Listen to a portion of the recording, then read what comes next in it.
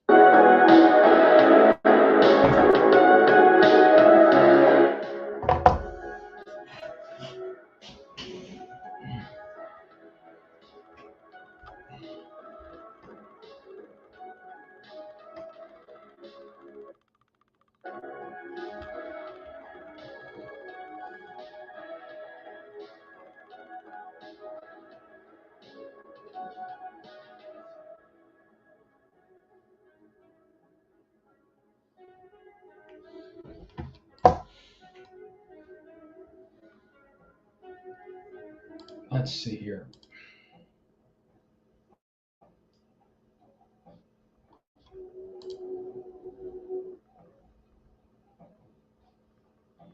Yeah, it says we're live.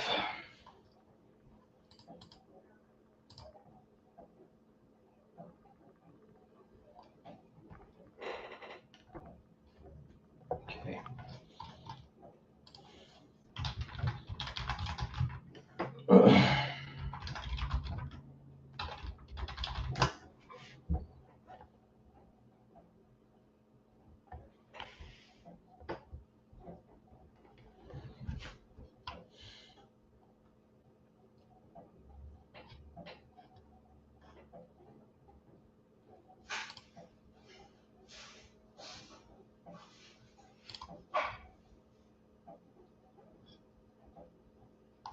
Ah, fuck it, dude.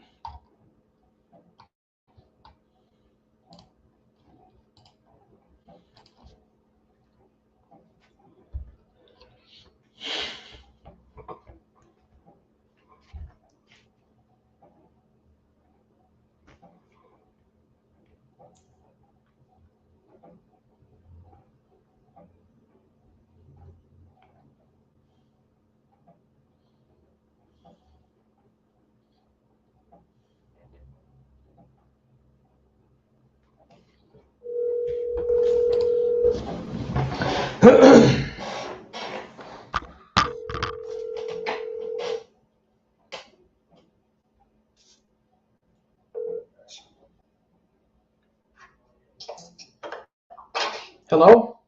Hi, how you doing? Who's this? I just wanted to let you know that one of the guys in your church is like doing streams on YouTube showing guns and talking about shooting people and stuff. His name is Jeffrey Ademan or Jeffrey Edelman. Jeffrey Edelman. Where's he at?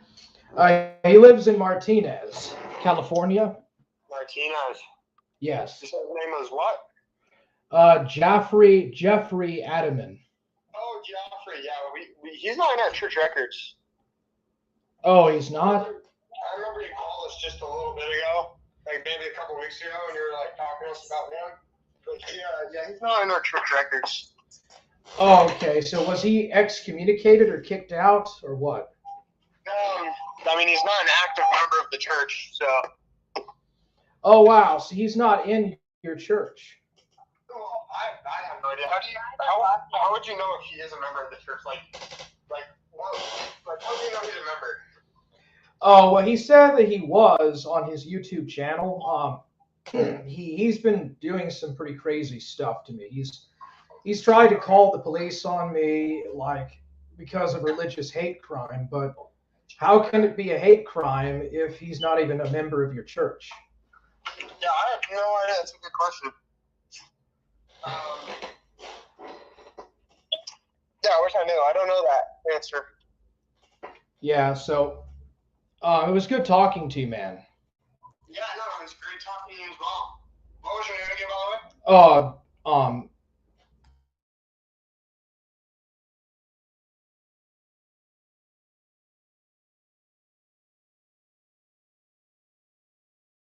Christian night. Also, do you think you'd ever be interested in like sitting down with some missionaries, studying with them? Yes, I would be, but I already have a Book of Mormon and a Quad Bible and stuff.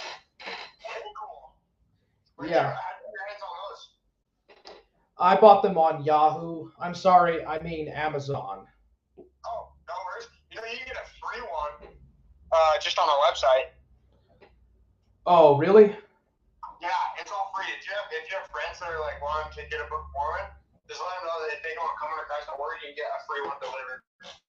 Yeah. No, I wouldn't have a problem sitting down and talking, but I don't think that there's anybody in my part of the country, or many of your people in your church that are in my country, part of the country. Well, we have missionaries that cover every single inch of America. So. Yeah. What part do you live in? I live in Texas.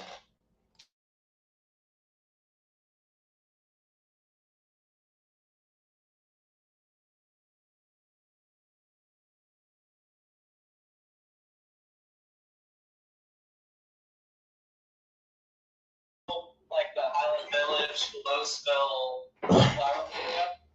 No, I actually don't, man. Okay. All good. You know where hold on.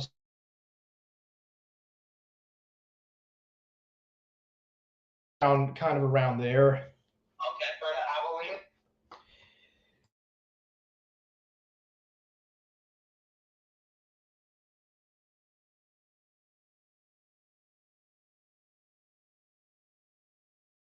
Trinity, if I may ask. No. That's a great question. We love questions. Our whole kind of purpose as missionaries is to help people understand the beliefs of our church as well as understanding like the doctrines. Uh-huh. We don't necessarily believe in a Trinitarianism belief. We believe in something called the Godhead. So we believe that all three beings, the Holy Ghost, God the Father, and Jesus Christ, are all three distinct beings. Okay. So y'all, you believe in you don't believe in polytheism. You just believe in one Godhead? Yes, we do believe in one Godhead. Yes, all with one purpose. Uh-huh. And Mormons do believe that the fall of man was a good thing. The fall of Adam and Eve was inherently good. Yes, we do. Instead of most churches. Yeah, the big reason of that is that our whole purpose here on earth is to progress. And with Adam and Eve in the garden, there was no way for them to be able to progress, to become more like Jesus Christ, because there was no life experience. So as a result of them falling, being able to, eating the tree, eating a fruit from the tree of the knowledge of good and evil, it allowed them to be able to make decisions. Uh-huh. Be able to progress, right? Because when we make bad decisions and we learn from those, we progress and we know not to make those same decisions again. In a sense, becoming better people as we continue on going. Yeah, I mean, I do believe that the Trinity is a central core of what Christianity is. I believe the Trinity is a central core of what Christianity is about. I see. Yeah. Well, that's awesome. It would be way cool, John, if we could give your number to some of the missionaries down in Texas, and I know for sure they would love to discuss it. Yeah, I'll have to think about it. I mean, if that's okay with you, I would like to think about it, man. Hey, John, no worries at all. Thank you. It was good. It was good talking to you, bro. Hey, it was great talking to you, John. Yeah, you have. I'll pray that Joffrey gets off of his antics. Thank you. So will I. And Yes, sir. I'll consider what you said. Of course. I just want to let you know that God loves you a lot and He's there for you. Thank you. No worries. Yeah. Take care. God bless. You too. God bless you. Bye. Bye.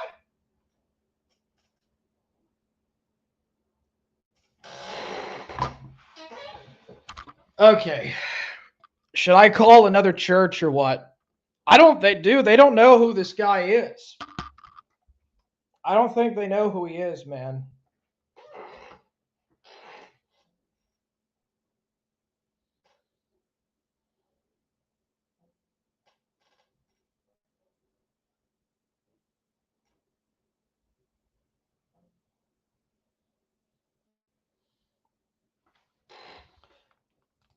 They don't believe in the Trinity, actually. Hello, this is Sister Missionaries in Benicia, California. Sister Schultz, Sister Palmer, and Sister Wilden. Sorry, Mr. Call. If you leave us your name and phone number, we will get back to you as soon as we can. Have a great day, and remember, God loves you. Hey, hello there. This is to let you know that there's a guy called Jeffrey Adaman that lives in Martinez, and he's a member of the LDS Church, but he's been threatening to kill people with a gun or shoot people up. You can see the videos on YouTube channel Esoteric Shaggyism. He's been threatening to go and to shoot up people like at his former job where he was fired at. And it's pretty bad. He's been trying to like call my probation officer. He's been trying to call the police for filing false police reports. He's just a bad person. He does a lot of crazy antics online on his YouTube channel, Mormon Shaggy. I don't know, dude. Like he drinks heavily. He's a chain smoker. He drinks heavily and smokes weed and vapes and stuff, and that's all against, the LDS Latter-day Saint Church, of course. He also reads the Quran. Like he actually reads the Quran, and he's considering about becoming a Muslim. So, I'm just saying that probably not the best person to have in your church. He also wants to baptize the dead relatives of people that he doesn't like. That's not really good behavior, So sorry that I wasn't able to get in touch with y'all, but his name is Jeffrey Adaman. He lives in Martinez, California. So yeah, y'all have a good day. Bye.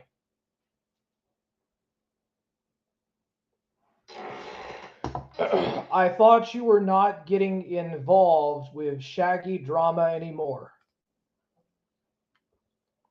Well, if he's going to be an asshole and say, shit about it, if he's going to be an asshole and, not allow me to have my word in when I go into his voice call, not allow me to have my word in, then this is what's going to happen. I don't know if he called my probation officer or what actually happened, but if he did, there needs to be consequences to doing that. There should be consequences for people's actions. And as far as I'm concerned, he needs to realize that there are going to be consequences for what he does.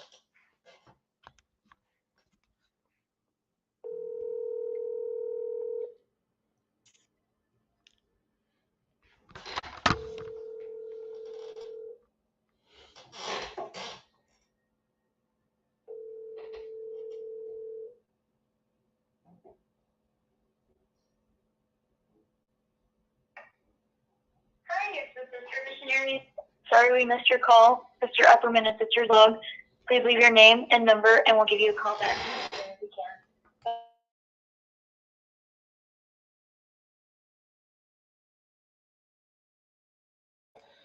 can. I'm calling to let you know that there is a guy called Jeffrey Adaman. His YouTube channel is Mormon Shaggy, and he is threatening people by threatening to shoot them with a gun. He's threatening to baptize the dead relatives of people he doesn't like. He drinks and smokes heavily. He smokes weed, and he basically is not a very good Mormon. He reads from the Quran, and he was considering on one of his videos converting to Islam. So he's not exactly the most dedicated, loyal member of the LDS Church. He's basically just misusing his place in the LDS Church, and he's going to probably give you guys a bad name. I'm not saying that you should excommunicate him. I'm not saying you should do anything. I'm just kind of saying that, he's doing this stuff. you can see the videos of him threatening to put people in the morgue and threatening to beat old women in the back of the head with baseball bats on the YouTube channel Esoteric Shaggyism. And yeah, so y'all have a good day. Bye.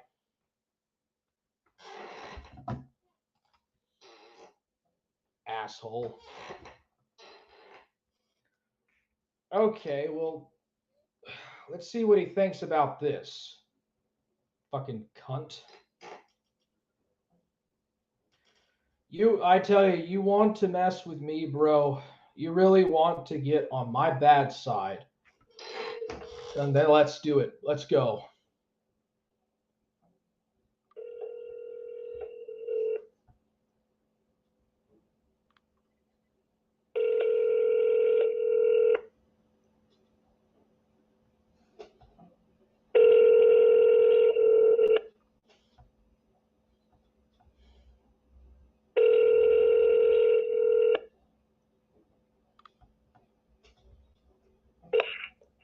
Hi, you've reached the Pleasant Hill Institute of Religion of the Church of Jesus Christ of Latter-day Saints. We're not available to answer the phone, but if you leave a message, we'll get back to you as soon as possible. Thanks.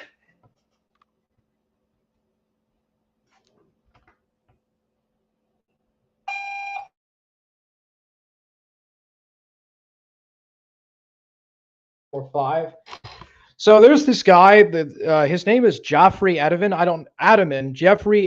He's a member of your church, and he's been threatening to shoot people online. The videos are on YouTube on Esoteric Shaggyism. His channel is Mormon Shaggy. His name is Jeffrey Adamin. He lives at 1958 Redwood Drive, Martinez, California. He's been threatening to do violence towards children and women, and he hates tranny people and gays. He's even a bit racist. There's a video on Kiwi Farms on the Council of Evil thread on Onion Farms,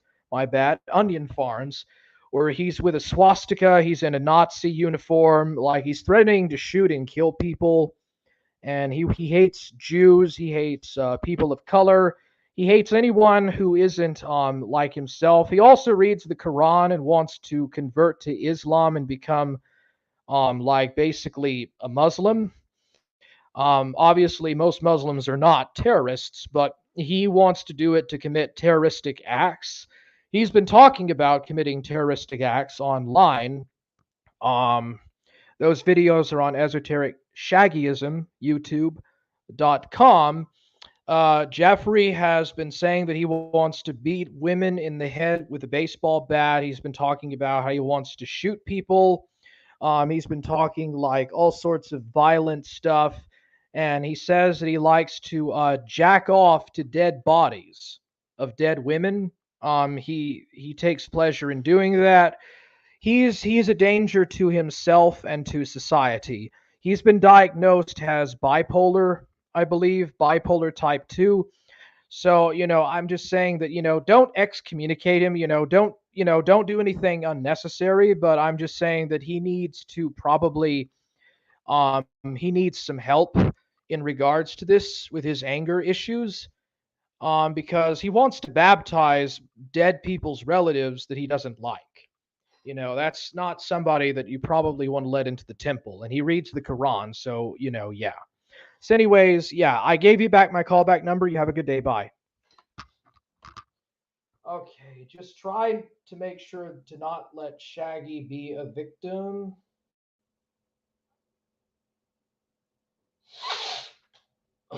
Oh, that sucks, man.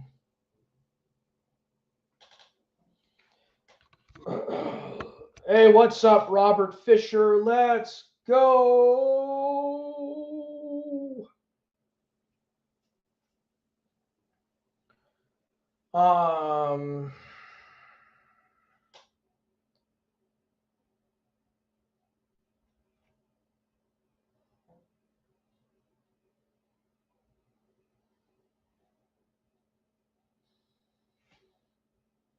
What are you doing now?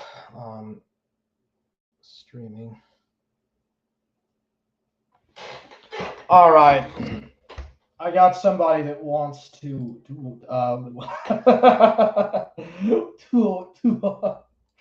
I got somebody that wants to come into the stream yards.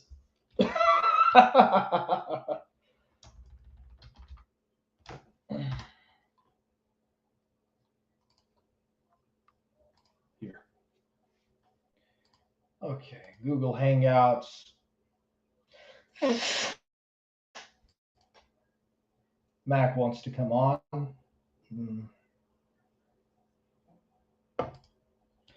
I tell you, this stuff goes fast. Okay, he'll be coming in here pretty soon. Yeah, Max should be coming in here to calling in. Oh, hold on, somebody's calling me. Hey,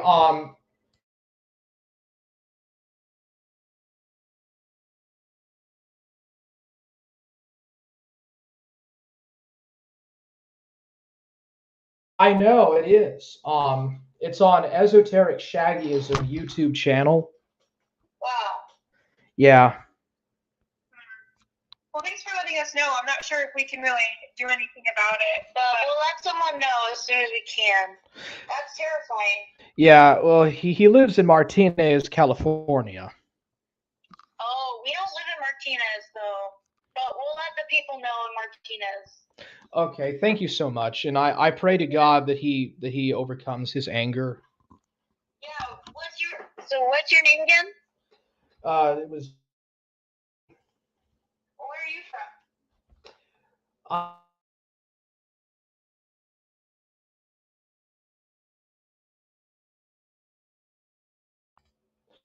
Oh, that's a pretty good ways away from where I live. Wow, that's cool. Yeah, that's where the Alamo is at. How'd you find our number?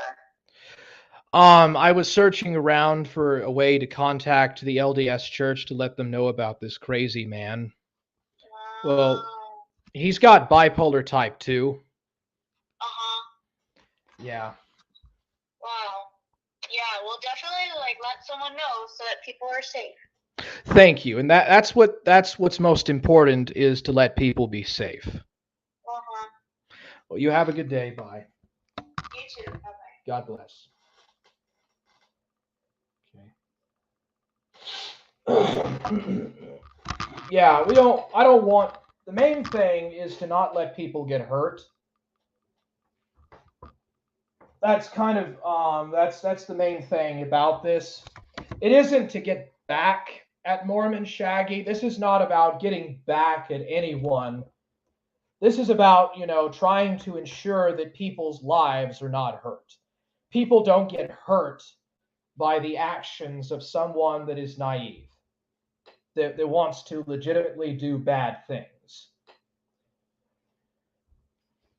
So yeah. Try to be a bit sincere and be nice. Just be nice, okay, overall, and try to forgive. But don't get your gun, don't get your Colt 38, and don't go and threaten to shoot people because they're transsexuals or they agree with transsexualism. I'm not saying that it's a good thing. I'm just saying that it's going, if a far right person commits a terrorist action, the media, the mass media, is going to label all right-wing people with that same kind of label. That's the problem. Hey, let's see what happened here. Let's see how he reacts. I completely I've been to Mexico and Toronto. Where you want to go is Sudbury. Yeah, ever fucking go to Sudbury, Shaggy? That you were the echo asking about that. Sudbury, no. Should we organize a friendly sit down between Shaggy and Warhammer? Wow, where you want to go is Sudbury.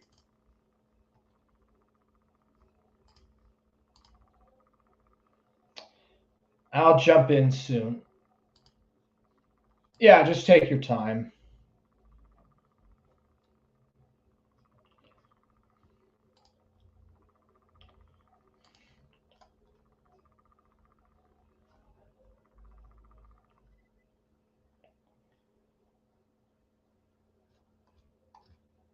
Okay.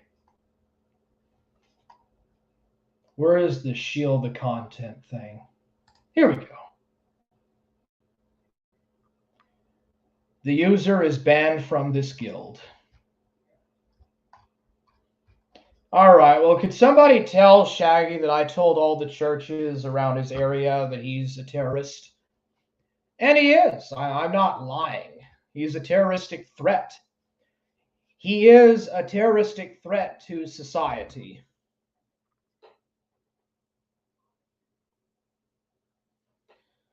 Well,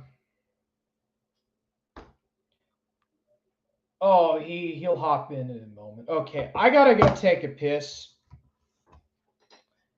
I don't know when you guys are gonna jump in, but I gotta go take a piss.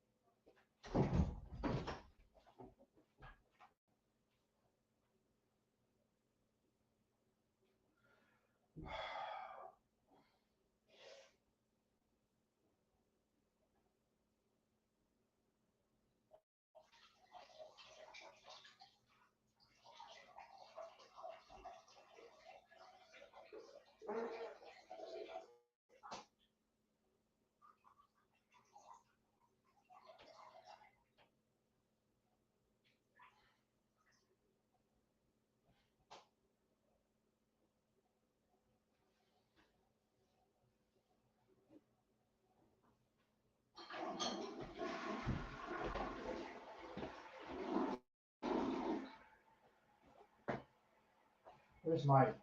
There it is.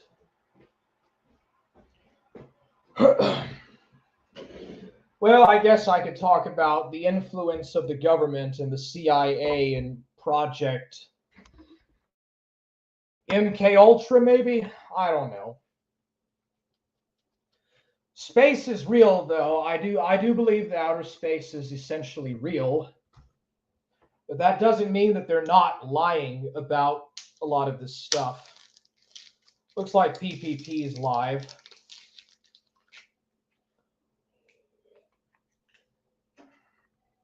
What was that debate about Southern Israelites?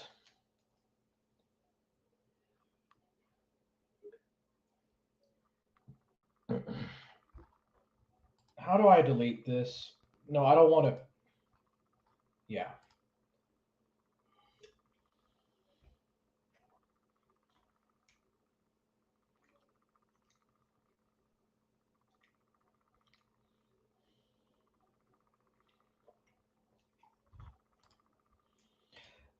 That was pretty fucking epic. It didn't even take 3 minutes for him to get so pissed that he kicked me out of his server. And I'm still banned from that shit, too.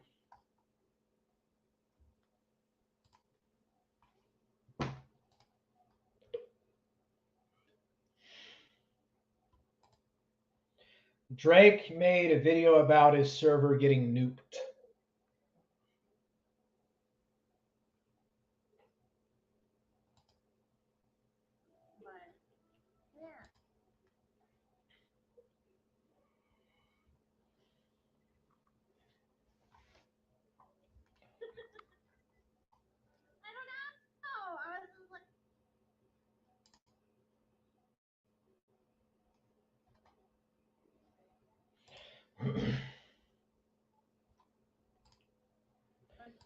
Okay, Dude, I just wanted to ask what was the color of her vagina. That's all I wanted to ask. Okay, I'm just kidding about that. I'm just kidding. It's a fucking bloody fucking joke. Velcro shoes.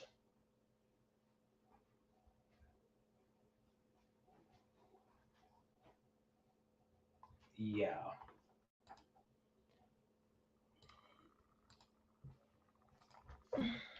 Go. Oh. Southern Israelite. What did he say in terms of a Cope video?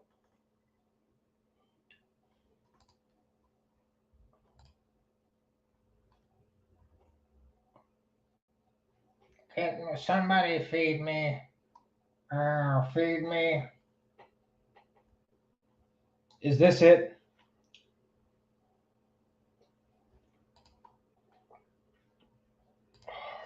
Could somebody feed me a chicken wing? Feed me a chicken wing.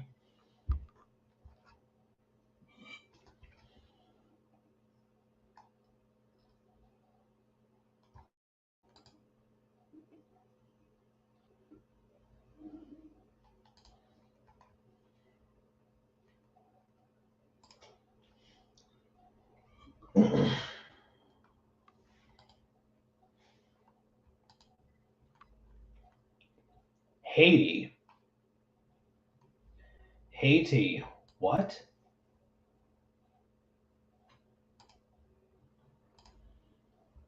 Could somebody feed me a chicken wing? Haiti? Why is he calling it that? What the fuck?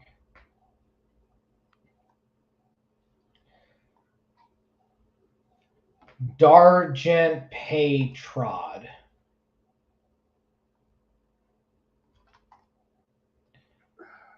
All right. Look at this. Afro Judaizer. Afro Judaizer, Black Protestant. We are now observing that they have a total Isaiah Jacob, entering into Kleist of Theist, 24 hours of affliction. Oliver Cromwell, Nicolas Cage, Pepe the Frog, Ruben. All right. Oh, that must be him. Tyrannus.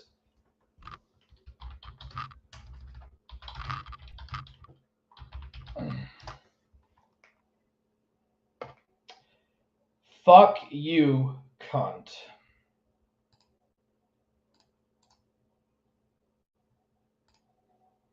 There.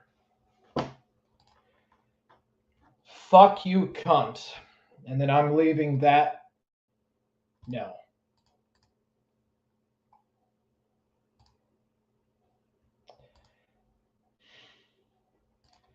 And you're blocked, bitch. Suck on that, Dreadlord.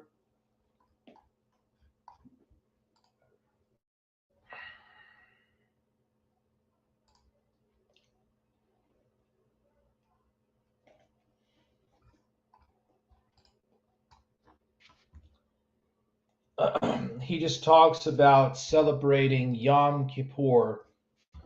Mostly, it is the newest one.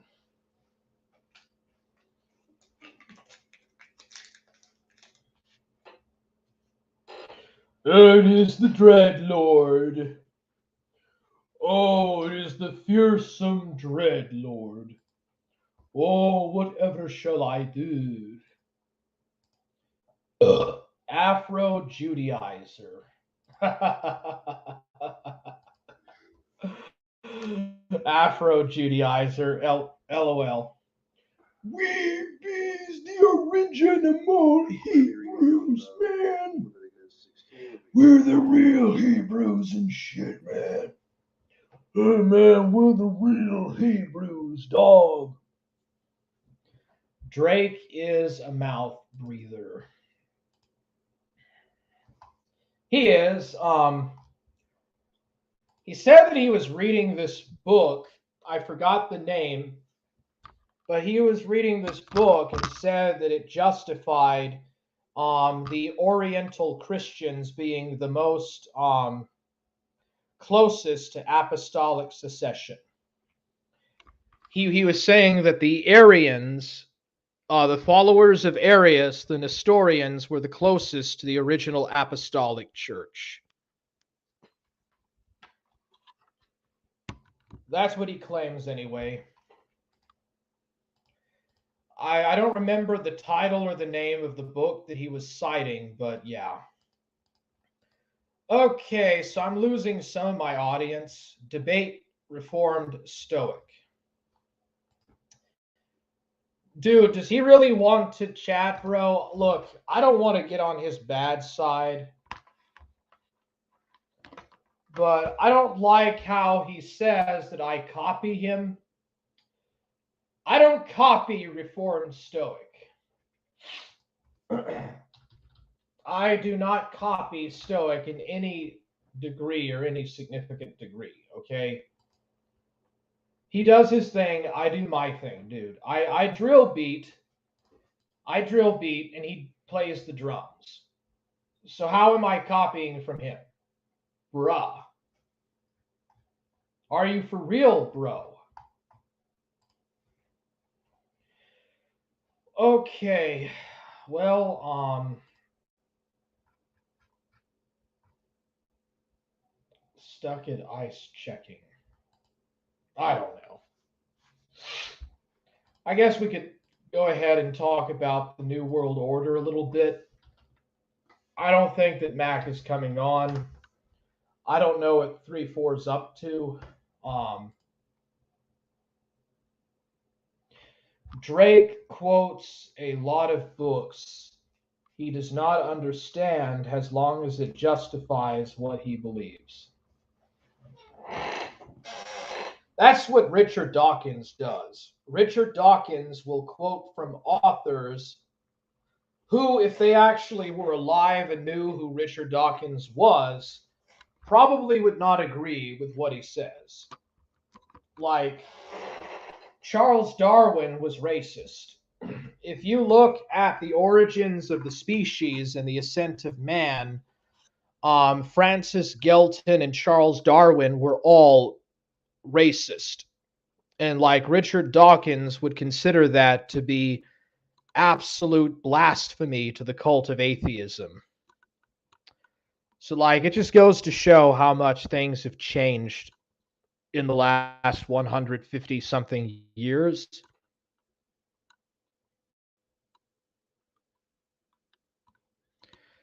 I don't know, dude.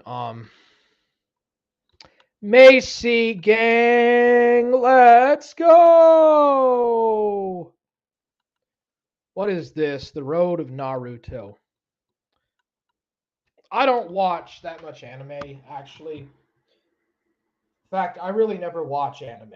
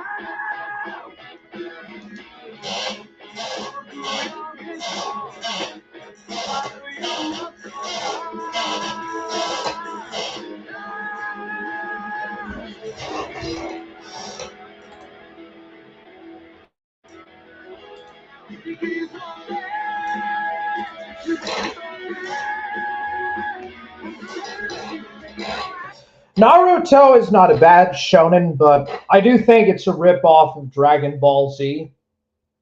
It does have a lot of elements taken from Dragon Ball Z for sure, but it's not a bad shonen. Boruto is terrible. Like, Boruto is not interesting. To me, anyways.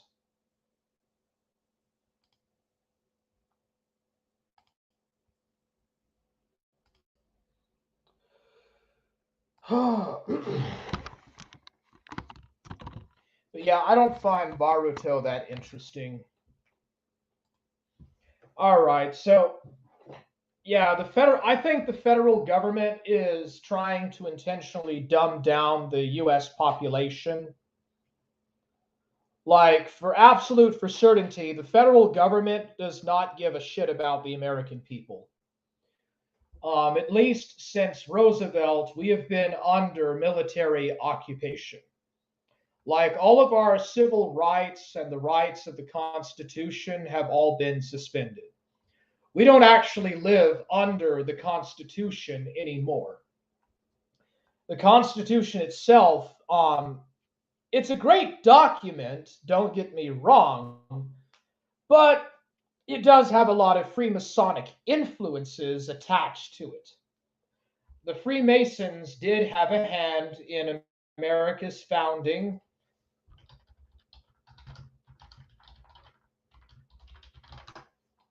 Not all of the founding fathers were deists. There was a lot of Christ-loving, Bible-believing Christians, but there was definitely a hand of Freemasonry in the way that America was founded. Maybe the perception of Freemasonry in the 18th century was not as negative as it later became.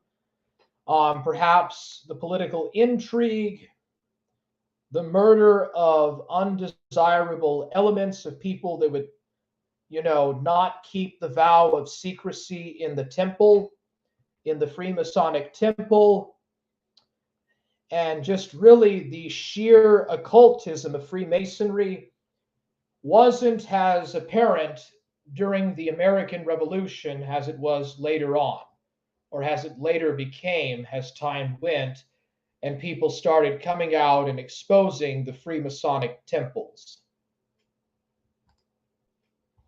But it is an undeniable fact that Freemasonry had a lot of influence on the way that America was set up. America was set up as an Enlightenment system. It's the world's most well-known secret society, rich with symbols and ritual. It's the source of legends, parodies,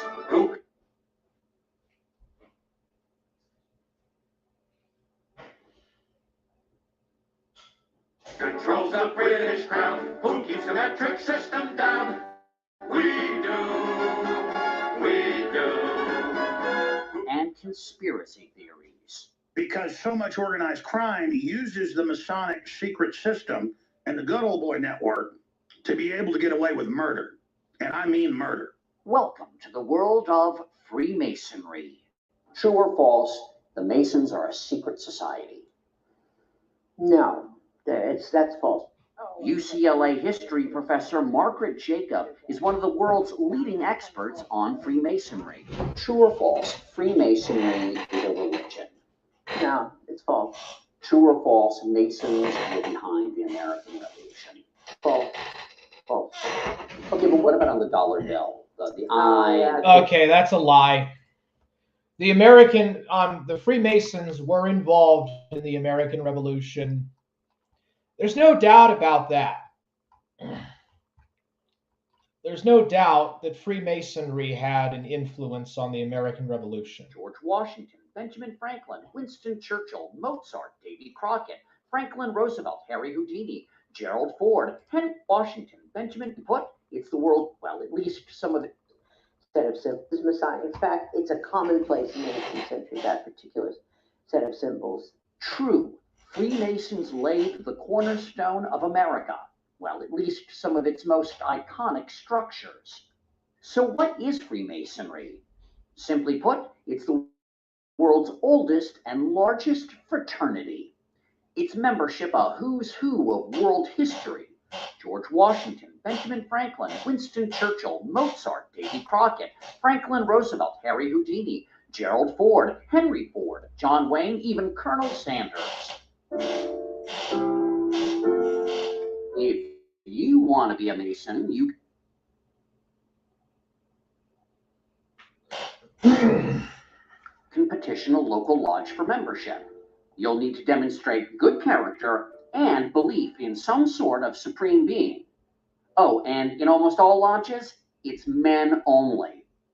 Next, you're up for a vote, explains former New York State Grand Master James Sullivan.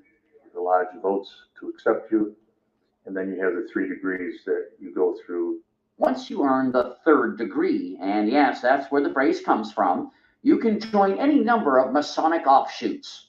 Take Brent Morris. He's a 33rd degree Mason and a historian at the House of the Temple for the Supreme Council of the Scottish Rite of the Southern Jurisdiction. You know, it's that big building in Washington, D.C. This isn't like the Masonic Vatican, but it's an important building. It's an important building. Absolutely right. It's one branch of Freemasonry in the United States, and that's our headquarters building. Inside, the Temple Lodge room is a stunner.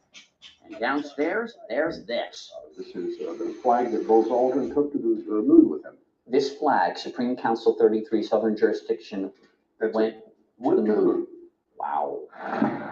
Now, if tiny hats and small cars are your thing, then there are the party animals of Freemasonry, the Shriners. You may know them better for their 22 children's hospitals, where patients don't have to pay a cent.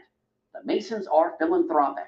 They reportedly donate $2 million to charity every day. Freemasonry began in medieval Europe as a guild for stonemasons, but lived on as a social organization. 1717. The first Grand Lodge is created in London. And now there are many men in these lodges that are not associated with trade organization. They're gentlemen masons. They're not stonecutters. They're not stonecutters. And so something has happened. A modern fraternity has been created. It wasn't long afterward that the conspiracy theories began. All these men with different neighborhoods, different professions, meeting in the... Okay, so Elias Ashmole, oh, sorry about that, 3-4. Sorry about that, I didn't notice. Oh. Hey, am I on yet? Hey, mate, how you going? I'm doing real good, how about you? Oh, not too bad, a bit hungover after yesterday. Yeah, I was just talking a bit about Freemasonry.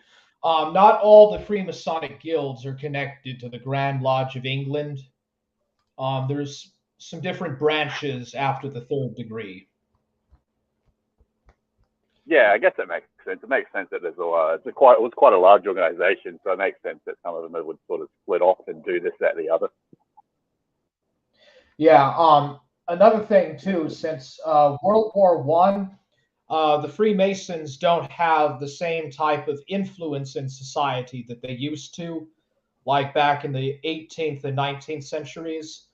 Yeah, a lot of that power. The way oh, sorry. Go ahead. Oh, go ahead, sir. A lot of that power. Sorry, you go. I'll go after. I was just going to say a lot of the Freemason power has been given over to more of the banking cartels. Freemasonry was intentional. Yeah, that's actually exactly what I was going to say. I was exactly going to say that, like, a lot of these secret societies have sort of started to wane in influence, especially during the 18th century with, like, the rise of central banking in our sort of modern society. So, yeah, these secret societies have lost a lot of influence. And, yeah, the banking cartels have gained immense influence, especially today. Yeah. Did you know that after the Sephardic Jews were banished from Spain and Portugal. A lot of them went to France, and a lot of where the Huguenots came from, a lot of these Jews were living there. And it was Huguenots that founded the Bank of England. So could it be that the Huguenots were crypto? Yeah, no, I think that's largely true. When like the Bank of England, before the Bank of England, I think it was the Bank of Holland, like was the first ever central bank, like private central bank that funded the Dutch government and like the Dutch East India Trade Company. So, and then after that, after you had the Glorious Revolution in England, it was actually during Cromwell, right? They they let the Jews back in, and they were like pretty instrumental in setting up the Bank of England and the City of London. Yeah, that's true. Yes. The Bank I mean, it wasn't just Jews, but there was a lot of Protestants as well that were involved with it. But I mean, there was a lot of Jewish influence as well. So. Yeah, typically. And then obviously with like the Rothschild banks, that's like, you know, explicitly Jewish. So. I think it's jointly Jewish and Protestant, because Catholics. Yeah, especially the Bank of England and the Bank of the Dutch Republic. Yeah, well, the Jews financed the Dutch Revolution and breaking away from the Spanish king, right? Yeah. Or at least they had something of a hand in it. Oh, there was, you know, Protestants and Swedes and all sorts of interests with the basically lessening the influence of the Habsburgs. Because for centuries they were the dominant.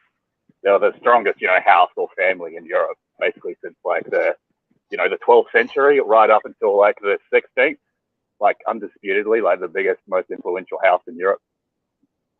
The Habsburgs. I think you mean the Habsburgs, right?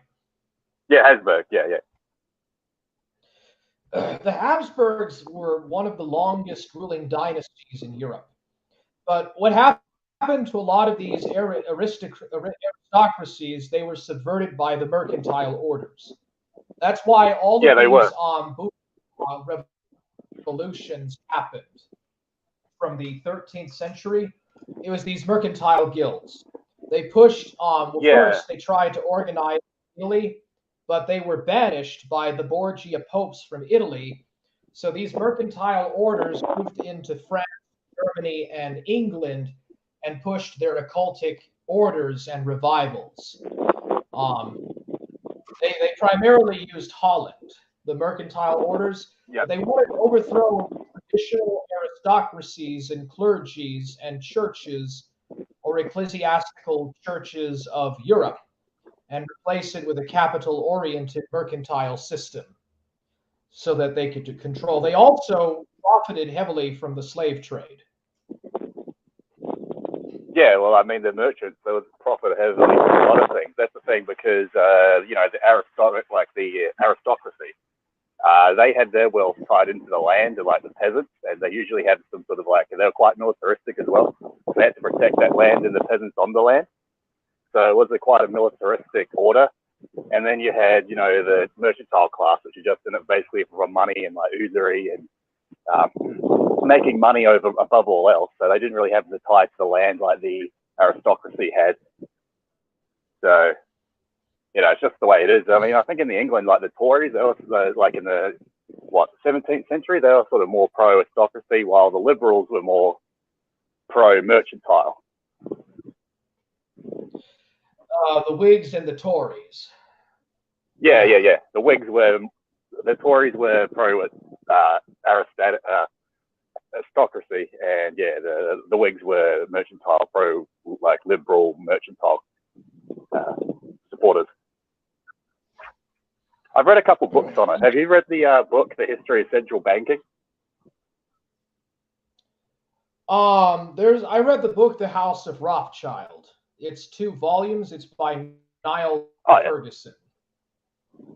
Yeah, it probably goes over the same stuff. I'm sure there's lots of books on the topic. There's another book I read called The Banking Swindle, which also goes into that, and also goes into sort of more the modern era as well, with the central banks of America and England and how they're involved with the Great Depression and all that sort of stuff. It's a good book. I do recommend those books, History of Central Banking and The Banking Swindle. And The Banking Swindle was written by a New Zealander, Kerry Bolton. He's sort of like a right-wing thinker. And like, I think in his teenage years, he was like a neo-Nazi, but then he became more of like an intellectual as he grew up and writes like a really good book now. Cool guy. Yeah, I'll give it a read. I've actually talked to him once or twice. Yeah, I'll give you the recommendation. I've got a couple of his books. Yeah, please do. Have you read The Anglo-American Establishment by Carol C. Quigley? No, I haven't. I should probably give that a read. It sounds interesting. Yeah, it is. It talks about the Round Table and who is that guy's name? The Rhodes Foundation. The Rhodes Foundation. Oh, yeah, yeah. But the Rhodes Foundation is very important. It's where all of these major banking families in London will meet up, and they will talk and discuss about stuff. There's also the Bilderberg groups. The Bilderbergs are not a Freemasonic organization. All they are is just a place where a lot of these global and national elites like George Soros meet up to have discussions about stuff like the Great Reset, the Great Recession, etc. Yeah. The new normal, all that sort of garbage. Yeah, so I see that the backdrop of a lot of these banks is being started by subversion of the mercantile class over the landholding aristocrats, the royals, and the clergy, the Roman Catholic and Orthodox clergy, and the traditional churches of the Middle Ages. Yeah, all those institutions got subverted, basically. Oh, what happened, dude? Whoops. The Return of the Rothschilds book. It sounded like he was driving or on a bicycle. It sounded like he was on a motorcycle or, yeah, motorcycle. Yeah, 3-4, you cut off.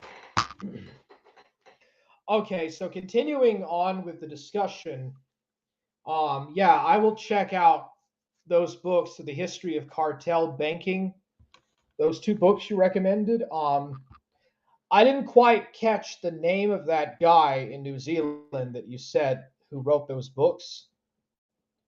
I'm familiar with Arthur Kemp, but Arthur Kemp does not write books in this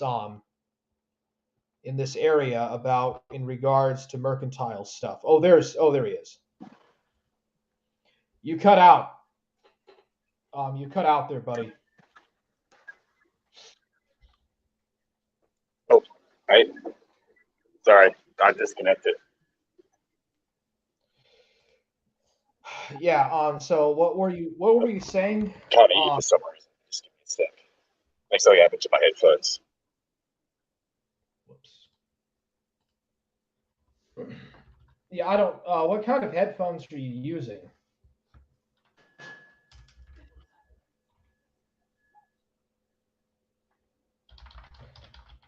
Oh, I don't know what happened to Mac. He said he was going to come on. Yeah, I'm just trying to reconnect. I still can't hear you. Just give me 1 second. Sorry. Trying to fix it. I think it's a problem with these headphones. They got name. Oh, I don't know. There's something going on with my headphones. I didn't quite catch the name of that guy that you were talking about. Oh, Kerry Bolton? Oh, that's it. Okay, so that's his name, Kerry Bolton. Yeah, he's like a New Zealand writer, like a right-wing.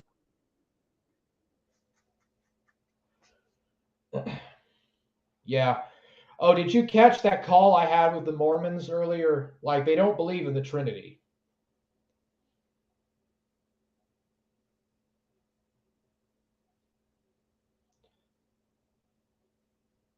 I guess he can't hear me. I don't think he can hear me. He's got something going on with his headphones. What's up? Hey, what's up, Sebastian Moran? Yes, they spread throughout Europe, then to Holland. Oh, sorry, I don't know what's going on. So I'll leave you to it, but it was working before. But yeah, if you have any book recommendations, just send them to me on Discord and I'll catch you later, Warhammer. I still can't hear you. I'll see you later, mate. See you, man. You take care, bro. Okay, I don't know what's going on, but he's got some problems with his headphones or something. I don't know. Okay, now they have scurried out of here and their properties are mostly empty. You know that movie, what was that movie called, that Disney movie, Bedknobs and Broomsticks? You know that house where those kids go into and they play with those toys during the Blitz? That's actually a Rothschild mansion in the movie. But yeah, they moved their assets to China. These globalist elites are trying to make China and India now and Vietnam the center of the world. They want to move all of the banking facilities and institutions to these totalitarian countries. And they want to separate Russia from Europe and force the Russians to join with the Asiatic hordes.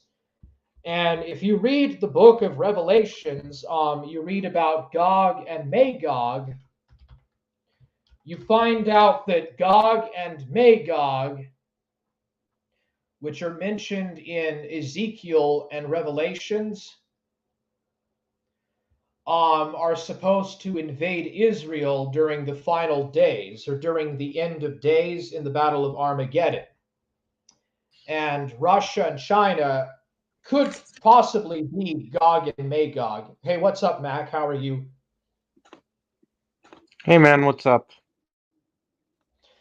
Hey, I was just talking to 3-4. Something was wrong with the headphone, but yeah. So how are you doing? I'm good. I'm good, man. That's great to hear. You know, what's going on?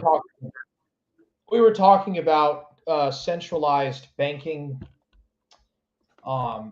He was recommending me a couple of books that he read about central cartel banking, and we were talking about the mercantile class and stuff and how they overthrew traditional societies.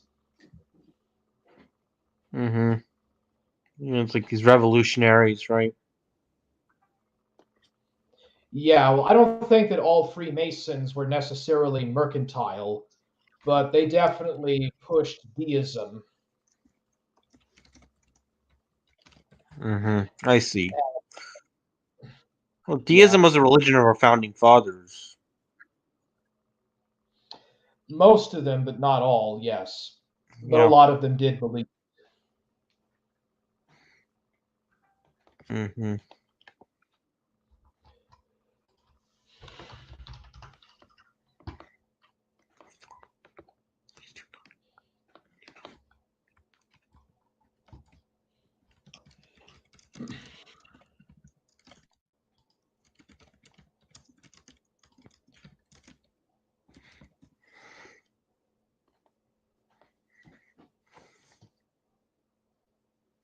God is transcendent, but not immanent. So that's deism. Yeah. Just contradictory. So they believe in definitely. They believe in the Bible or nothing. Yeah. What do you consider yourself? Like, I know, like, I don't consider myself Aryan. I don't. Do you consider yourself Aryan or, like? I don't really know. I think the Trinity is real, but we have to be careful about making too many distinctions between the Father and the Son.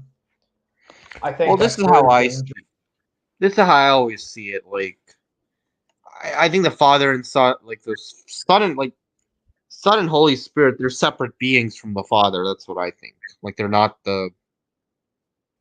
It's like, you know, like when Jesus says, "I'm one with the Father," right? It's like What he means is like, it's like it says it says somewhere in First Corinthians that when two people marry, they become one flesh, right? I think that's what really Jesus means. Like he's just doesn't mean he's like the same like person, like you know what I mean? And I think the they're three separate entities. That's what I think. There's one God, God the Father is the one true God, and then there's the Son Jesus Christ and the Holy Spirit. It's like a heavenly family, I guess you can say, but it's just there's like I don't agree with what SI says about the Holy. She said the Holy Spirit's just like the presence of God. No, I think the Holy Spirit's a separate entity. I do think that. So Yeah, well, isn't the Holy Spirit basically the voice of God or the Word of God? yeah, but it's also a separate entity. I think, because why is Yeah. the Holy Spirit referred to as like she or not she he? It's referred to he as multiple times. Like Jesus, whom the Father will send in my name.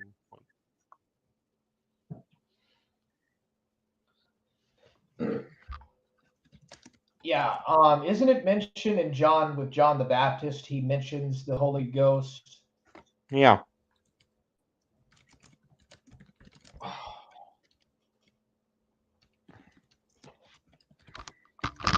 I don't really know about Kerry Bolton. Mm-hmm. I don't know who that is either.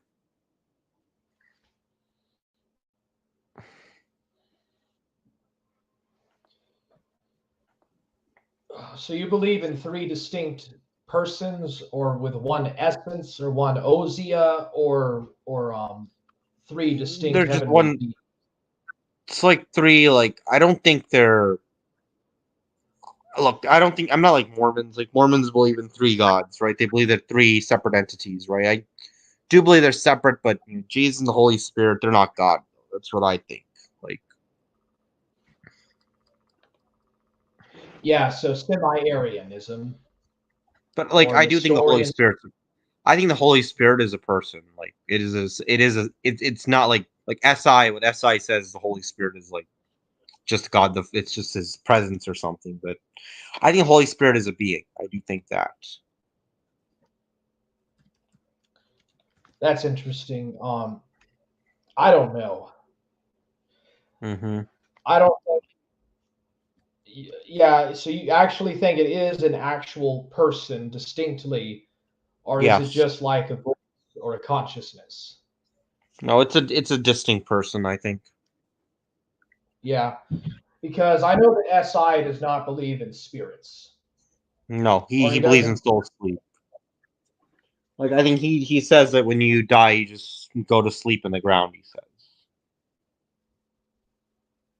like kind of like what Jehovah's Witnesses believe and Seventh Day Adventists. Yeah, I don't know if that's really accurate to the Bible. Mm-hmm. It's kind of like what it's Well, kind like of how like about like the almost. rich man and Lazarus? Like the rich man and Lazarus, right? Like I mean, obviously, like that's not talking about.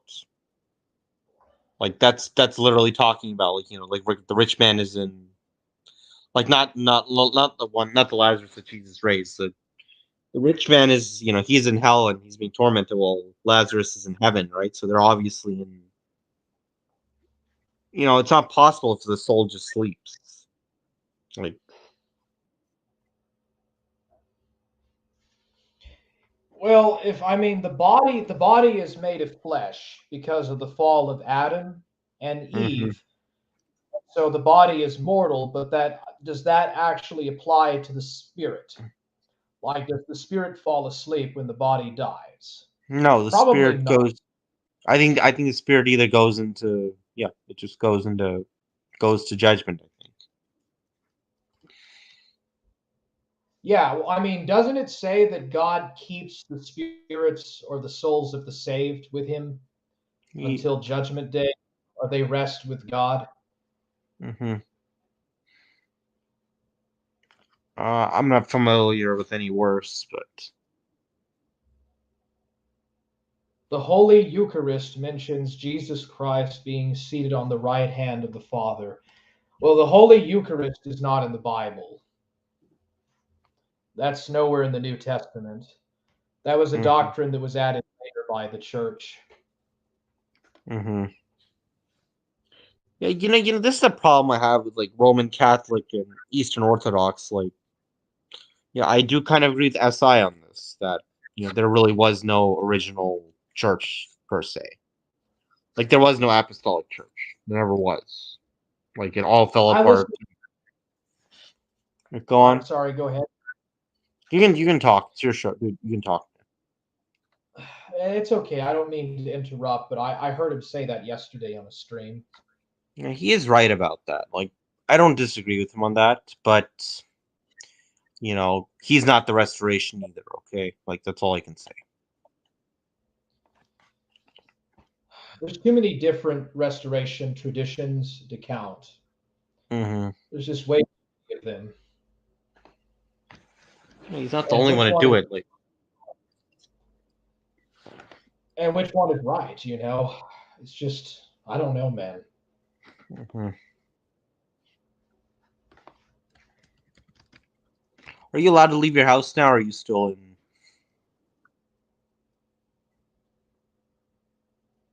in? Yeah, I can leave my house. Why?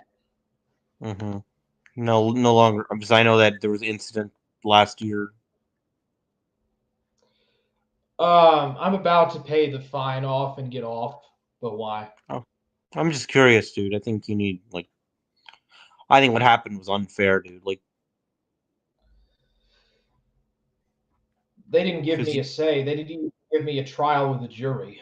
It wasn't even a trial by jury, actually. Like, what happened? Did police come to your house, or? Yes, they did. Beans was asking about it earlier too. Mm-hmm.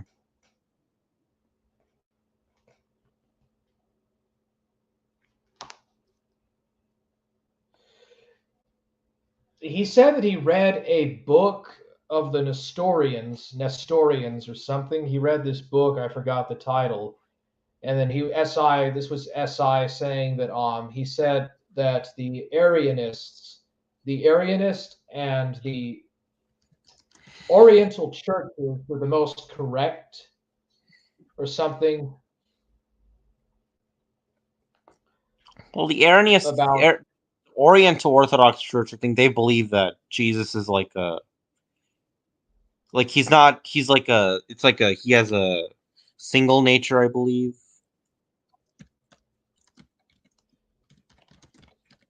Like, yeah, that's what separated the Eastern and it's like what separated the Eastern Oriental Orthodox churches. I think it was based on whether Jesus is two natures or one nature. The Osea or the Osea, the Herbaruzia. Yeah, that's it, the Herbaruzia. Mm-hmm. I'm not familiar with the term, but yeah, it was I think it was during the Fourth Ecumenical Council that the Oriental Orthodox separated.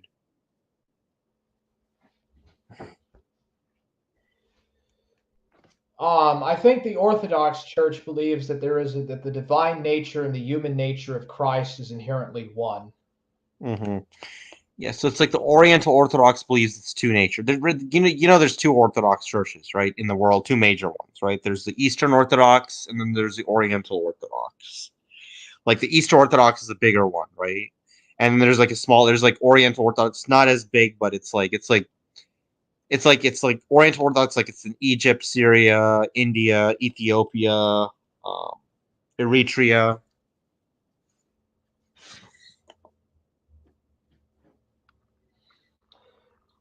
Yeah, but they split up as well after they separated. Well, actually, they didn't really separate. They split before the Eastern Orthodox Church was finalized with the ecumenical councils. Well, it's so here's the thing: the Roman Catholic and Eastern Orthodox Church, they were one church till it was 1030 AD, and because the Bishop of Rome and the other Eastern churches, like the Eastern Patriarchs, which was like I think it was like Constantinople, Antioch, Jerusalem, and Alexandria. They were always in conflict, and eventually the Bishop of Rome always was claiming like more power, and that's what led to the separation. Yeah. Well, the Eastern Orthodox also call themselves Catholic. Like the Alexander, I'm sorry, go ahead. Yeah, they do say it's Catholic. They do say that. They do believe they're one Catholic. Catholic just means universal, right? So that's what they. And apostolic. Yeah.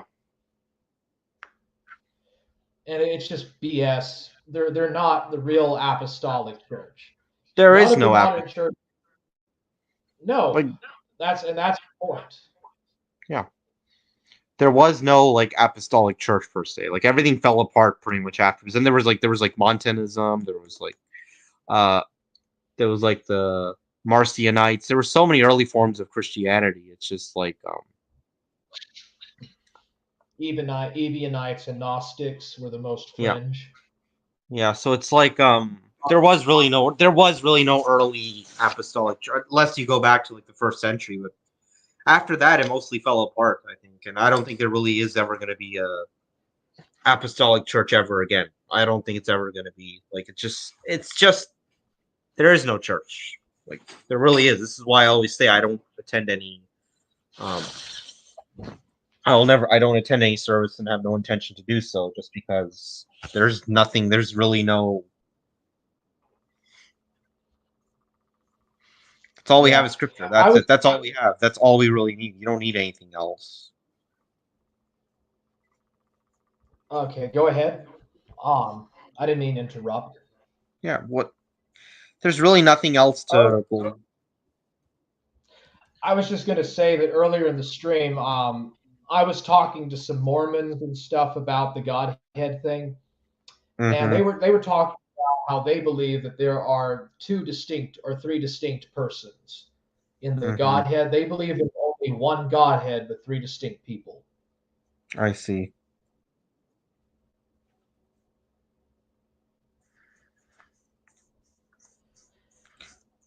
But yeah, did you know that Tertullian was a Marcionist or Marcinist? Marcionist. And don't they reject the Old Testament? I think the Marcionites do. Yes, they do reject the Old Testament. That's pretty weird. They think it's evil. But Yeah, the New Testament is inherently good. But the New Testament literally quotes from the Old Testament several times, so it's like you gotta believe in both. That makes no sense. Like, why would it quote for it? If it's evil, it should be like telling people not to look at it. It quotes from it. So that makes no sense. Yeah, because Jesus quotes from Isaiah. Yeah. I forgot the chapter about the suffering servant. And Psalms too. He quotes from Psalms. Isaiah 53 is the chapter. Psalms 22. Now, Rabbinics and Ebionites will say that the suffering servant does not refer to Jesus, the Messiah. Yeah, they say it refers to Israel. They say it refers to Israel as a nation.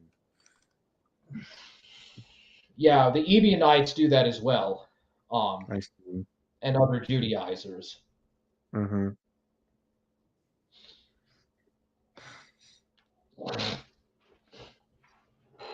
Did you know that Drake's server got banned? Really?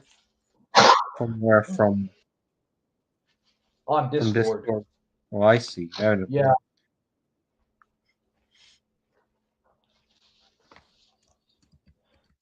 I think he's intel. There's no doubt that he's some kind of co-intel. That's what it looks like. Half the people in his server are black, which I find interesting. Well, I don't know. He's like doing like a Muslim rant now or something.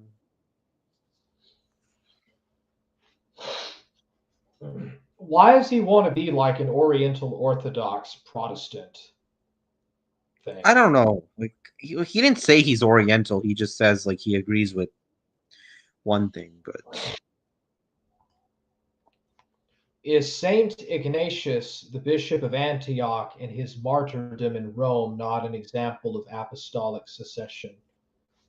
It predates the Vatican and the ecumenical councils. What does EO? What does EO mean, Niccolo? You know, Ghost, where does it say there's supposed to be a authority anywhere in the Bible? Show me where. Show me where there's supposed to be like a church hierarchy authority.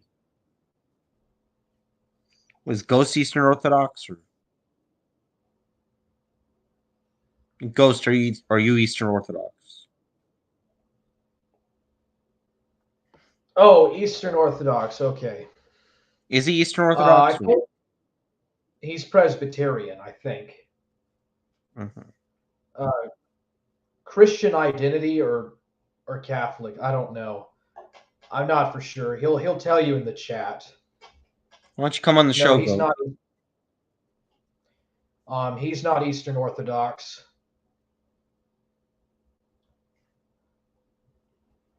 I think he follows Bertrand Campere, Christian identity.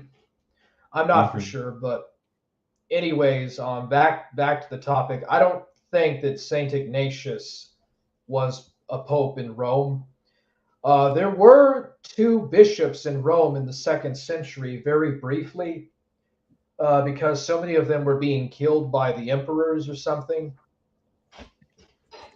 But I don't know. I mean, well, just look at the Great Schism. You know what the Great Schism is? It was from 1347 to 1415. And there was like 3 different popes, and they all claimed direct apostolic succession from St. Peter's chair. You know, all 4 of them. You know, so which one of the 4 popes was right? Because only one could be a true successor to St. Peter.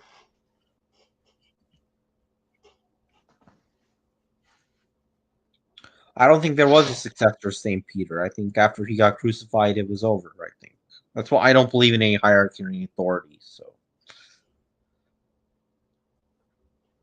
yeah, personally, I think that about the here's what I think. I personally think that the reason why they derived the apostolic succession from the apostles was because Saint Barnabas and Saint Eusebius and Barnabas and Origen were trying to explain why you don't follow the Gospel of Judas or the Gospel of Thomas, or why the Epistle of Barnabas or the Shepherd of Hermes are not in the New Testament, because there was no completely agreed upon idea of what a New Testament canon was at that time.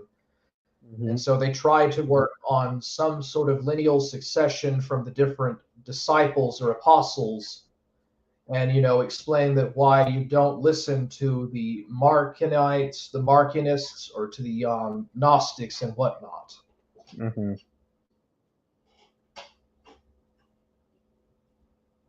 I could be wrong, of course.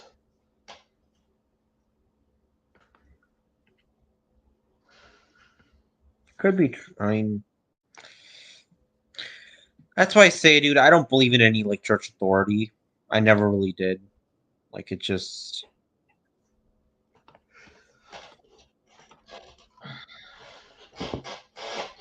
Well, it could be corrupted by the mercantile orders. Like, I do support church hierarchy, but you can't do it with the mercantile orders, because they will subvert the clergy and the land-holding aristocracy and destroy the traditional society with mercantilism. So you can't really have a full hierarchy as such.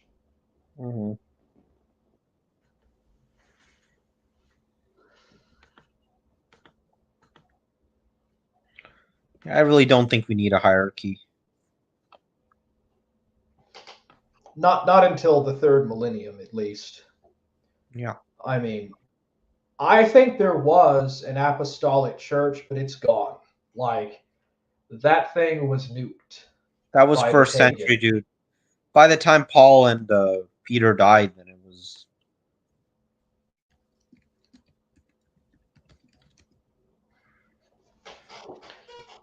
Well, I mean, look at the book of Revelation.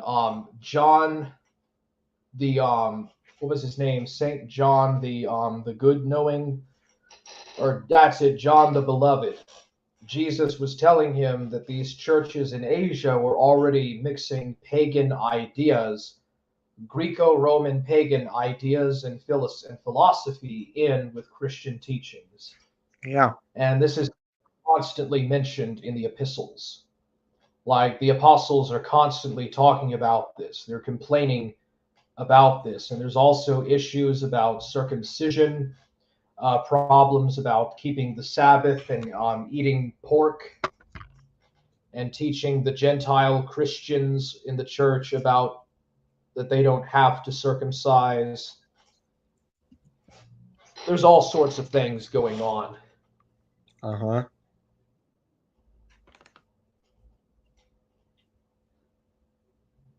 But yeah, I mean, I don't profess that I'm an expert in this stuff.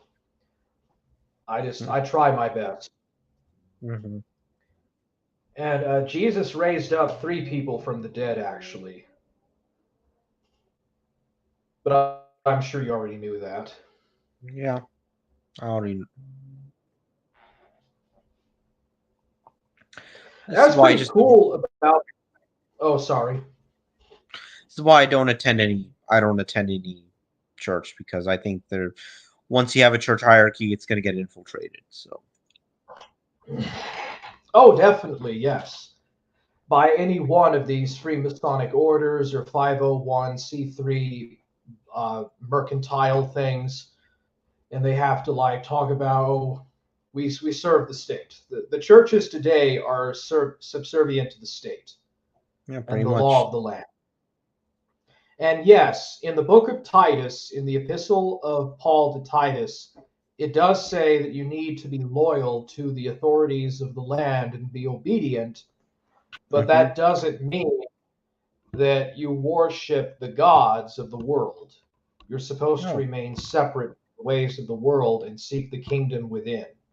That's what Jesus said. Uh-huh.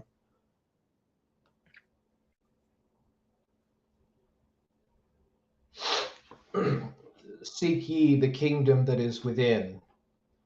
You know, what he means by that is the spiritual aspect. Uh-huh. Something that is greater than what your senses are able to tell. You know, and it's not magic or esoteric or anything like that. It's just divine. It's given of God. It is of a divine revelation. It's not magic or mystical, and there's no synchronistic alchemy or synchronistic synthetic magic in the Bible. Moses does not cast a magic spell when he raises the waters of the Dead Sea. It is just a miracle.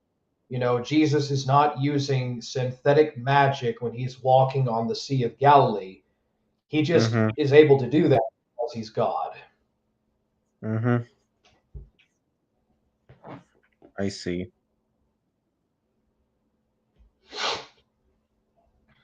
Well, anything that's related to magic would be satanic or pagan. Exactly. It would be it's dangerous too. So therefore, yes, because of demonic workings. Yeah, pretty much.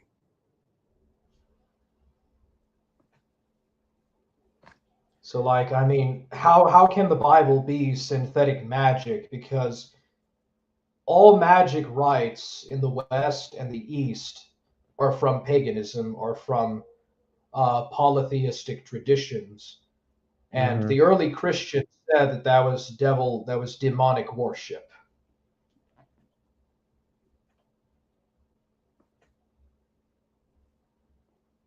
Like, that's what the early church fathers said. They said the pagans worshiped demons. They said that their gods were demons and fallen angels or manifestations of demonic workings. I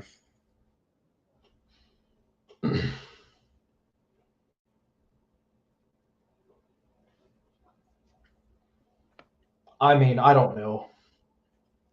Yeah, dude. Yeah, dude. Oh Sorry, yeah, of course. sorry, man. I'm just a little Oh, that tired was. now. Oh yeah, you've been working all day, haven't you?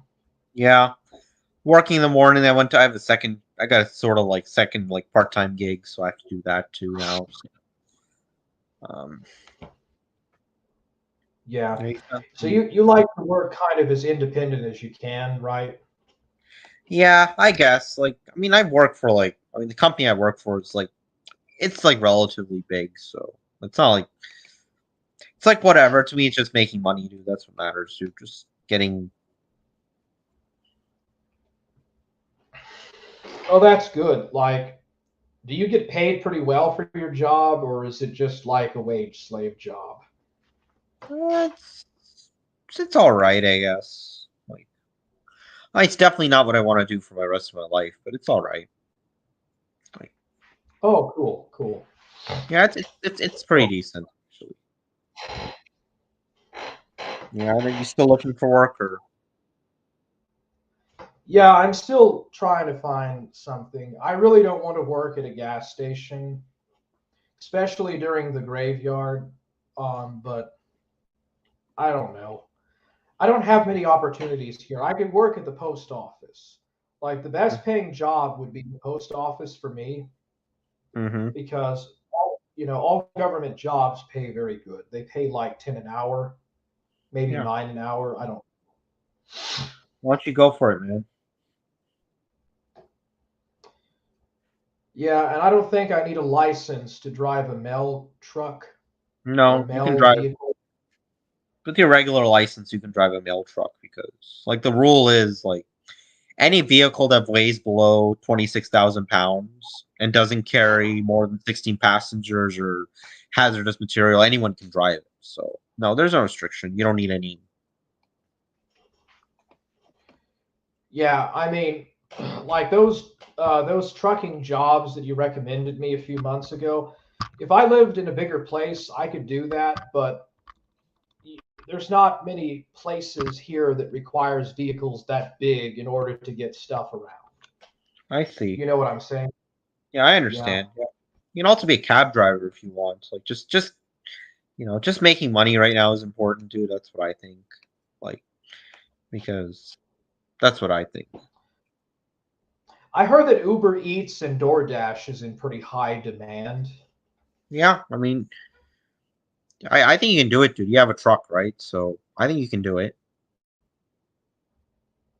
Yeah, I mean, they get paid pretty well. Like they get paid like 12 an hour, I think.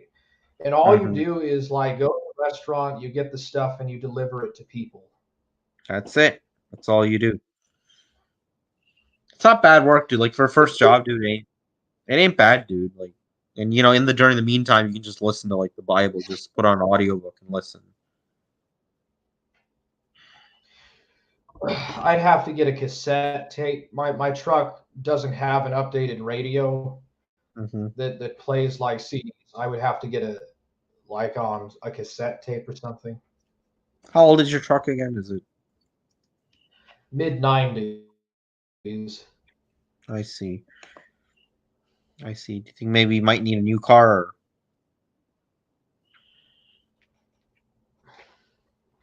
They get paid. Cool Tactic says that DoorDash people get paid on tips. Hmm. I don't know how many people would tip me. Hmm. My main concern is like I don't want to get COVID or any sickness. Like I don't want to get COVID. Hmm. So I'll be wearing a face mask. Yeah, well, I don't know. Like, I have doubts with a face mask actually. Like, if you want to wear it, that's fine. But I really have doubt that face masks actually, because like I never wear a face mask in my job. I never have. I never caught COVID. So, and I interact with people all the time. So, Well, it's pretty cut to wear a face mask because we know that the Chinese were paid by the CIA to genetically design or genetically enhance and design these viral mutations that created COVID. It's actually COVID is actually SARS, SARS. It's actually a mutation of that virus. I see. But I think the vaccines do way more harm to the immune system and the human body, including the brain and the heart and the lungs, than actually what the COVID does. Yeah, It's really absolutely. best you not get it. It's better to just develop immunity to whatever it is. Yeah, and the face masks don't work either. Mm-hmm. Numerous studies about that. It would probably be good to at least cite one study for the audience. Mm-hmm. No, I don't think he is reading the chat first last. Mm-hmm.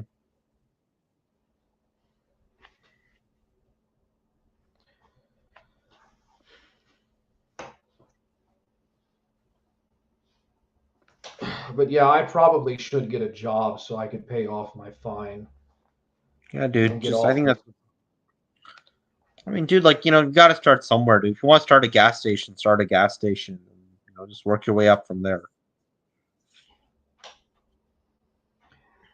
I don't know if I want to be a manager.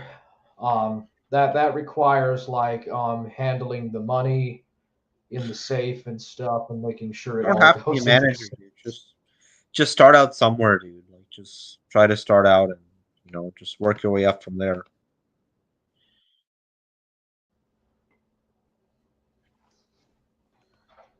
Yeah, I mean, I only want to do part-time and at least try to do the graveyard shift.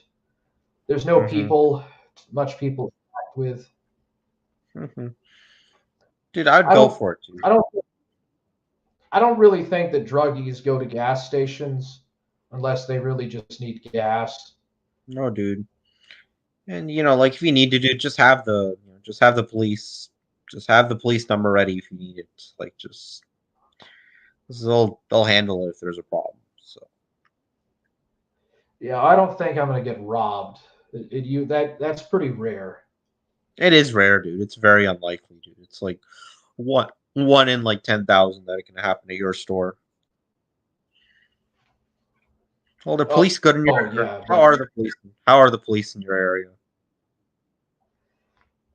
There's 4 of them. There's 4 policemen with 4 patrol cars. I don't Good really guys see them that often. Are they good guys? Yeah. They're good old country boys. They're basically like cowboys from the good, the bad, and the ugly. They're just kind of like that. But there's only 4 policemen in this area. Mm-hmm. I see.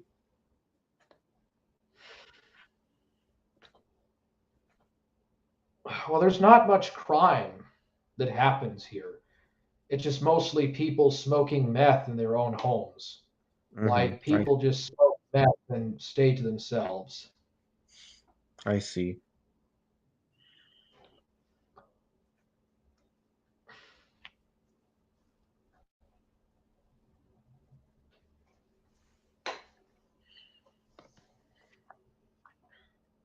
Hey, what's up, Esoteric Kino Archivism? But yeah, it probably would help. I don't know. Do you like wrestling or not? I don't really keep up with it. I was never really into it. Neither was I. I heard that old school wrestling is pretty good, but I don't know.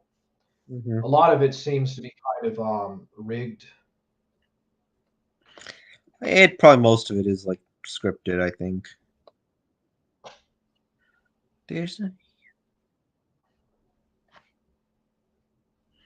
Yeah, I can't believe they made 2 Hedgehog Sonic movies. Yeah, I never saw any. I don't think they're really that good. There's supposed to be a Mario movie coming out next year. Why? Like, what's the See, all they're trying to do is capitalize on like popular video game characters. Like I heard the new Ratchet. Like I heard the Ratchet and Clank movie that was awful. Like I heard. I never watched it. I only played the game. The game was good, but the movie. No, I thought the game was all right. Like, it wasn't like Jak and Daxter, but it was all right. Mhm. Yeah, I mean, I enjoyed the gadgets. I like that, that gadget that turns the aliens or the enemies into sheep. That's a pretty fun one. Mhm. And what was the other one that allows you to no, those are boots. There's the flame thing, and then there's the one that sends missiles, like a bunch of missiles at a bunch of guys, and they all blow up. Mhm. Some of those gadgets are okay, but the older Ratchet and Clank games are the best. At least I Mhm. think, especially Commando. Mhm. Let me see. But yeah, that was a horrible movie. I'm never going to watch any of those movies. They're just like the Avengers. It's just bullshit Mhm. marketing. It's Space Jam was the first of these kind of movies that is just a long running commercial where they Mhm. market their crap. Yeah. You know, I never watched Space Jam, so. I think it's pretty good, but Space Jam 2 is trash. Like Mhm. it really is trash. Mhm. Kingdom Hearts is pretty cool line of games. Mhm. Mhm. But you know that in the last Ratchet and Clank game, he went into this dimension where there's other people like his species. So I forgot what species he is, but he discovers a device that allows him to go to the universe where his dad is at, where his Mhm. species escaped. And like, there's only very few of his own kind in the galaxy. And so he Mhm. finds a device that lets him go to a galaxy where he can be with his own kind, and that's where the game ends. And then there's a female version of Ratchet and Clank that are helping them, and they're both in a split dimension. In one dimension, this villain guy completely is really bad at being a villain, and in the other dimension, he is like the master or the Sith Emperor, like Darth Sidious. I see.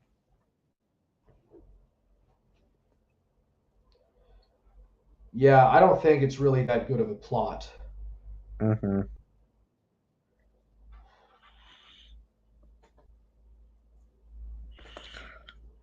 Yeah. I'm sorry, man. I'm a little tired now, dude. I need to go take a shower, dude. I'll see if I can come on later. I need to take a shower, dude. Just need.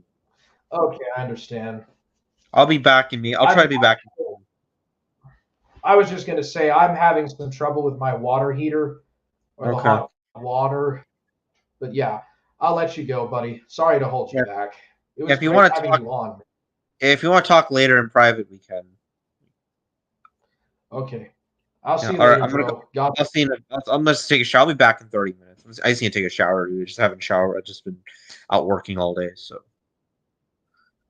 Okay. Yeah. Well, I'll see you All later, right. bro. All right. See you. Bye. Bye. The furries like Cool Tactic love the female Ratchet. Holy crap. So does that mean that DJ Axel beats his meat to that? So does that mean that DJ Axel literally beats his meat to the female Ratchet?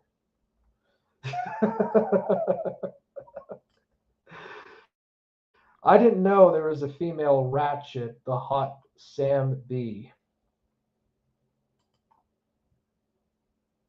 Oh yeah, who is Hot Tactic?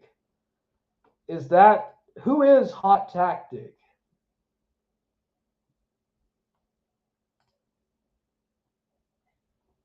Yeah, fuck you, Drake.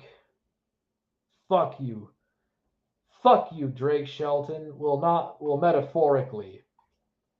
Like, fuck off, you asswipe.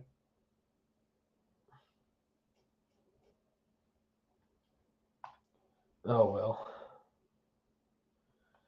I guess I'll go to the Slack tube. I'll be in the Slack tube if anybody wants to chat or whatever. No, Axel likes the regular Ratchet. Oh yeah, of course. He's gay. In addition to being a furry, he's also gay. So he's only attracted to male. Axel's only attracted to male furries, not female furries. Okay. Just the rabbit hole, dude. It just keeps going down and down in the rabbit hole. Say, isn't DJ Axel like one of those tards that Shaggy always spurgs on about? And he leaves him alone. Like he completely leaves him alone, dude.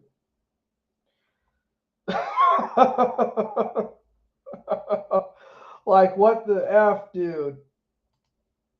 Like shit, Shaggy, fuck off, man. Like seriously, fuck off, Mormon Shaggy. I hope he gets excommunicated. I am not Sam B. What happened to Sam B? I heard him talking to Diogenes and Mormon Shaggy, but that was like 2 weeks ago.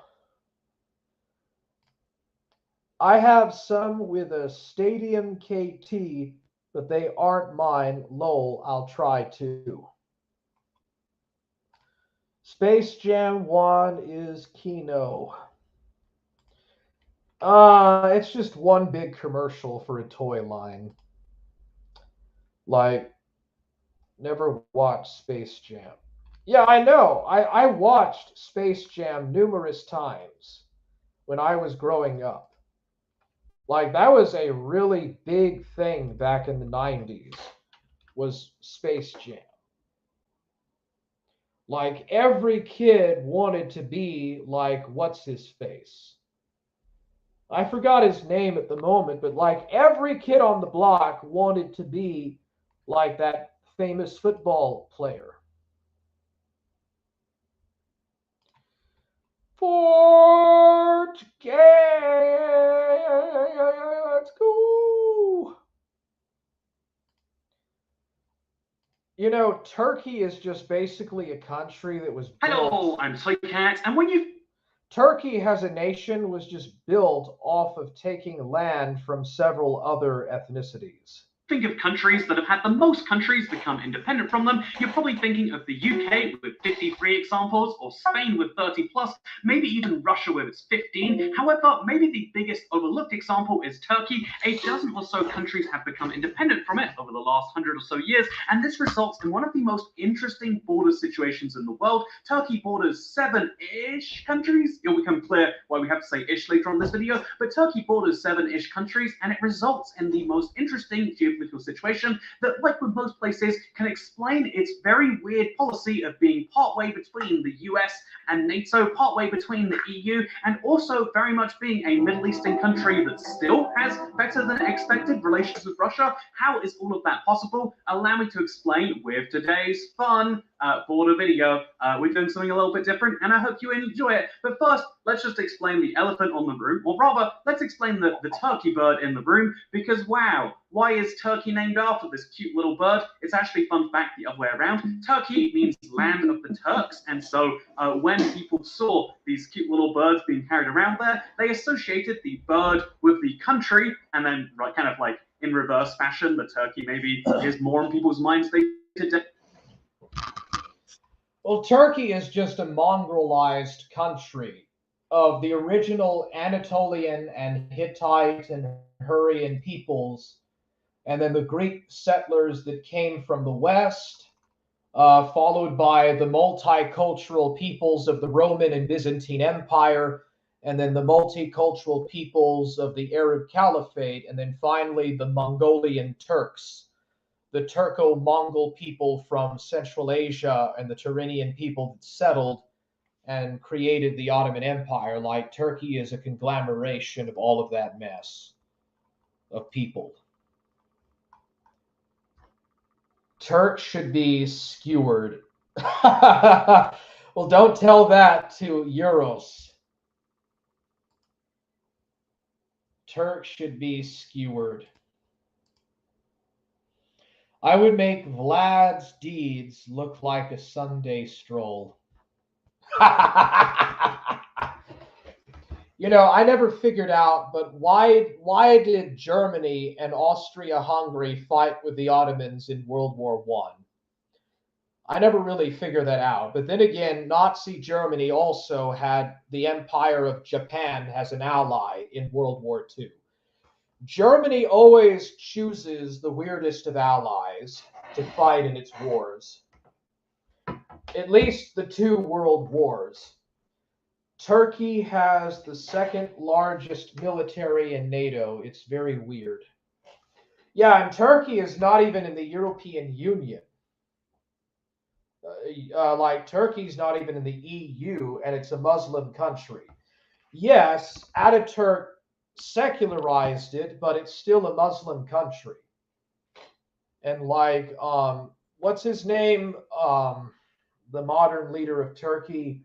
He's basically making Islam much more influential.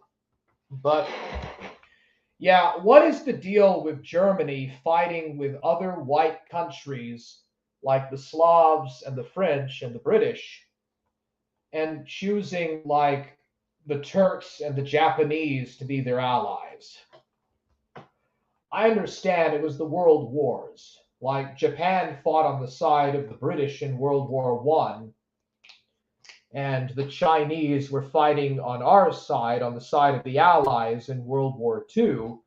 So, I mean, both sides had non-whites fighting, but it's just weird how that happened. Japan could never win the naval battle. Well, Japan won actually Japan did win the Battle of the Coral Sea. Japan did win the Battle of the Coral Sea, but it lost midway. But they did win a few battles. Japan was a strong naval power. It was, but it copied from the British. They copied a lot from the British.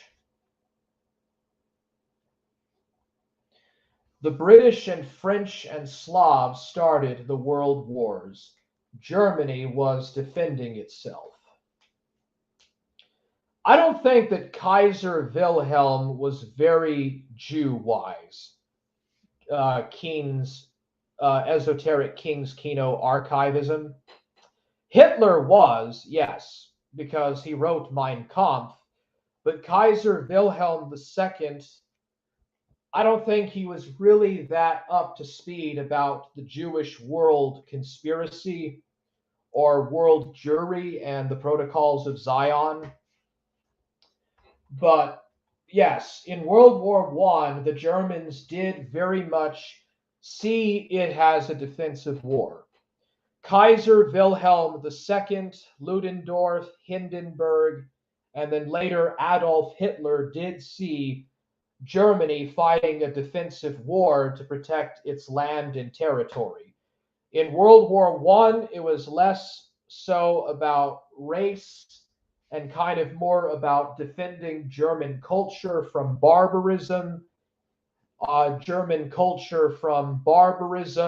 from the decadence of the French and Anglo decadence, money and mercantile decadence, and preserving German culture and territory and the integrity of the state. In World War II, it was more perceived as a race war between the Germanic people and the inferior Slavs and the Judeo-Bolsheviks and the Anglo-French-American puppets. That's how they perceived it. In World War II, it was more of a war for race, and there was much more of a racial aspect to the Second World War in the mind of the Germans, but it was essentially very much the same thing as in World War I. Japan could have contended with British and Russians in the Pacific, but America was too much. Well, I think the Japanese created a Mongolian puppet state, and then the Soviets created a Mongolian Soviet puppet state, and the Japanese were concerned that the communists would spread their influence into China through Mongolia and the Tuvatava People's Republic. And so they started to invade China and fight and try to defeat the warlords. China was not even a unitary state. It was divided by a bunch of different warlords and bandits and different political factions that were vying for power and centralized control. And the Japanese were basically just another bloc that was fighting against the other warlord factions. But yeah, primarily for Japan, they wanted to get resources for economic self-sufficiency. And that was a lot of the same thing that Italy and Germany, as well as France, Britain, and America also wanted. World War II was a racial holy war. I don't think I would have worked. I was talking to a guy once said NS Germany and the Soviet Union should have teamed up to fight against liberalism. Well, there was the Molotov-Ribbentrop Pact in 1939, and the Soviets and the Nazis both actually had pretty common objectives in terms of both being totalitarian regimes with their own ideological guidelines. The British Royal Navy trained the Japanese Navy. They did, and the Prussians trained the Japanese Army. I don't think it would have worked. Evidently not, because Hitler and Stalin both had contested claims of land and contested aspects of world domination. You are right, WH. The Kaiser was an incompetent fool. I think people underestimate the ravages of artillery. Well, it depends on what type of artillery.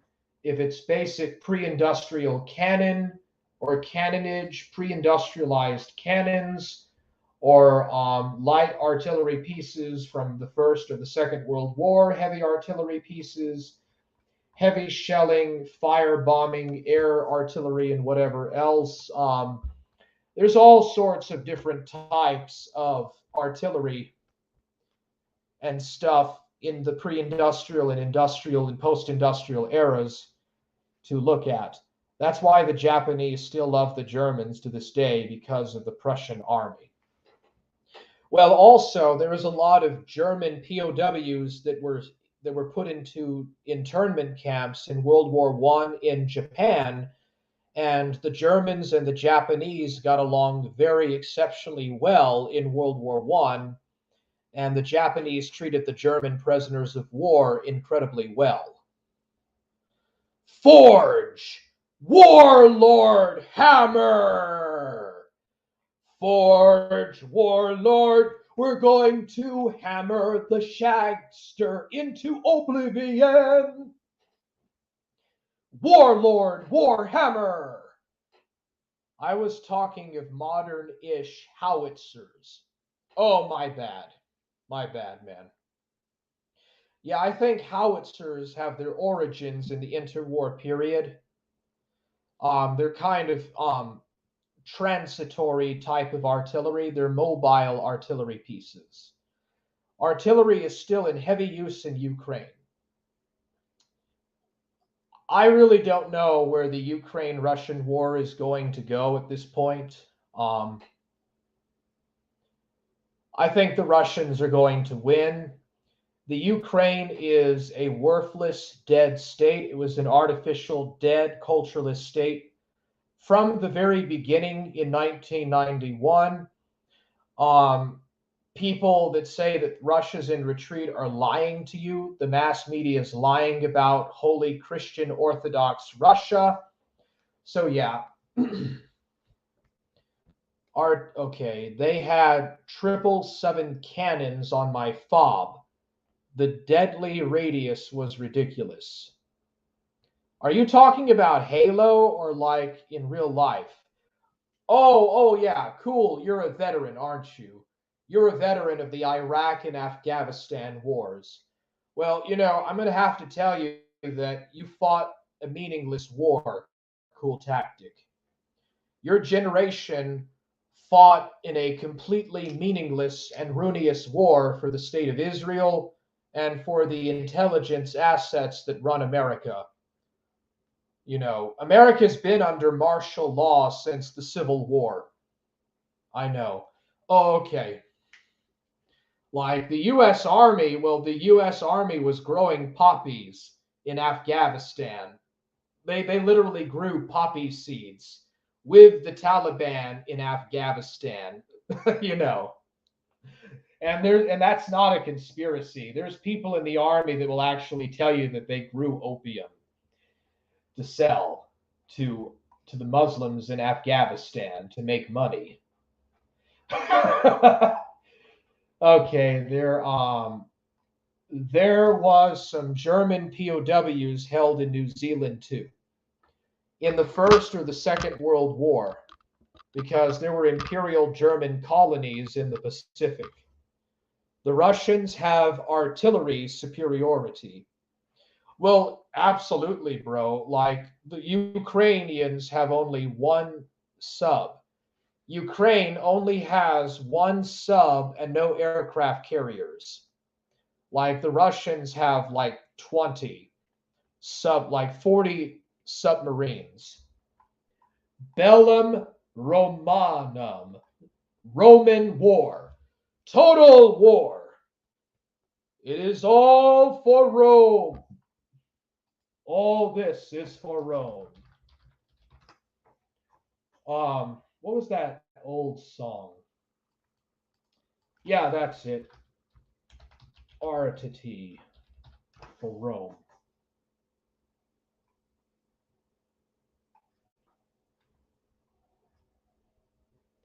This is a pretty cool song, Ghost of Nicolo. It's from a pretty obscure music band. But this is pretty cool. But hold on a second. Bellum Romanum.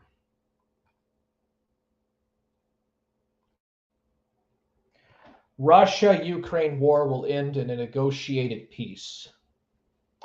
I think it'll end with the complete subjugation and partition between Poland and the Russian Federation. Cool tactic, I know. I fought in Afghanistan. There'll probably be a West Ukrainian Federation that will be created. That will basically be it'll be under Russian influence, but it'll be a future Ukrainian Federation. And it'll just be a puppet state like Belarus is. I know I fought in Afghanistan. Cool, awesome. I'm glad you lived, cool. I meet a New Zealand guy that was an Afghan vet. Cool guy. Yeah, they are fricked up on poppy seeds. He was a white nationalist and had 4 white kids. Well, good for him, dude. There's a lot of guys that claim that they are like alt-right and WNs and stuff, and like none of them are having children and trying to preserve like the white race, Like if you're not having kids, what is the point in being concerned about white genocide? I'm just saying. During the First World War. Oh, they also had bricks of hash everywhere. You mean hish hash? Yeah, there's a lot of drugs in those primitive pre-modern cultures. I don't know what it is about cultures like that and just drug usage. Jap Navy had one of the 2 biggest battleships at the time, the battleship Yamato. Whoa, a hash, buddy? Yeah, huge bricks of Chinese bought it off them for pennies. Making a modern battleship would be cool, but not sure if it would be effective. There's still battleships that are used in the modern military, but aircraft carriers, submarines, destroyers, and Navy escorts tend to be much more utilized after the Second World War, Third Four. I agree with that, though, Forge Warhammer. They already spat on peace, so Russia will only take surrender now. The Donbass will go to Russia. Well, they already got 15% of the country annexed. The rest of it is going to probably go into a Ukrainian federation. Destroyer fleets and aircraft carriers are the current modern fleet structure. I'm not sure that's all of it, but it works in conjunction with both naval and air, as well as space tech warfare.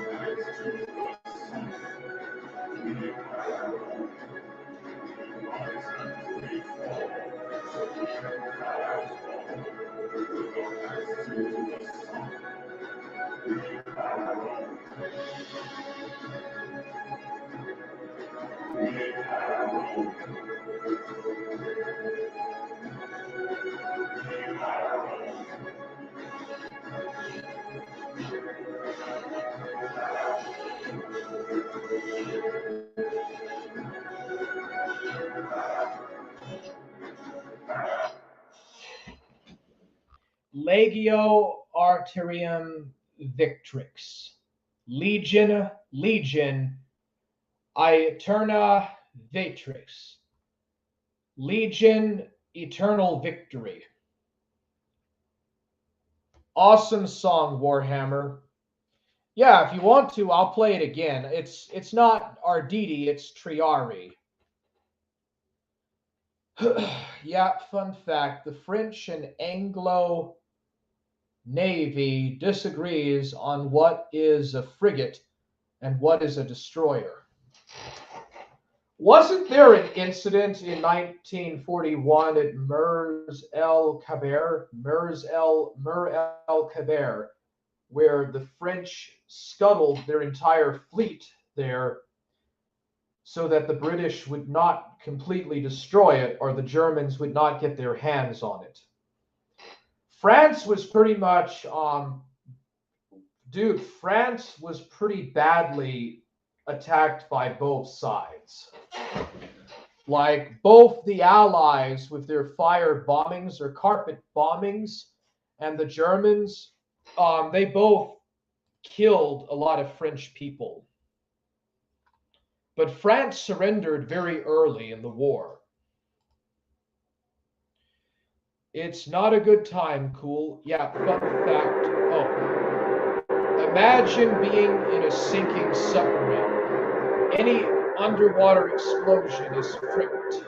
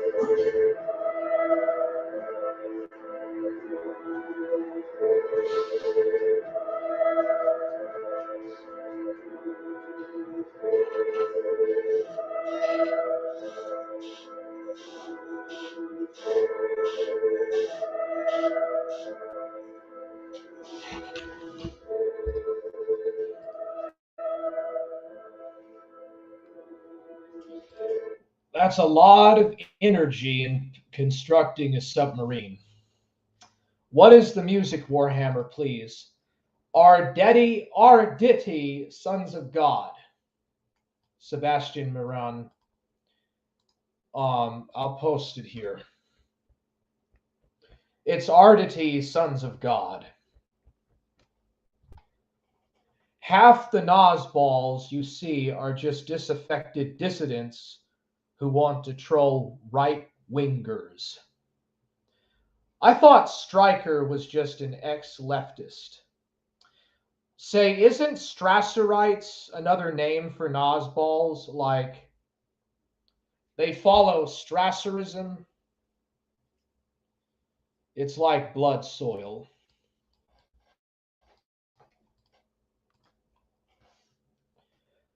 I've listened to some of Blood Soil. Oh, here's probably a kick-ass one, The Heroic Age.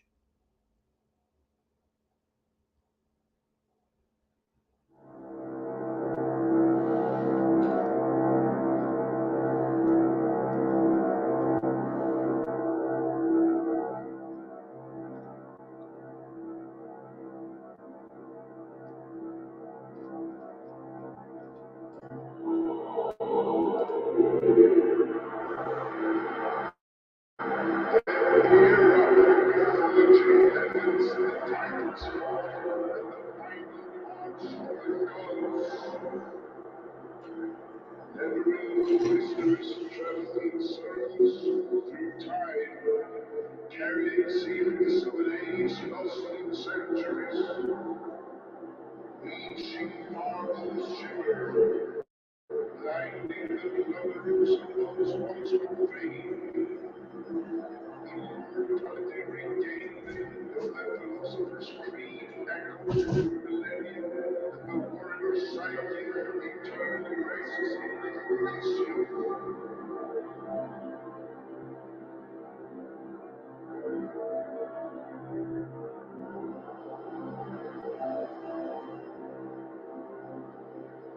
And the walls were drawn, war cries and sound, as spears and swords were crossed against shields. Armed gods of dread, red, white seas, which man the crimson regalia. The still gone, radiant glasses, whisper their open oracles, for man's great fall. Beyond the age of heroes, and heroic dreadness, the old heart reads the ancient blood.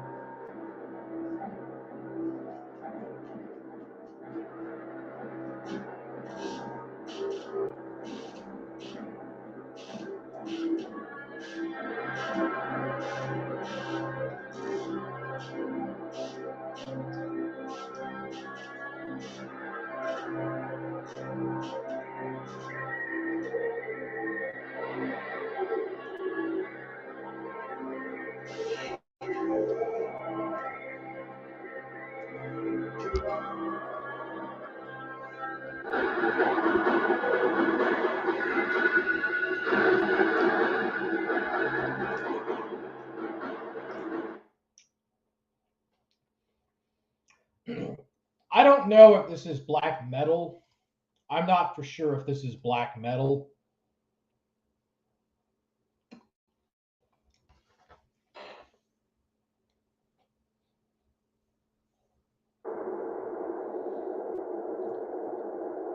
Who are the TSR guys or Duganist?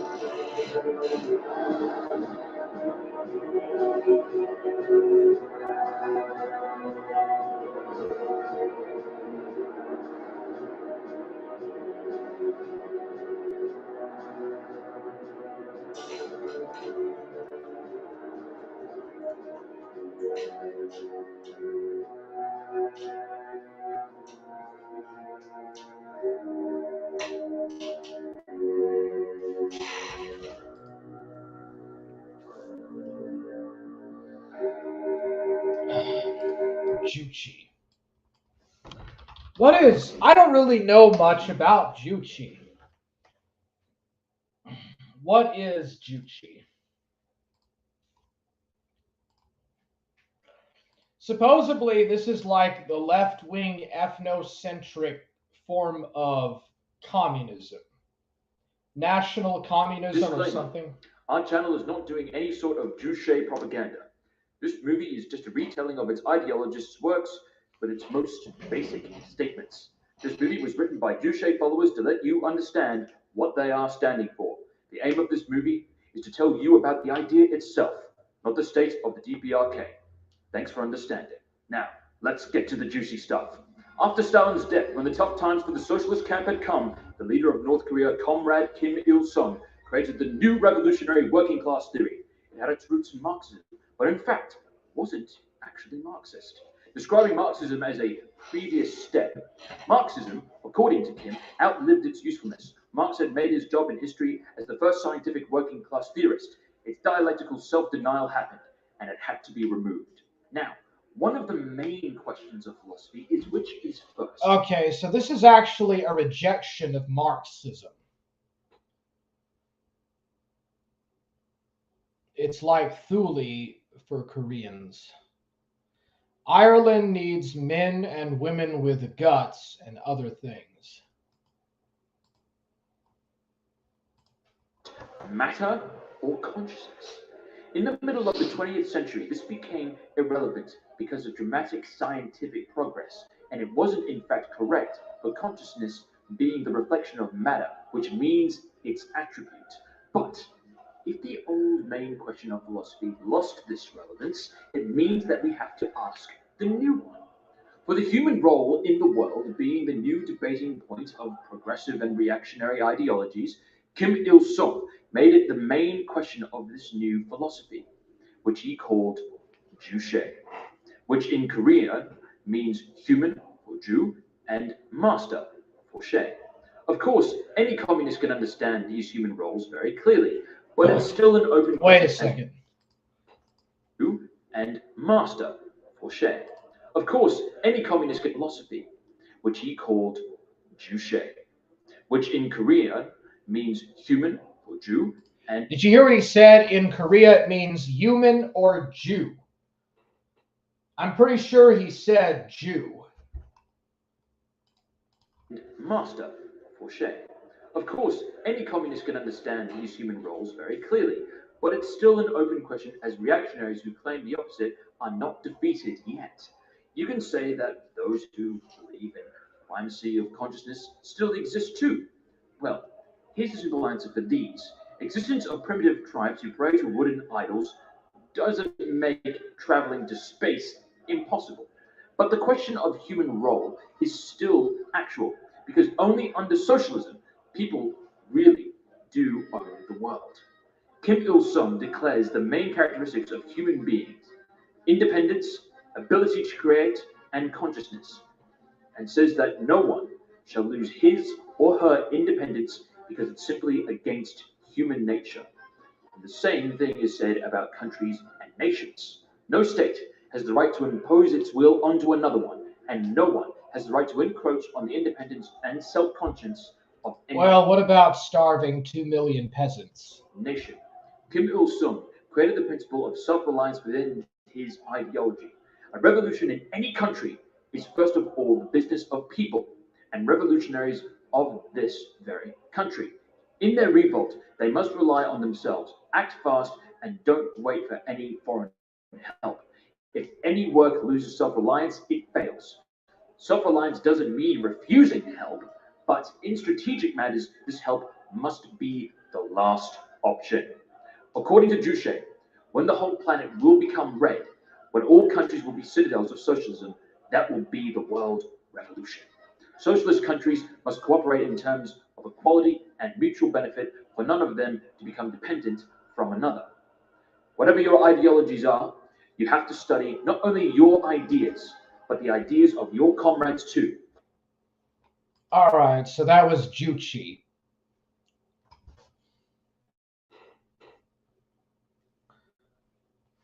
I hope the National Party does well. Attention, our channel has no purpose in the promotion of the development.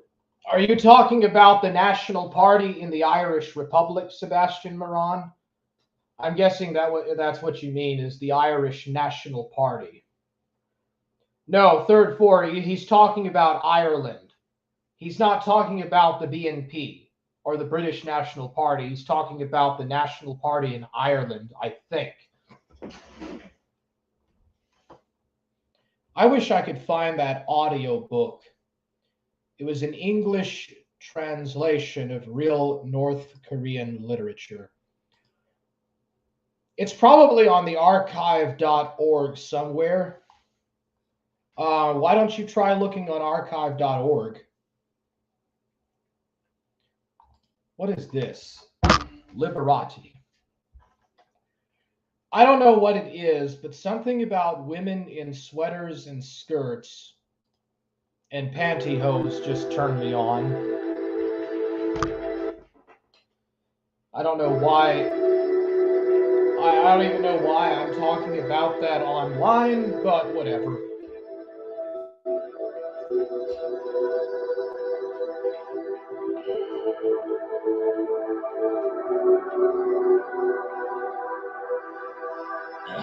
It's probably also not a healthy subject to talk about this, but I don't know. What do you think about women talking about how they masturbate? I find that pretty interesting, but I guess that's very pervy.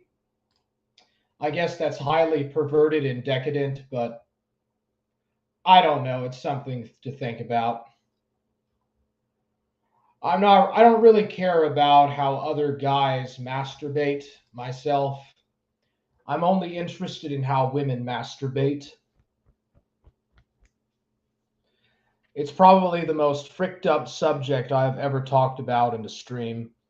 And somebody's going to probably clip it and put it on their channel or whatever, but I don't care. LOL. I met an Irish guy on Telegram that was in the NP. There's a lot of Irish Britons in the BNP.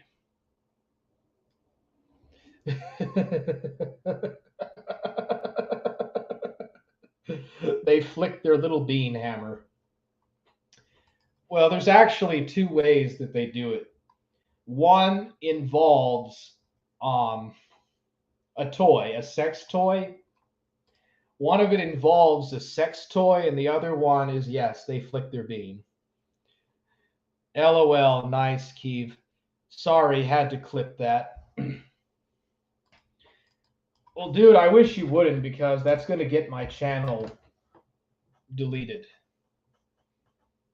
Talking about stuff like that, that's going to get my channel taken down. But it's whatever, man. But go ahead and clip it, dude. I don't care. I'm fucking dying, Hammer, what you are doing, bro. They flick their little beanie. Yep, just like how that chick from Plate Gang talked about doing that right in front of Tux. Man, Tux is one fucked up individual. Who do you think is more messed up? Tux Loves You or DJ Axel? Warhammer, would you ever do a cooking stream? Well, my mother is asleep. I would wake her up and keep her up if I were to do that. There was a woman in Plate Gang. There were several. Plate Gang doesn't exist anymore. It's gone. Like, Plate Gang is completely gone, but yeah, there were a few women in there. I don't know if they were trannies or what they were. I have no idea if they were like trannies or real women or anything like that, because I can't really tell.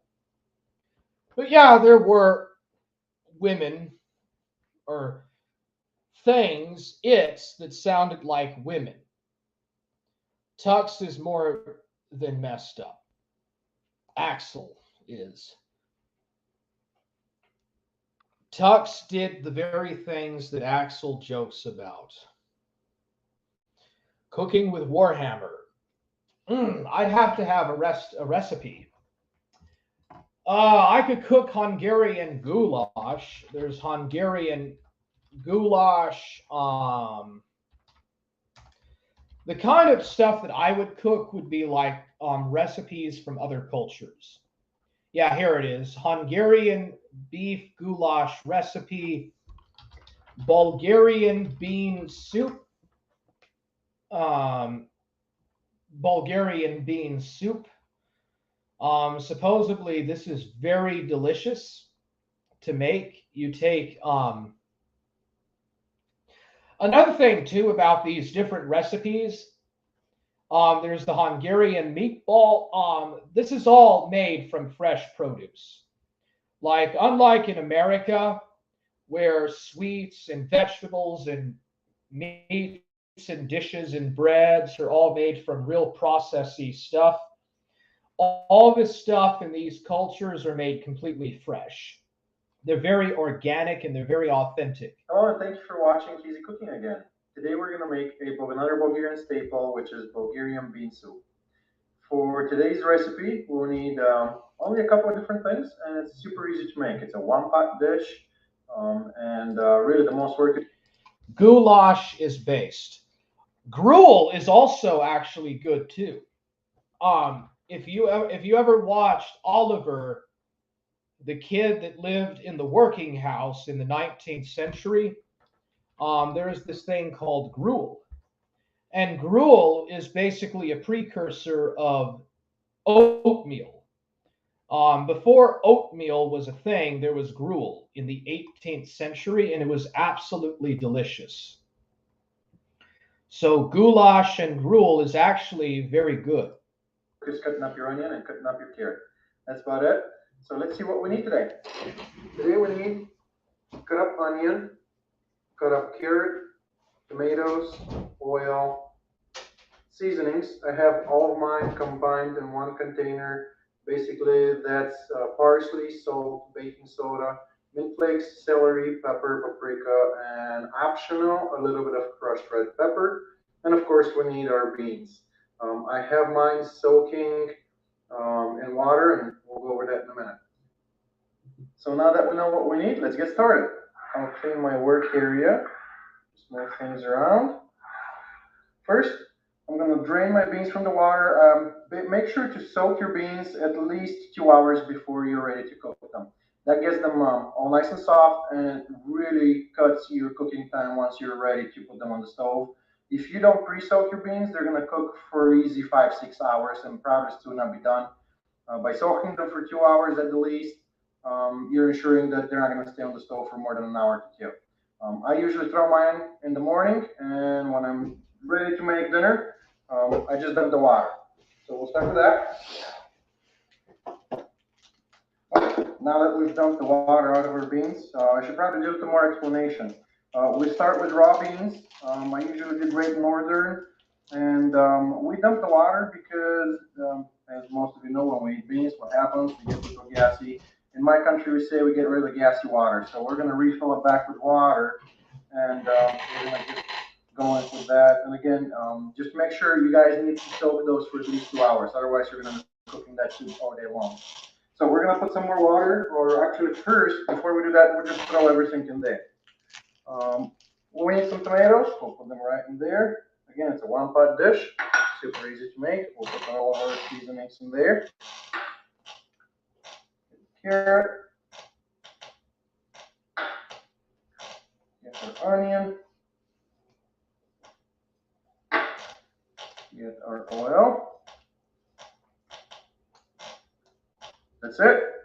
Super easy, really. The longest time was cutting that onion and that carrot. I'm going to fill it up with water.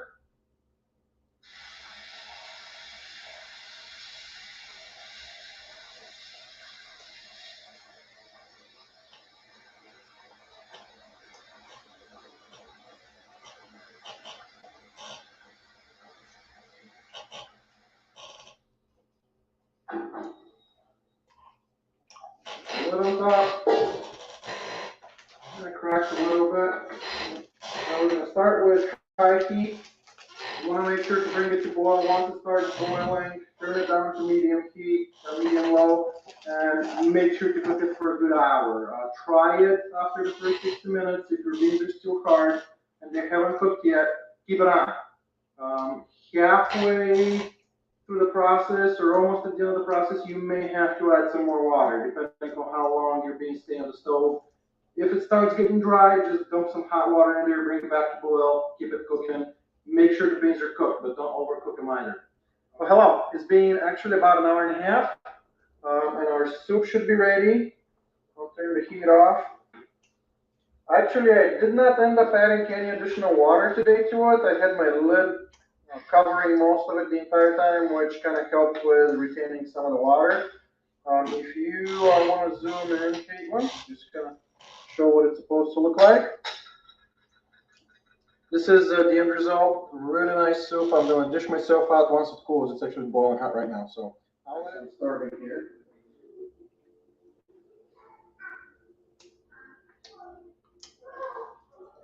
This is not even a part of the So video. good. This is what it looks like. I'm gonna get it back here.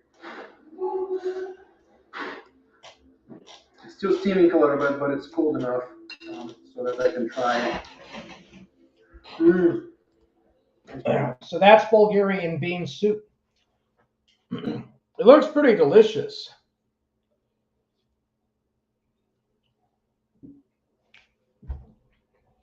Eat the bugs, Brucey Caboots. Eat the bugs. You must eat the bugs. This will be a new law in Sweden very soon. This will be a new law to only eat the bugs. That is how we will preserve the environment for future generations. Third four is not going to eat the bugs. Crickets and roaches are the new takeaway. The game is all about how it's wrong to build barriers, but the settlements in the game are protected by impenetrable force fields low. You're talking about Halo 3, right? Or Halo? Can Axel survive eating the bugs? Question mark. Who knows? Question mark. Greta Thunberg joined the chat. It is Greta Thunberg here. I am going to be the future Prime Minister of Sweden, of Srinska, and we will only eat bugs in Srinska. And Captain Sweden will be very highly honored. Nah, Death Stranding.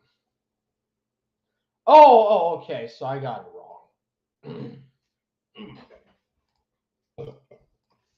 Yeah, what's so interesting about, for example, bean soup is that it's non-fattening and inexpensive. Contrary to what you may actually think, these types of dishes from like other cultures, they are actually very inexpensive and non-fattening. Most American food is extremely fattening.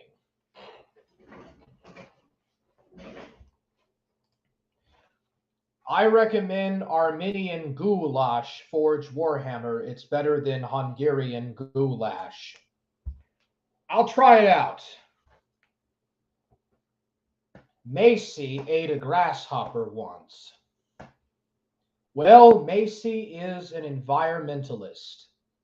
Macy, the extreme, excessively liberal environmentalist cat from the West Coast. Back and forth trading, marriage, helping each other with local difficulties, etc. The Roman art of war was, I think, to divide, then rule. That's what they did during the Gaelic Wars, Sebastian. Some of the Gaelic tribes sided with the Romans, and then some others fought against the Romans.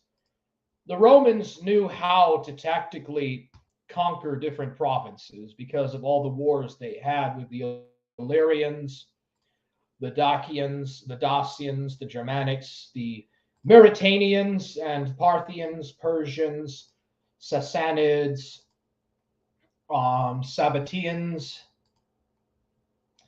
Sabbatanian Arabs, Nubians, Macedonians, Carthaginians, Germanics, Celts, etc., etc. Eat the bugs and protect the environment. The environment. Eat the bugs and protect the environment. It's not true. Was Boudica a Gaul? No, she was Briton. She was Brythonic. Queen Boudica was Brythonic. Macy is a rootless cosmopolitan. Macy, no! Americans add corn syrup to everything. That's the point, Third Four. That's why there's such a fat obesity epidemic. All this corn syrup and fluoride and unnatural ingredients and stuff is why people are so fat. That's partly why there is such an obesity epidemic. What is this?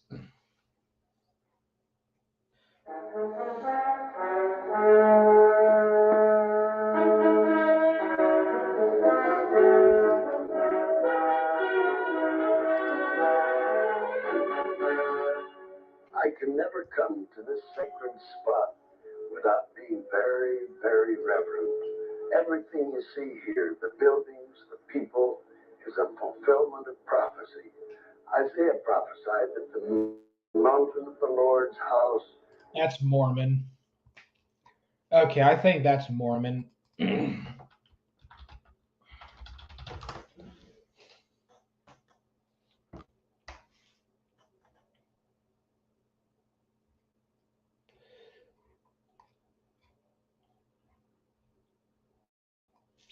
I wonder what happened to the worldwide Church of God and to Armstrongism. I guess it kind of just got replaced. But I don't think it exists anymore. But the worldwide Church of God is not Christian identity, it's Anglo-Israelism or British Israelism.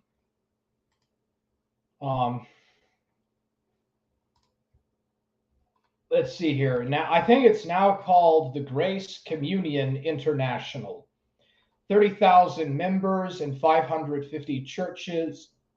Okay, so it does still exist, but I think that they abandon all of the stuff that Herbert Armstrong advocated for. Yeah, Joseph W. Trach Jr., or Tatch Jr., began to make doctrinal changes, at first quietly and slowly, but then openly and radically in January 1995. The doctrinal changes were presented as new understandings of Christmas and Easter, Babylon and the harlot, British Israelism, Saturday Sabbath, and other doctrines. So he directed the church theology towards mainstream evangelical Christian belief. So yeah, that's when they abandoned the British Israelism stuff. Pizza day every day! Oh, somebody delivered a pizza to my house. Oh, I got a pizza. Oh, yummy. I guess my stomach won't hurt anymore. Oh, yummy. A fresh pizza.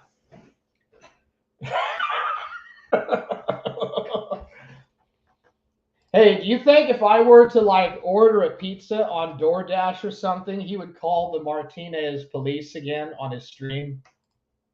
You think that would actually happen, or would he just be too busy with PPP? He's calling the pizza. I'm calling the police. Hello, police? There's this guy on the internet. His name is John Keys, and he's got a profile of a Japanese samurai. I think it's Japanese, and he's ordering pizzas to my dad's house online. Can you order me a pizza, Warhammer? I'm hungry.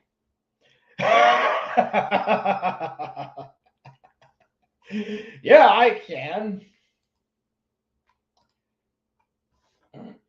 Now I'm getting some Korean barbecue tonight. Well, all the restaurants in my area are closed, so I can't get nothing now. It would be nice, but it is what it is. Somebody ordered a pizza to my house. Okay, I want to tell y'all a joke. This is going to be a pretty funny joke. Okay, so here it is. You know why Mormon Shaggy literally does not give two fricks? You want to know why Mormon Shaggy does not give two fricks? Because every time that he tries to jerk himself off, he breaks his little sensitive small arm. And he only has two arms. So because when he tries to masturbate twice, he breaks his arms and he can't do it until his arms heal. So that's why he doesn't give two fricks. That's literally the reason he doesn't give two fricks about anything. Why?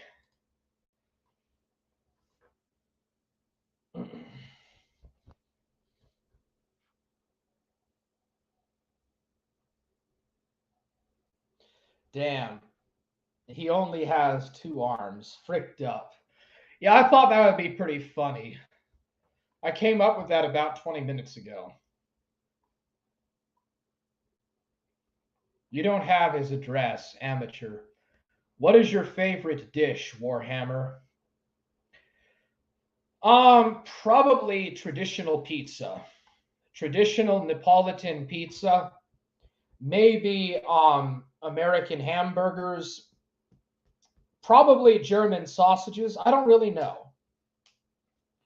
No, you don't live in Wellington anymore. No, it's not. Fricked up. That's my address. I don't know if you should be posting your address there, buddy. I don't like people getting doxxed. I mean, I've been doxxed and it's not fun. It's not really fun.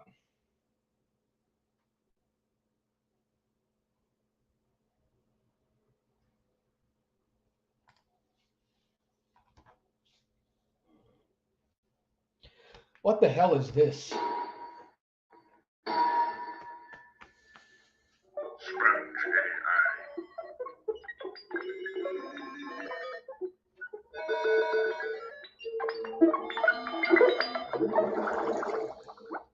Yo, produce SpongeBob's house, cause, I don't know. SpongeBob, it's time for my bi-yearly back wax. SpongeBob? I can't do that, Patrick.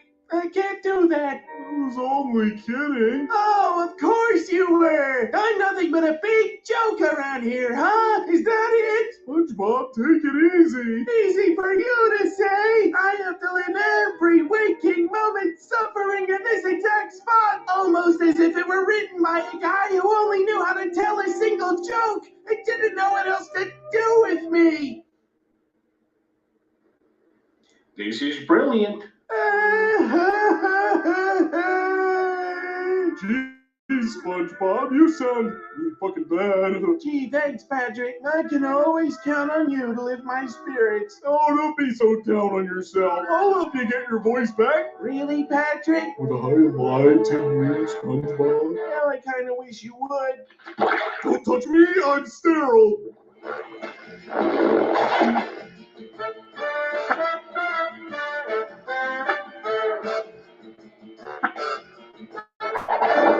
Oh, this isn't working. Well, you tried, Patrick. I think it's time for me to go see a professional. Why don't we go talk to Sandy? No! I mean, why don't we go talk to someone who's a little more qualified? You know, because she's a squirrel. Patrick, are you racist? No. Really? Because this isn't the first incident you've had with Sandy. No, I'm not, I swear. Remember the wood chipper? Get in there, you dirty squirrel! That salt's make you do crazy things, SpongeBob. We're going to Sandy's place. Okay.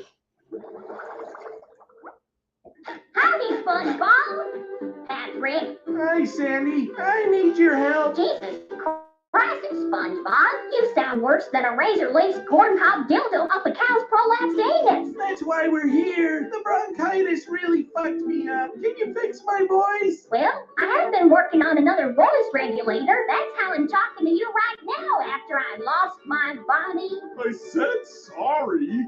Sheesh. That's great, Sandy. Let's get you prepared for the procedure. Did it work? I don't know. Wow, I sound amazing. Thanks, Sandy. You're a real lifesaver. All right. Does this mean you'll be in more videos now? I think we can make something work. Yeah. I guess squirrels are useful after all. Wait, what's that supposed to mean?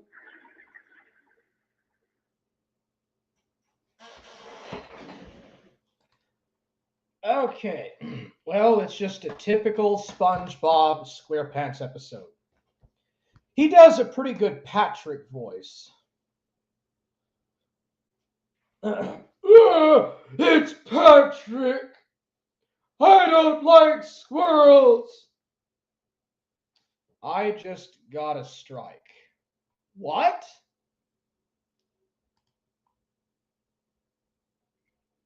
Based.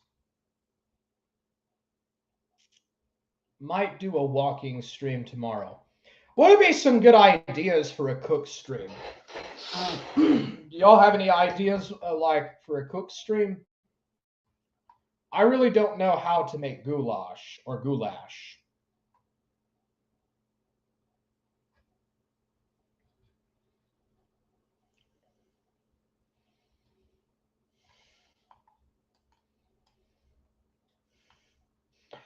Scooby-Dooby-Doo, where are you? Already and you. If we can count on you, Scooby-Doo, I know we will catch that one. Because Scooby, you've got some snacks. Well, Scooby-Doo, we're ready for your act. Scooby-Dooby Joseph Smith, when will you return in the clouds? Scooby-Dooby-Doo, I'm a Latter-day Saint. I'm about to pass away from having no food in my stomach. Ah, Scooby-Dooby-Dooby, ah.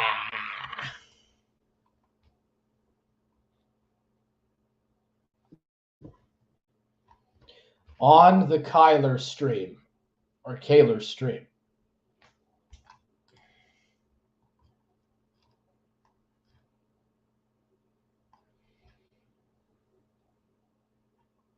Where was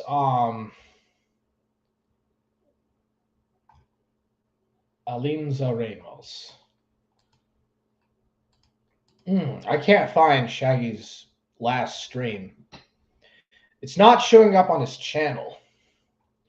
Mongolia's forbidden meat. Vegans will be horrified. Scooby-Dooby-Doo, where are you? I know you'll be ready and willing. Well, Scooby-Dooby-Doo, where are you? We got to catch that all around. I made spaghetti for work because it's easy. Yeah, all you have to do is just get tomatoes and noodles and cut them up with some meatballs, and presto, spaghetti-o. What is your favorite dish? Cook that. I really like, what is it called? I really like lasagna. I actually really like lasagna. It's pretty good. I did pizza on my first cook stream.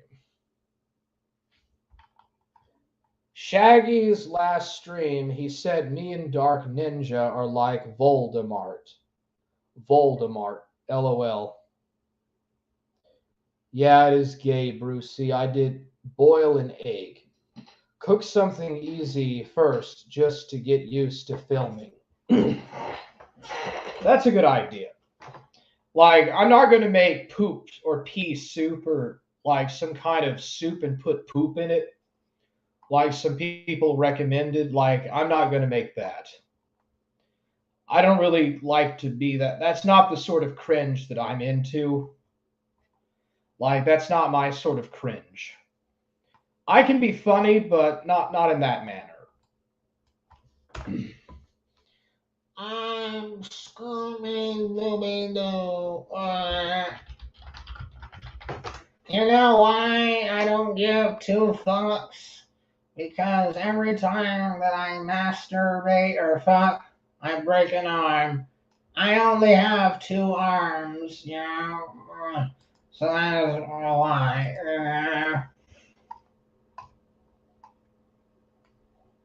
That's his last stream, Warhammer. I'm such a faggot. I love DJ Axel. Oh, DJ Axel, how much I will. Oh, DJ Axel, how much I will. Yeah. I'm so ill. Oh, DJ Axel, how much I will. Yeah. I'm so ill. Oh, DJ Axel, how much I will. I'm incredibly ill. I am so ill and sick all the time. Maybe I should just get off the drugs and maybe my health will get better. I don't consider that sometimes.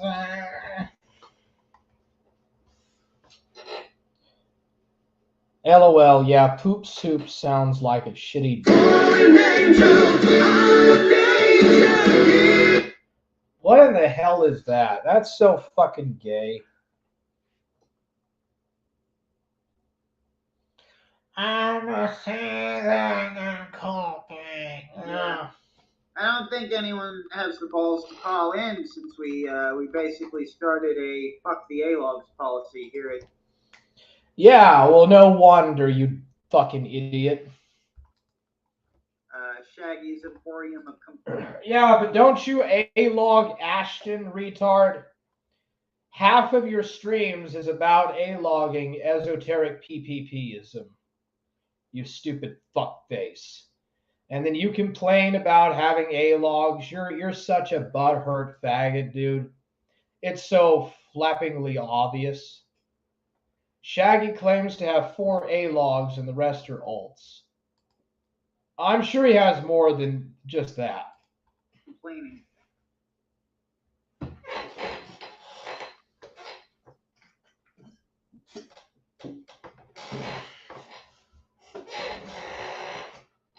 So, as you see by the title, there's no content. I had nothing planned. I've had a fucking terrible day. As Suit Yourself would have put it, a horrible cunt of a day I've had.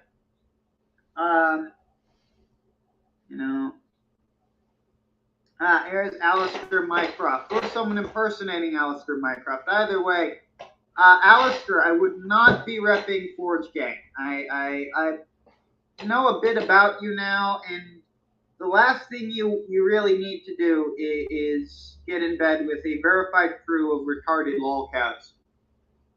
Do you want us making you look like a bitch? Do you really want to pick a fight? It's not going to end well. It's just not going to end well for you. I'm starving. Like, I don't know. We've got a lot of people who got taken out to the woodshed back in the day trying to fucking crawl up on stage here. That's just, this ain't the place. Now, this is only for boring people here. I'm dying. Alistair, I'll give you a passing, as you probably don't know, Forge Gang is literally like a pedophile thing. That's like saying you're a pedophile, basically.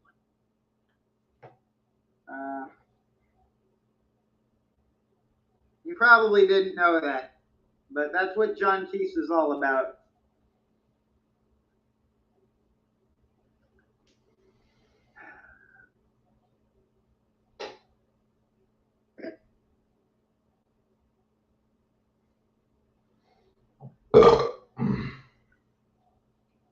One sec.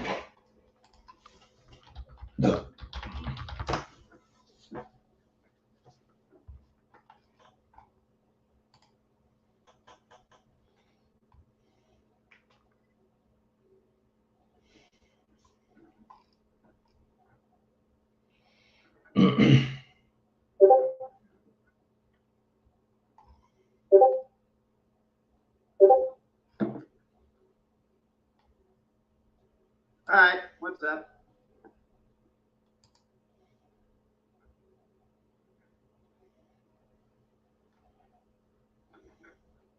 All right, Shaggy. Hey, what's up? Oh, hey, man. I'm sort of a long-time listener, first-time caller. No, you're not. What's up, Rob? What? I've heard you've called in before. What's up? No, I think I've spoken to you on Discord. I don't think I've called into your show before. Yeah, I wouldn't know the difference, man. This is not like. Yeah, that's all right. Like, yeah, you don't have to know. Did you get your magic outfit? No. As I told you guys, there would be more fucking delays. Like, I'm worthy for it. I'm in good standing with the church. Everything was good on that front. And So Hyper was lying. Hyper said you got it. someone started a rumor, and I also think she assumed that based on thinking my birthday was the 4th. It is in fact the 10th. Yeah, but no, the garments are being processed. It's a giant pain in the ass. But to be honest, I don't feel as bad about it because I literally saw someone a year older than me just get the Melchizedek priesthood. So apparently, like, I'm getting these robes. Hopefully I don't drop dead from starvation beforehand. Constant smear campaign against you. Oh, yeah. Well, everybody knows that the Shaggy crew are full of a bunch of rapists and people that molest underage girls. Because they take underage women and prostitutes from Alice's, which are brought over through sex trafficking from Thailand. They take them into a van, take them out into the woods, and rape and kill them. That's what happened to Karen Miller. So that's what Shaggy Gang is all about. it is, unless you're a missionary, it's a slow process. I'm not all that concerned anymore. So is it an outfit or is it underpants? I'm not really willing to discuss it any further than that. It's like most. Well, I'm sure I could Google it. You could. Come on. And, like, you could. That's like. And there's something that will save me from dying of excessive starvation. I'm so ill. Please send donations. Because the thing is, it's an issue of respect to the church. They don't want you to talk about it. Like, you don't need a Mormon. Like, here's the deal. Because of that, you should never really ask a Mormon about that shit. Because you could get the Mormon in trouble with the church if his bishop is held old school. And you can just look that shit. There's nothing. So I don't want to get you in trouble with the church. Yeah, just like, I'd really rather not talk about church-related shit right now. You guys know what my religious beliefs are. Yeah. Okay, so I suppose like I talk to other people and they talk about the stuff they're interested in, not so cagey. You're a little bit cagey. Yeah, again, I've got reasons. You got reason to be cagey because you got 8 logs and people who, fuck with it. No, just because of the way my No? church is designed. The church Which has there's a is, lot of traditions that I'm not really going to get into, but a lot of them involve what you do and don't talk about, and this is shit I've only learning recently, which is no, it's like Fight Club. no, dude. See, this is why. No? This is why, like, this is a good way to piss someone in the LDS off. I get you don't get it, but like that comment right there, it's taken very seriously. Like it's a Yeah, so don't talk. like we're literally Don't talk about the LDS Church. No? Say what? Okay, so what did I say wrong? Doesn't. It's nothing. No, I just, yeah. I don't really feel like talking further about that, so. No, that's okay. That's all right. It doesn't matter. No, Such a cult. I cannot say nothing bad about my church, because if I do, I will be kicked out of the church, and I will go, and when I die, I will fall into outer darkness as an apostate. I will not be able to go to the celestial kingdom.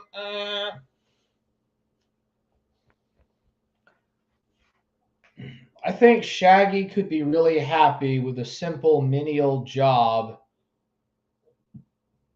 if he just gets out of the city.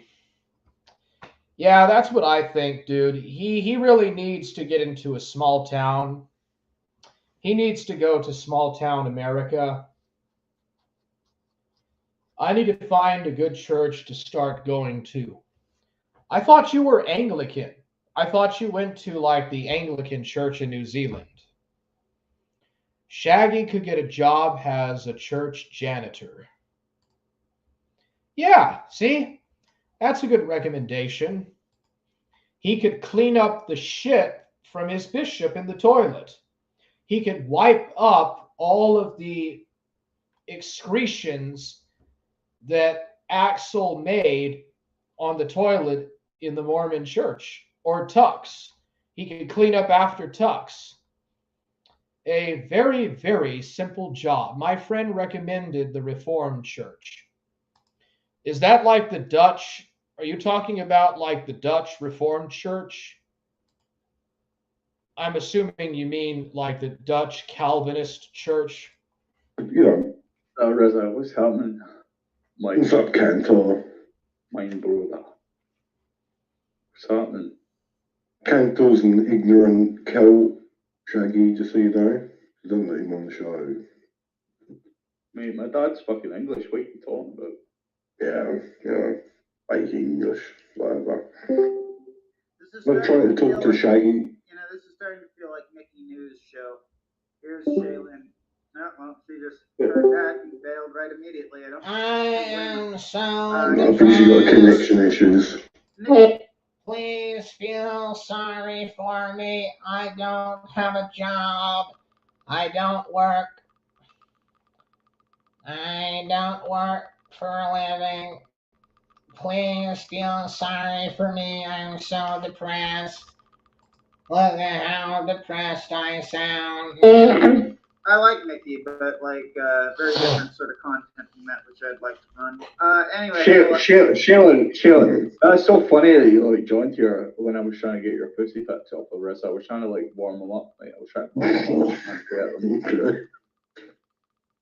I came in here specifically to ask Reza for your pussy pics.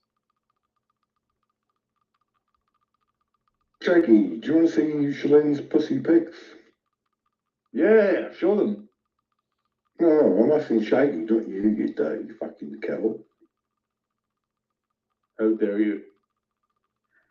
I think he's probably You're not gonna talking show to me us. pictures of a raw chicken or something?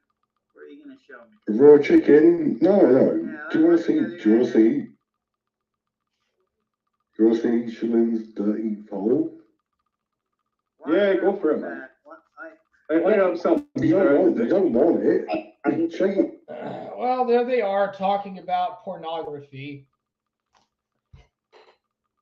I went to a Presbyterian near my old houses. Yeah, it is Calvinist, but my friend is Calvinist, so makes sense. Is Shaggy gay? What are you guys doing? This is not cool. Sheldon, like, shows your pussy back before he does. Roasted my friends. Very upset. Sheldon, like, show me it. Alright, I sent you the picture right now. Wait, this He actually exists? Do you think there's no pictures of Shania's pussy, Shaggy? I hope she was smart enough not to get naked on the internet. Do you think he's smart? Do you think he's smart enough not to do that, bro? What is this? He's looking, dude. Shaggy is looking at tranny pussy. Shaggy is looking at a trans woman's pussy or butthole. Dude, he's literally looking at a transsexual vagina or a butthole of a tranny. That's Shaggy, dude. He thinks that trans pussy is hot. Shaggy thinks that transgender pussy is hot, bro. Yeah, okay. In my town, all the churches are Roman Catholic, Anglican, or these Maori churches. That kind of sucks, man. I'm sure if you go to the Anglican church, it'll be mostly white people. The Catholic Church will be the most traditional and probably the most white church to go to. And all the different dissident Protestant churches are going to be full of Maori. There's a lot of Mexicans here in Texas. We have a lot of Mexicans that are leaving the Catholic Church and are going over to the Baptist. There's a lot of Hispanic Baptists here. So why was he still on She was smart enough to send it to me, that, and I won't share it with anyone, dude. Why But did it's you like, on? she's not smart enough to not take a picture of that. Are you in the council now with Shaggy and Axel? Because you bailed Yeah, on I'm the council meeting now, and So this is Mormon Shaggy. He talks to trannies and discusses pronouns. I guess that would make sense. I mean, look at the sort of people he hangs out with, you know, and discusses pronouns. So it's the Council of Trannyism. There is one Baptist church. There is one Baptist church that might be my best bet. I might scope them out. What the? I was raised Independent Baptist. I think. Yeah, I was. Yes. Me too. 3, 4. My friend recommended. Okay, it's True King. We was kings and shit. Say her name, Shaggy. Say the name of Karen Miller. Menial job. The short, gay, dead air is crippling. Well, he is gay and he is a manlet. What is this asswipe doing? About this. I want Big Tech to talk to Nicholas J. Fuentes and go, you're joking about Vito this, sent $3, right? in Australia. You're joking about this, aren't you? Aren't you? Earlier, we call McDonald's Mac is smart. Yeah, I know. I hate. Wannabe celebs. We all know that you're like subpar celebrities, PPP and Warski. You're sub-celebs, bro. Shaggy loves pedos. That's why he hangs out with Axel. I know you are reading this, Shaggy. Short Gay is projecting. Constant smear campaign against you. Fears the Forge. I might try out StreamYards tomorrow. It's very easy to set up, and it's 20 hours is free. You can stream up to 20 to 24 hours for free. It may vary from region to region, though.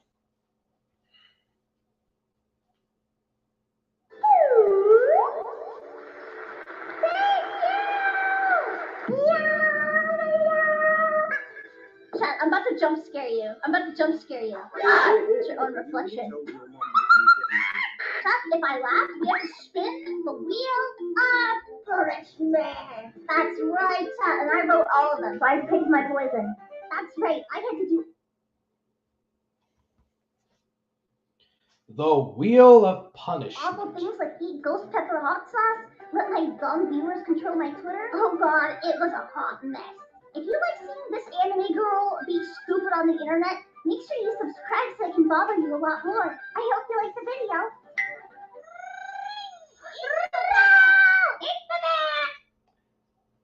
No, thank you. How about that?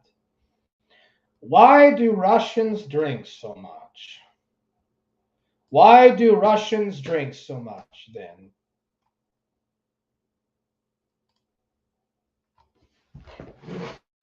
Greetings, comrades. Today we are going to discuss a rather popular topic, Russia and vodka, or Russia and alcohol in general.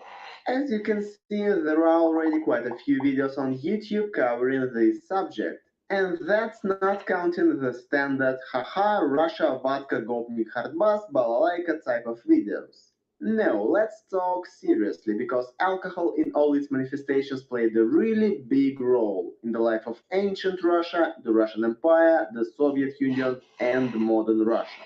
In fact, Kraut made a really good video about it, but as they say, only a Russian can understand the mysterious Russian soul. So today I want to tell a story about Russia and alcohol, through the eyes of a Russian.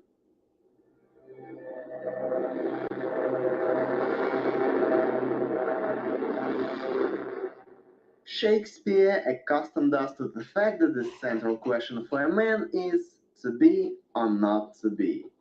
For a Russian, the question sounds a little bit different. To drink or not to drink. Although, who am I kidding? Usually this was not even a question. And it has not been since the very beginning. For example, ancient Russian chronicles between the 9th and 14th centuries mention 9 different drinks that Russian people used to drink. Guess how many of them were not alcoholic? 2. One of them was water. So let's start at the very beginning, with the creation of our state.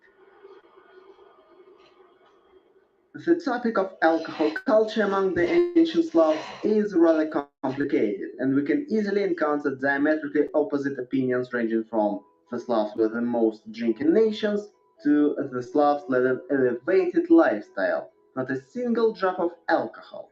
Let's not rush into extremes. It is quite indicative that in the composition of Russian law books and other legal documents of that era, one cannot find any restrictions on the consumption of alcohol and penalties for drunkards. Apparently, the volume of drinking and the general culture of consumption did not create any socially significant problems for the state. This is indirectly confirmed by the fact that the Eastern Slavs did not even have a special deity responsible for alcohol, such as Bacchus Dionysus. How awful is that? Although the god Perun was sometimes depicted with a horn, which may well have had something alcoholic in it. Back in 987, Prince Vladimir Sviatoslavich, who ruled the fledgling state, invited representatives of different religions to choose the most appropriate for his people. He rejected Judaism when it became clear that the Jews had no land of their own. The Muslims managed to entice him with descriptions of carnal pleasures in paradise. Vladimir loved women, but when he learned that their fate forbade the consumption of alcohol, he demonstrated great wisdom, and he declared that Russia could not do without drinking. And that is how Russia became Christian. But in fact, this doesn't mean that in those years Russia was heavily drinking. The feast ritual was more of a way of showing unity, loyalty to the prince, a kind of team-building exercise.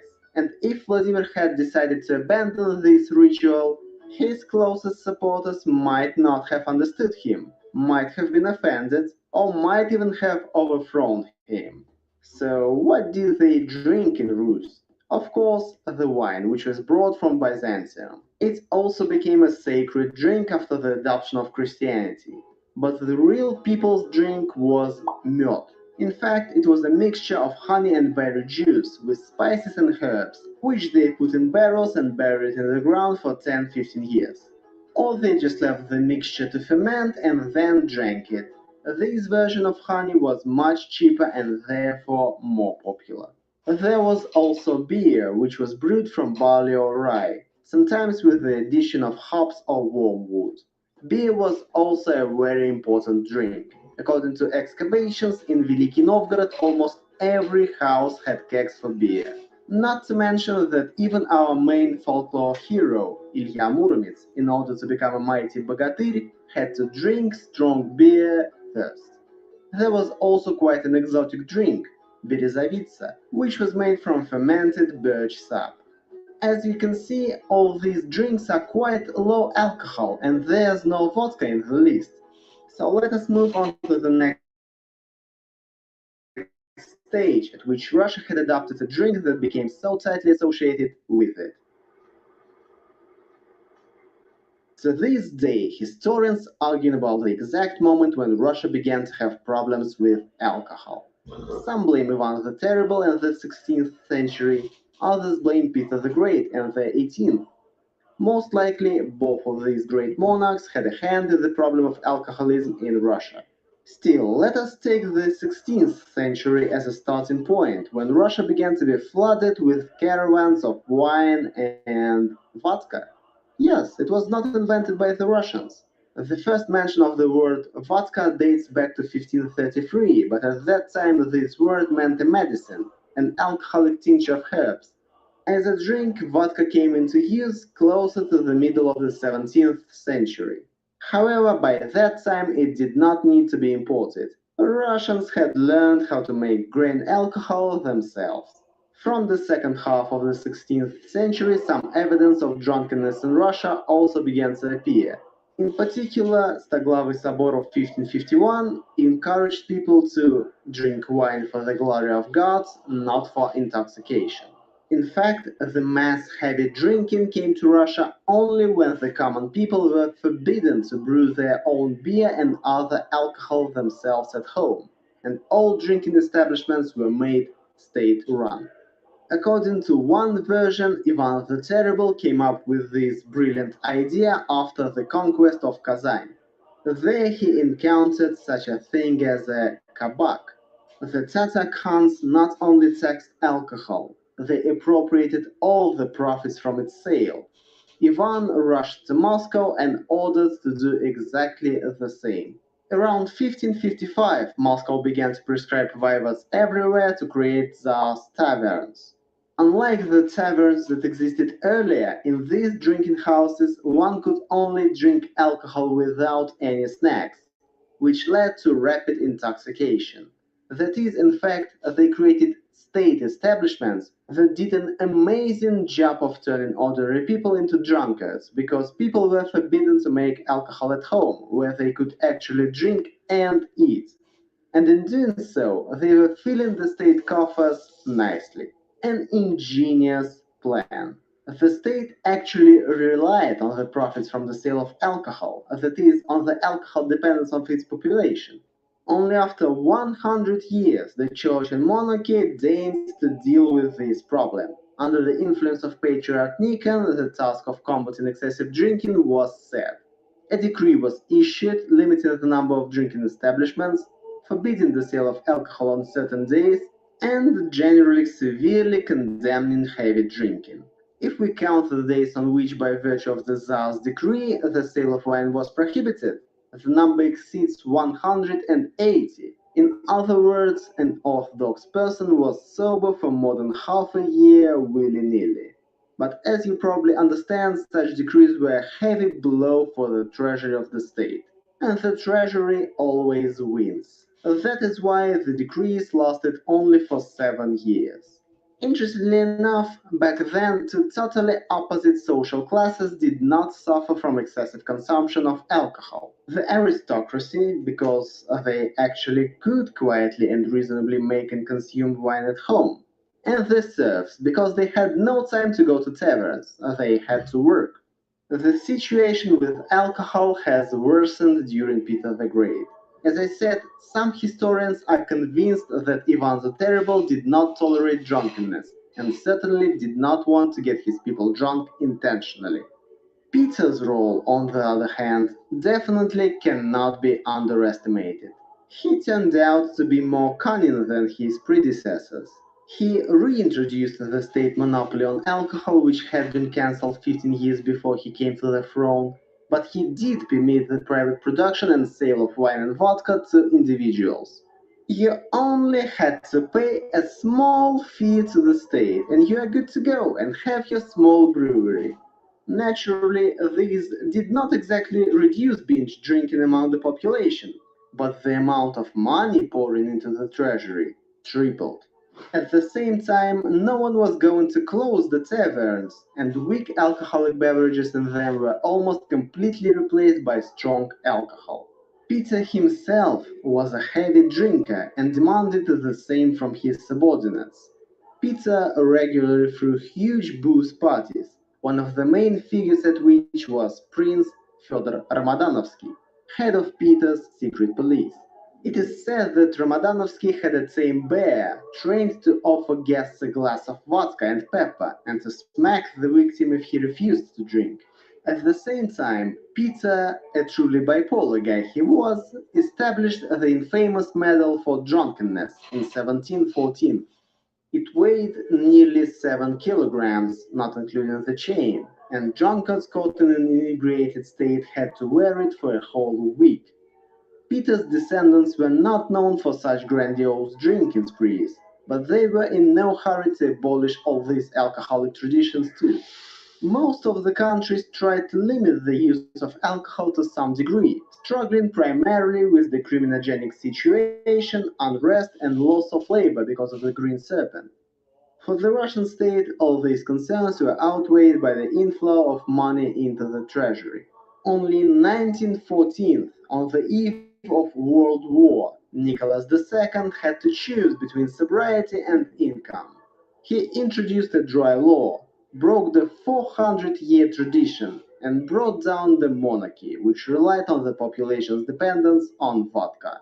The Soviets came to power, and well, let's see how they dealt with this pernicious addiction of the Russians. Spoiler, they didn't do a good job. Interestingly, the Bolsheviks did not abolish the prohibition law, which had been enforced in Russia since 1914. It lasted 10 years and outlived 3 governments: the Tsarist government, the Provisional government, and the first 6 years of Soviet power. However, the Soviet state was well aware that the Soviet people, burdened with the vestiges of the Tsarist dark past, will not give up drinking. And let's be honest, all these years of prohibition, the peasants still brewed tons of moonshine. That is why in 1924, Stalin introduces a new state monopoly on alcohol. The country began the free sale of state vodka, which was popularly called Rykovka, in honor of the Prime Minister of the USSR, Alexei Rykov. Its strength was 30%, which, by the way, is the most blasphemous. Shame on the Bolsheviks. Shame! Shame! The Soviets tried to focus on health education and therapeutic and prophylactic care for alcohol abusers. At the same time, the Soviet Union spent the first 10-15 years tossing from side to side. First, they produced their own vodka. Then they made propaganda films on the anti-alcohol theme. Then they took children to the streets to rally against alcohol. But after that, they opened cafes and snack bars where they freely served beer, wine, and even vodka. Gradually, the government realized that it was pointless to fight drinking through radical prohibitions, and during wartime, vodka was officially included in the soldiers' rations. 200 grams to especially distinguished soldiers, 100 grams to all the rest who took part in fights. And if one takes into account that up to half of adult male population of the country participated on the front in World War II, after the war the problem became especially acute. And if under Stalin people were kinda afraid to drink in public and get wasted, after his death the fear disappeared quickly. Total binge drinking forced the Soviet leadership to initiate another major anti-alcohol campaign in 1958. The fight against binge drinking was based on familiar methods: prohibiting the sale of draught alcohol, the sale of vodka near industrial enterprises and transport terminals, active propaganda, and official shaming of drunkards. The result of these restrictive measures was fairly logical. Closure of most drinking places and the ban on draught alcohol led to a shift of drinking to courtyards and public gardens. And the amount of alcohol consumed has also greatly increased. It's one thing to drink at a place where you have to order it, and another thing to stock up on bottles and drink till you pass out. Just as in Tsarist Russia, the interest of citizens' health clashed with the interest of the treasury, and the treasury won once again. Already in 1963, the sale of draft alcohol was resumed, and in an even greater volume, which grew steadily during the whole Brezhnev era. Brezhnev tried to fight this with various decrees, but these decrees sometimes were simply not implemented by the local authorities. As a result, this was simply dismissed with the premise that apparently they've always been drinking and will continue to do so. In fact, it was basically impossible to lose your job because of alcoholism in the USSR. Even if a person came to the factory completely wasted and laid on the floor for the entire 8 hours of a work shift, 99% of the time they were not fired. Plus, the average simple working class Soviet man did not have a lot of simple and accessible activities. Ballets, theaters, movies about the successes of Soviet agriculture, that's cool, but how incredibly boring it was for the average working man. Alcohol, on the other hand, was always in that other hand, and the maximum penalty for its abuse was some social disapproval. The choice was obvious. Simply put, the average Soviet man drank simply out of boredom. And so it was 1985. A relatively young Secretary General came to power, and 2 months later the USSR began the most ambitious anti-drinking campaign in its history. Strict prohibitions. Scenes of drinking were cut out of movies. They even removed a glass from the famous photo of Gagarin. Of course, all of this, as always, led to the opposite result. Economic damage, dissatisfaction of the population, displeasure of some allies, Bulgaria, Romania, Hungary, which could not supply the USSR with wine anymore, and as a result, in fact, the collapse of the USSR. There is something poetic in this. Both the Russian Empire and the USSR collapsed literally 4 or 5 years after the authorities decided to introduce a harsh, dry law. Coincidence? I don't think so. Thus, we can see that Russian heavy drinking was not a problem related specifically to the amount of alcohol per capita. Before the 15th century, there was little drinking in Russia, and for example, 19th century Russia was not a heavy drinking country by this very indicator. The problem was in something else, in the nature of consumption, in the wild, tavernous binge drinking of common people. The state prohibited ordinary people from drinking the traditional beverages at home, while encouraging binge drinking in specially created places. The problem in the Soviet Union and contemporary Russia was somewhat different. By this point, the idea of drinking alcohol was firmly lodged in the minds of Russians and was considered almost a national idea of sorts. And those were pretty hard times, so people found some solace inside the bottle. Even our president. Of course, in recent years we have seen some positive changes in our country. Young people in today's Russia definitely drink less than any previous generation at their age. The number of drunkards on the streets has decreased dramatically. All right, so that's the history of binge drinking in Russia. Dude, the Russians know how to get drunk and throw a party, don't they? Sacha, I miss my ghost, bro. What's up, Sacha? Hey, what's up, Sacha? Forge Gang! Let's go! All right, hold on a second. The Soviet, wait, alcohol tax. Short gay might try swat me. Ancient Rus drink maker's mark. I would not want to live in Russia. Neither do I.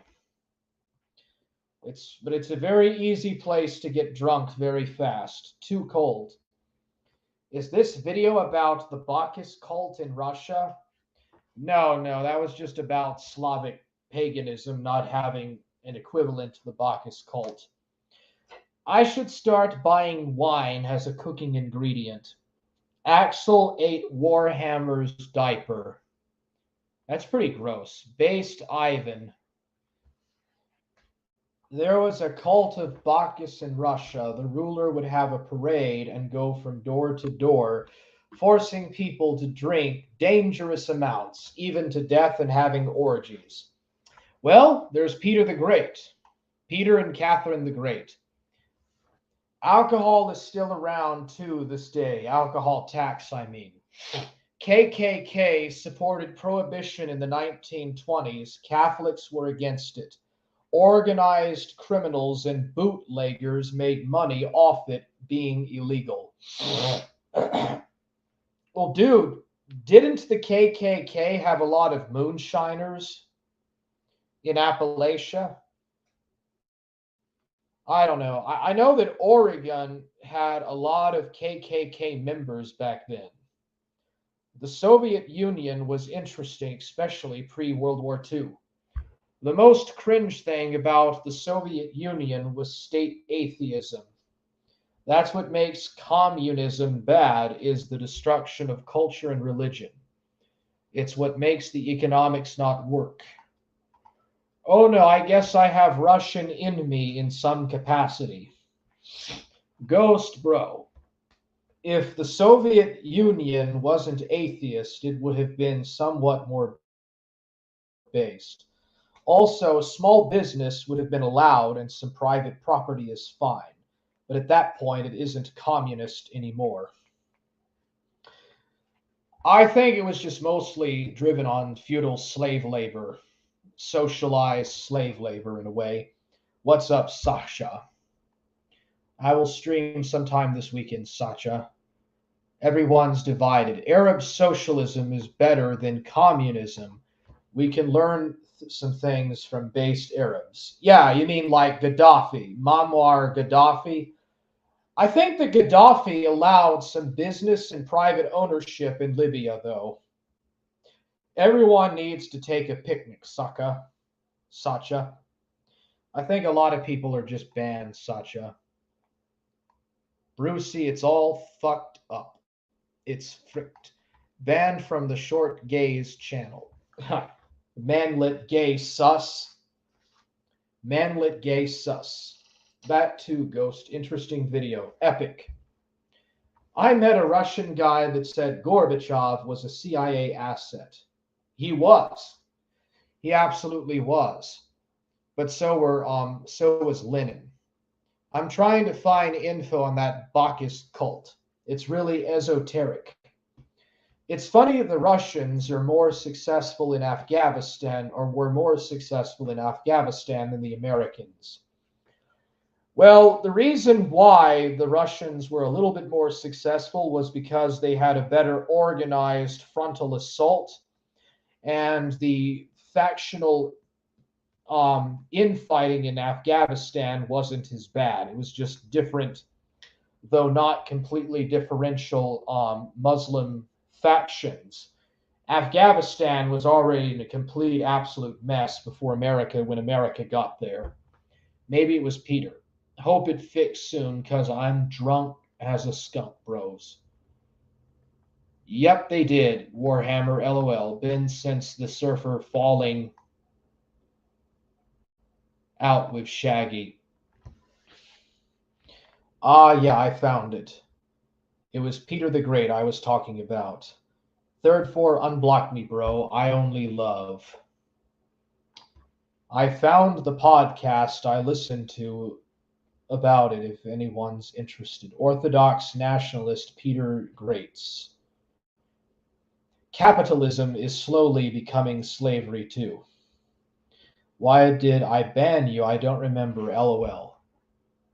I see you now. It's odd. LOL.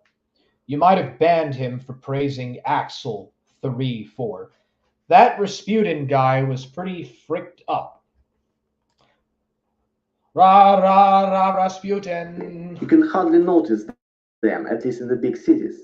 But Russia has a long, long way to go before it gets rid of the label of one of the most drunken nations on earth.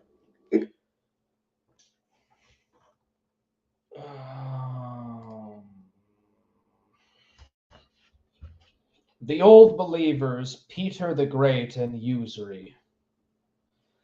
Is this it?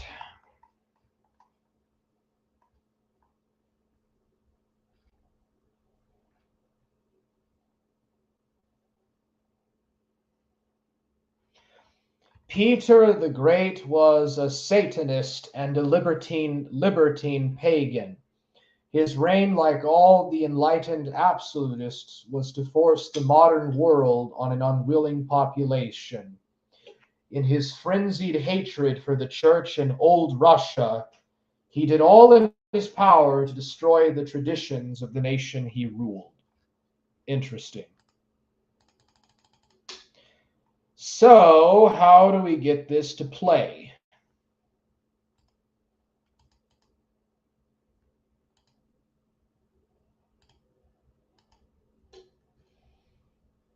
Looks like it is down.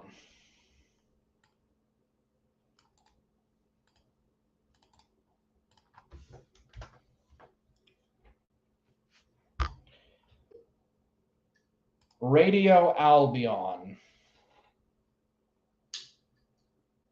Whatever happened to Red Ice Radio? Does anybody know whatever happened to Red Ice Radio?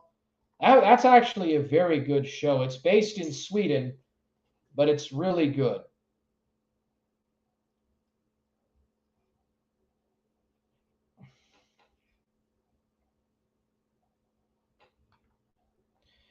The Jewish role in the Ukraine war. Grand Prince Basil III and the Russian ethos.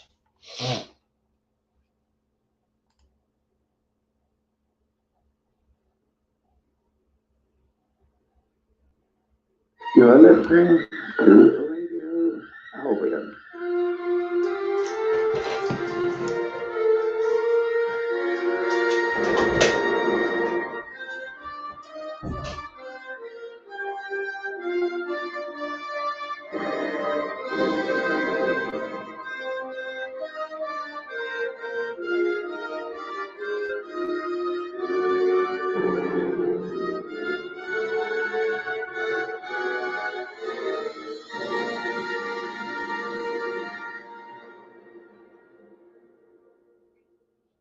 Hello, everyone. Welcome to another edition of the Orthodox Nationalists.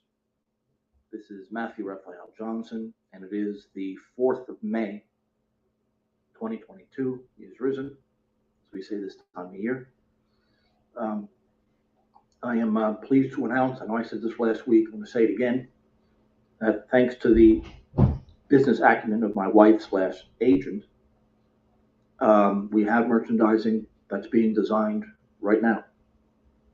And the way this is done is via campaigns. We'll be changing the designs, whether it's our Nicholas or, the show itself, there's a lot going on there. Now, I've heard today that many of you are donating via Patreon rather than which by the way, I don't mind you doing. Many of you should be subscribing anyway. And I just, in honor of May Day, a few days ago, I think I have something like a 20-page paper summarizing my point of view on what Marxism is. 20 pages is pretty much the minimum we could possibly have to summarize something like that. I'm not going to talk about that today, but that's the latest offering on my Patreon page. But there's many other ways to give to me. And for all those who've done so, I thank you very much. And it humbles me to a great extent. Today's topic is unsurprising, but it's something that needs to be done competently, and that's the Jewish role in the war in Ukraine. With all my contacts, everyone that I'm talking to, even I can't figure out what state this war is in. It's almost like a form of suspended animation. But nevertheless, it's clear that Ukraine doesn't have a leg to stand on. Everything that the West is talking about is purely symbolic. They simply don't have the capacity to do much. And in that vein, I want to do an aside here and talk about the so-called default. I was just reading Oleg Sada on this in the Union of the Russian People's page. And of course, it's being reported in the West that the Russians have finally collapsed and they're rushing to us, but of course, it's ridiculous. That doesn't even pass the minimal logical muster here. The default is when you simply say we can't pay our debts and so come in and take whatever you want. Because Russia doesn't have any debt, at least any long-term debt, the whole thing is absurd. But Eurobonds in dollars have been redeemed. So it's been reversed. Russia, in fact, paid off its long-term and medium-term debt early years ago. And no one going to let them do it because that is a form of control. So a week before the grace period, Russia paid coupons on Eurobonds that mature, so 2022 and 2042, so some long-term there, in dollars as required by the contract. So the fact is that Russia is too big for this. They use scary words like default, but that's completely absurd. Russian gold and foreign exchange reserves. Now, the handful that was outside of the country, as well as the assets of any state-owned companies, were also nationalized. And any Russian with foreign business contacts had whatever they had abroad nationalized, whether they're supportive of Putin or not. So you have a few countries drafting laws now that's going to confiscate those, essentially steal them, and then give them to Ukraine. Now, of course, to a great extent, that can't happen. Number one, it would collapse. Whatever trust is left for Western investors would collapse overnight. Whenever they're angry at you, they could simply steal whatever you have and give it to whoever they want. So the State Department and of course, the banks developed this formula. Ukraine would be able to use the sanctions funds, so to speak, from the central bank of Russia to return loans to stabilize the economy, which is laughable. All of that, every word of that doesn't make any sense. And the EU will probably follow the I don't really like this guy too much, but he's got some material.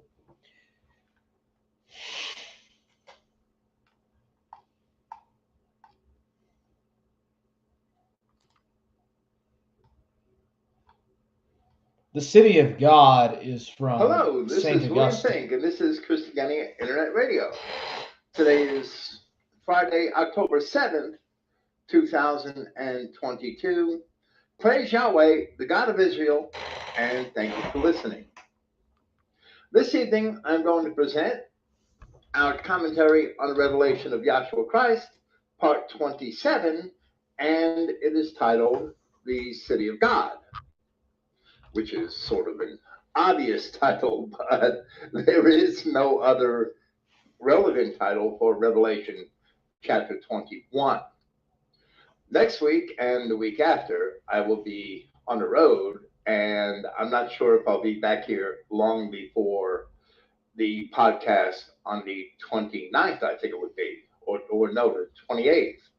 So Next week I have a topical program, and I have a few ideas for the couple of weeks after that, but we will return to the Revelation and complete the commentary, Yahweh willing, in November. Before we commence with Revelation chapter 21 and the city of God, we should pause to speak about the references to the Book of Life. This Book of Life, as we had mentioned briefly in our discussion of the Camp of the Saints, is not explicitly mentioned in the Old Testament. In the podcast version, I failed to say explicitly, which I added later to the notes. But there certainly does seem to be at least one reference in the Old Testament to the same Book of Life of the Revelation, and that is found in Daniel chapter 12. Other passages may arguably be interpreted as references to the Book of Life, especially if, and I've had people do this, especially if they are taken out of context. So before we discuss the reference in Daniel, these passages we shall discuss briefly. For example, in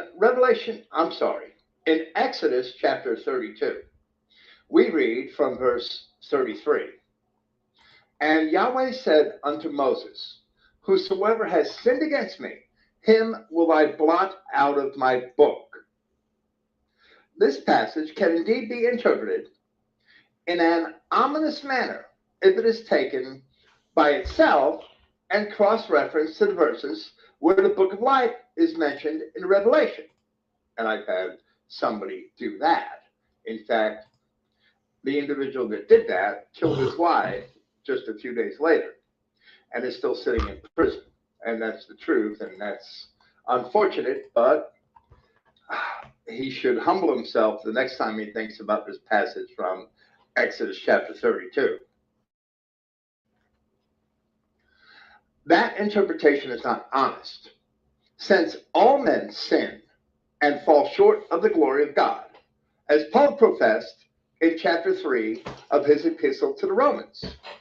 And since in the sight of Yahweh, no living man is justified, as David had professed in the 143rd Psalm, then the city of God would evidently be a very deserted place. Nobody would be there except Yahshua Christ, if that were the case. If you could take Exodus chapter 32, verse 33 by itself and cross-reference it to these passages concerning the Book of Life and Revelation. But that interpretation, as we have also explained in our last presentation, is absolutely contrary to all of the promises of Yahweh and the parables and other statements of Yahshua Christ. To see why that verse from Exodus chapter 32 should not be cross-referenced to the Revelation in that manner, we shall read a broader selection of passages from Exodus to put it into its proper context. We will start with Exodus chapter 24, from verse 4.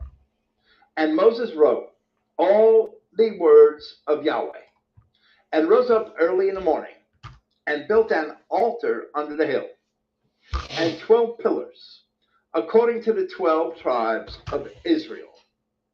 And he sent young men of the children of Israel, which offered burnt offerings, and sacrificed peace offerings of oxen unto Yahweh. And Moses took half of the blood, and put it in basins, and half of the blood he sprinkled on the altar. And he took the book of the covenant and read it in the audience of the people.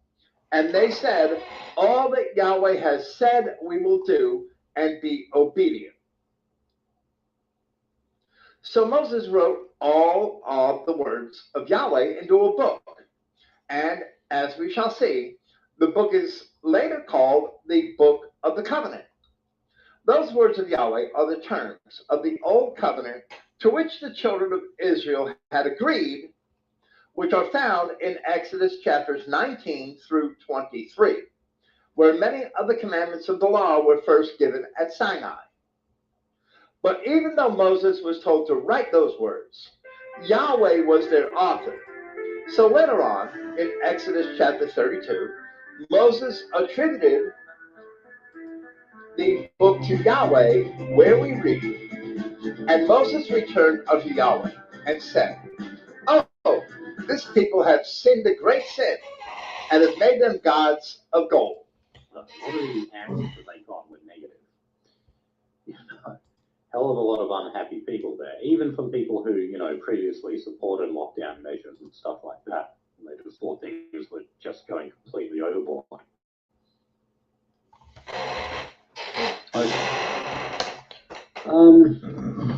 The NDIS getting fleeced. Oh, it's okay. You don't need to smash any early life, or we'll just move on from there. So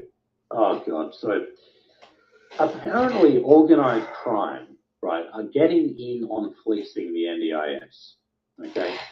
Now, I don't know if you saw, but the AFP is saying that like these Italian mafia networks are actually very well entrenched in Australia.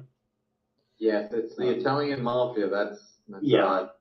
That's the group we're dealing with here. The Italian mafia. And by the way, I've heard the ABC say that literally every single hour. I know. Last fucking week. Well, this story was actually broken by the Australian. It started off as an Australian exclusive, and it's this oh god, I don't even know how to pronounce the name, like Grahati or something. They're a southern Italian family. They go back many generations and everything, and they have like kind of these tried and true methods that they use, and they have success.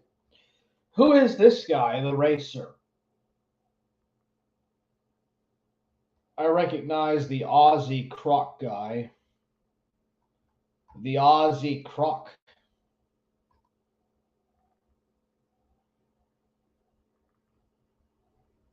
So I don't know too much about this dude.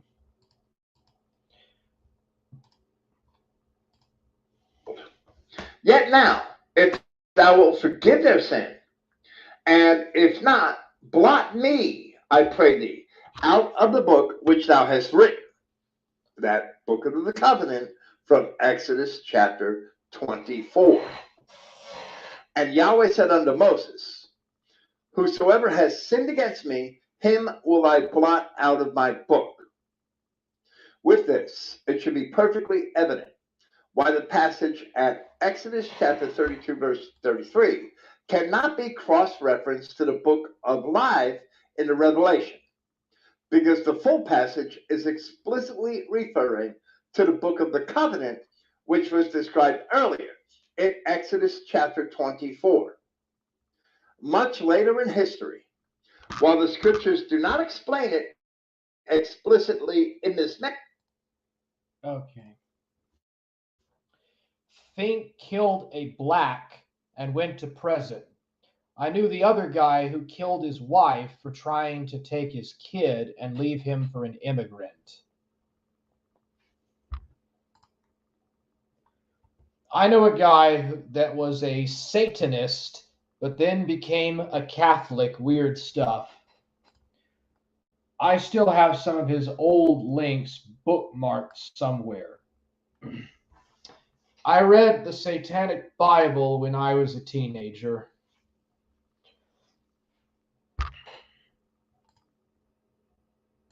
Really, wait a second, Ghost. You actually know who William Fink is?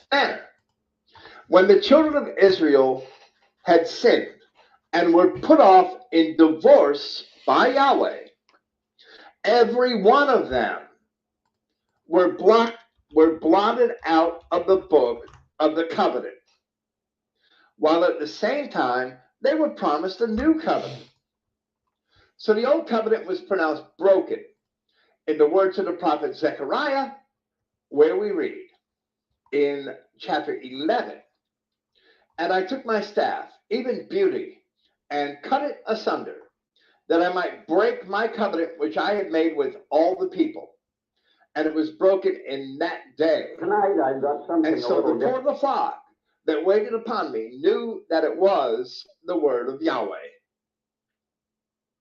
But even there in Zechariah, there was a prophecy of aspects of the making of the new covenant, where we read in the very next verses, "And I said unto them, if ye think good, give me my price, and if not, forbear. So they weighed for my price 30 pieces of silver.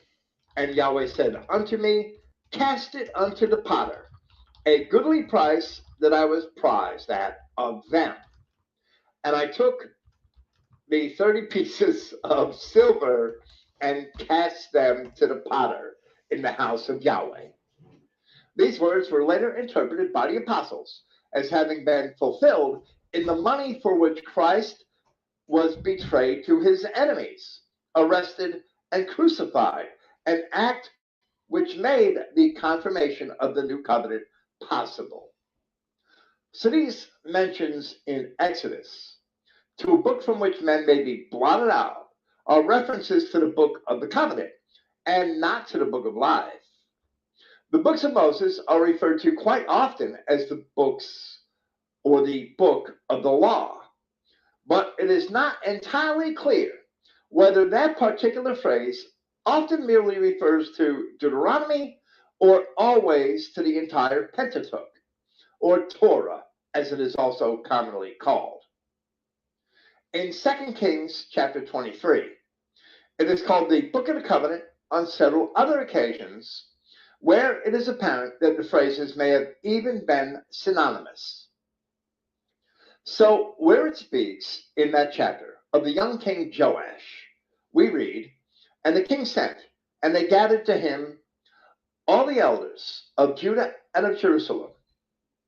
This is the 7th century BC. It's sometime after 640 BC when Joash became the king. "And the king went up into the house of Yahweh, and all the men of Judah and all the inhabitants of Jerusalem with him, and the priests and the prophets and all the people, both small and great. And he read in their ears all the words of the book of the covenant, which was found in the house of Yahweh." And then skipping ahead to verse 21. "And the king commanded all the people, saying, keep the Passover unto Yahweh your God, as it is written in the book of this covenant." And skipping ahead to verse 24. "Moreover, the workers with familiar spirits, and the wizards, and the images, and the idols, and all the abominations that were spied in the land of Judah and in Jerusalem." They evidently had New Age nuts back in that time also. "Did Josiah put away, that he might perform the words of the law which were written in the book that Hilkiah the priest found in the house of Yahweh." And that's the book of the covenant from earlier in the chapter. And by this last verse, where the word... Well, the Trinity isn't really actually mentioned until Tertullian's lifetime. Tertullian is the first Latin father, the Latin church father, not the first, but the first Latin father to believe in the Trinity. 3:4, did you know that? Did you see what that drag queen that got shut down looked like in their name? They literally call themselves Belial Bazaar. And they mutilate themselves on stage, and they are Jewish. Yeah. So you see, that's kind of the one thing about this idea of Jewish supremacy that I don't actually believe. I don't think that the Jews are trying to re-establish the old covenant. I think that they're trying to create a Babylonian Canaanite religion. I think the New Age religion is Canaanite and Babylonian and Egyptian, or Greco-Egyptian. Okay, the New World Order is pagan, not Old Testament Judaism. But yeah, the Talmud is pagan. I believe the Trinity is clearly displayed at the baptism of Christ by John the Baptist. Noise. Anyone against gays is good in my book. New Zealand has a lot of Catholics. Fink and his group say the Trinity is pagan worship.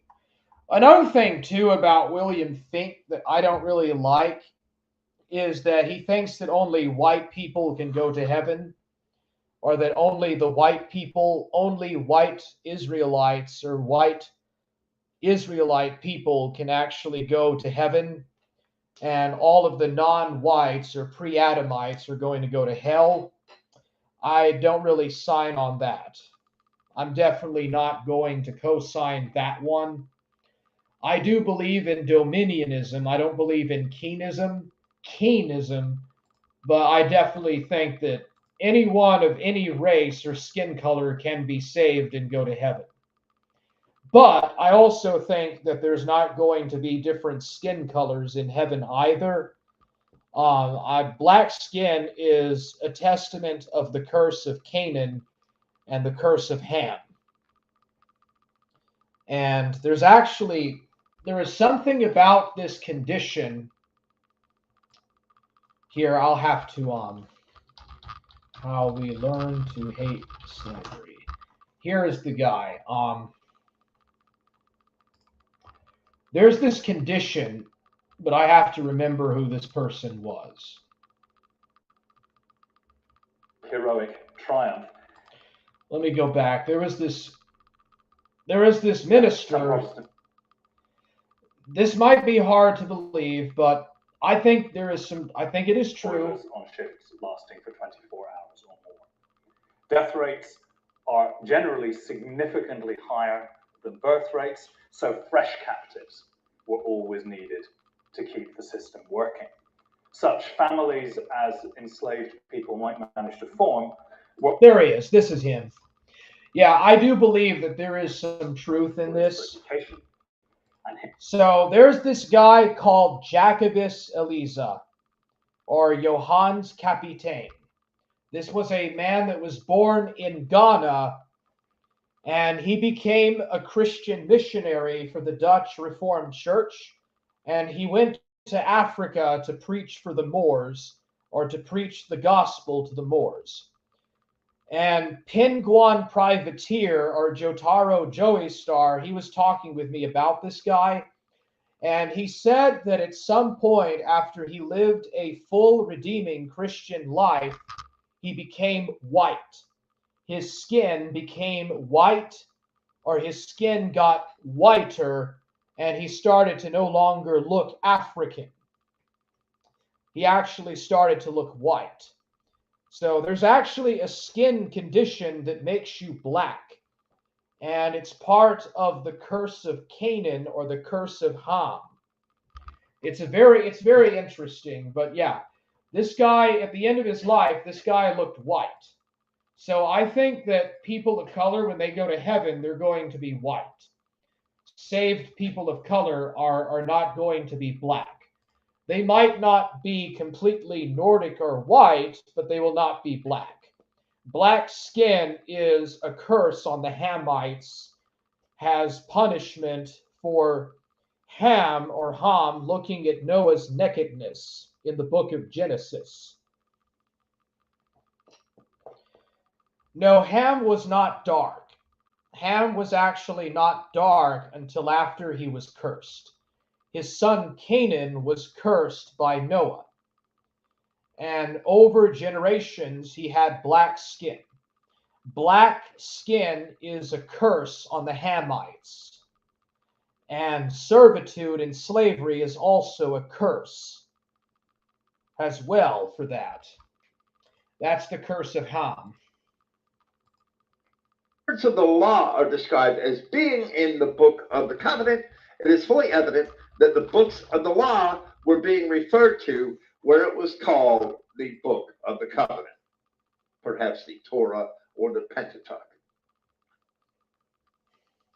In the 69th Psalm, which is attributed to David, we read a plea concerning the wicked where David refers to a book of the living. But that is not necessarily the same as the book of life of the Revelation. So we shall read in part.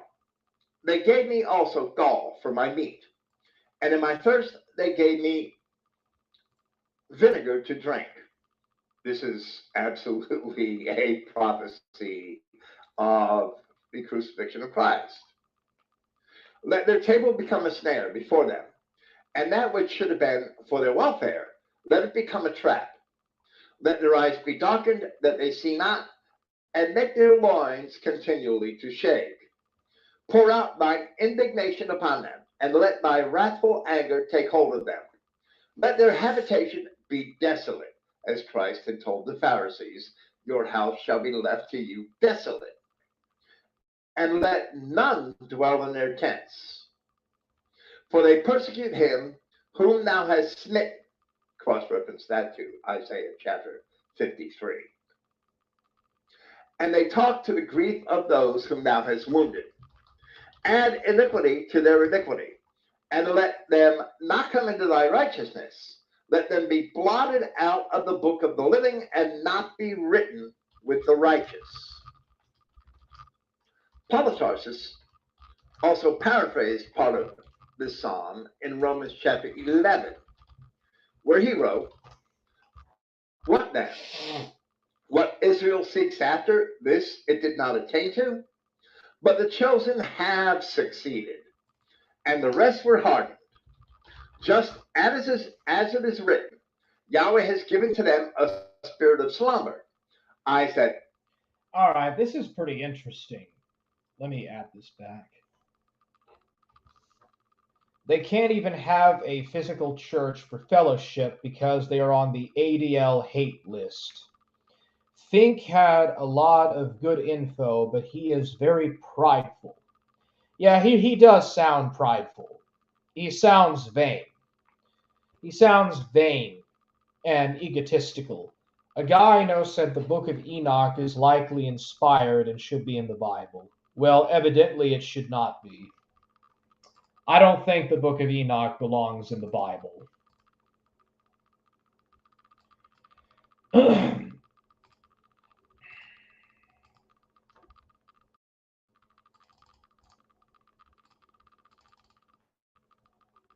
Here's something interesting that's worth a read.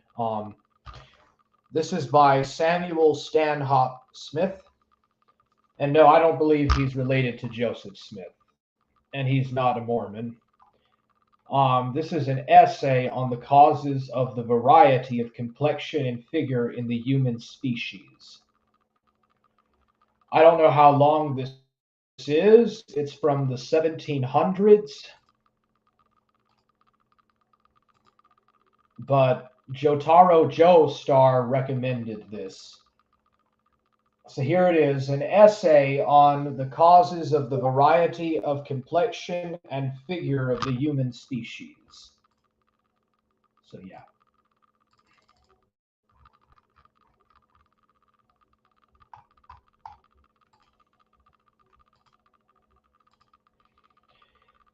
To which are added an appendix. So, dedication to the American Philosophical Society held in Philadelphia for promoting this advertisement. Essay on the variety of complexion, figure, etc. in the human species.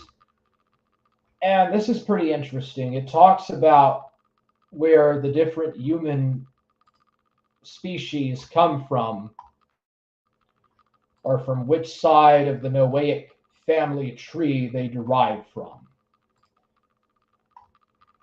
I don't know if this promotes polygenesis or unigenesis or whatever.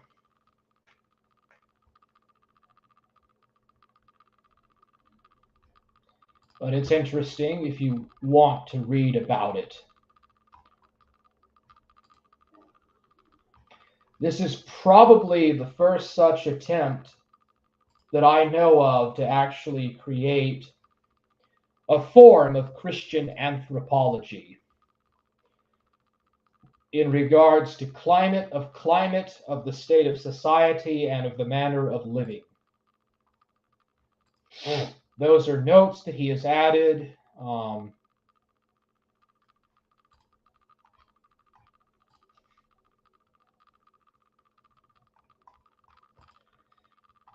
It's about 400 pages if you want to read it.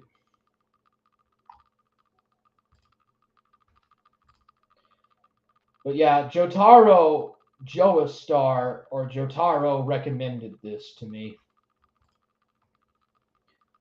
It's not really Christian identity or even British Israelism, but it's something kind of like a precursor to it. In a way, it's kind of something of a precursor.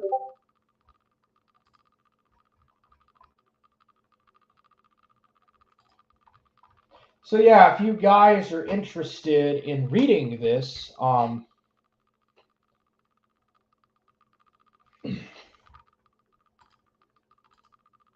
you enjoy. I'll put a link in the chat, of course.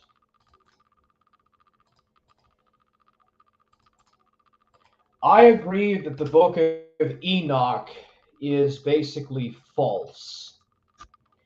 Yeah, I think it is too. It was written in the Greek or the Hellenic and Hasmonean period, which is well after the time period that the Old Testament was supposed to have been written, in the First Temple and Second Temple periods.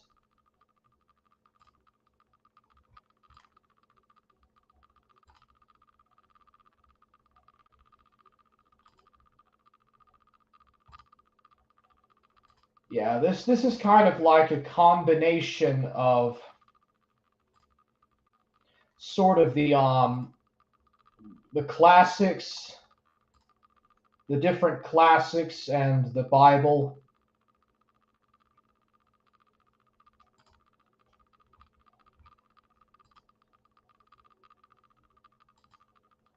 I don't really see anything about the origins of the different families of man, though.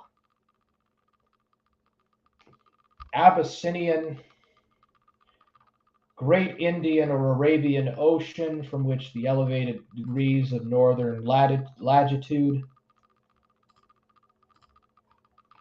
Their complexion is not so fair as that of Europe or of Middle Asia, nor as black as that of Africa, and there is a greater uniformity with the natives. So this is about the American Indians. There was a lot of interest in early Christian or Protestant missionaries about evangelizing the American Indians. But yeah.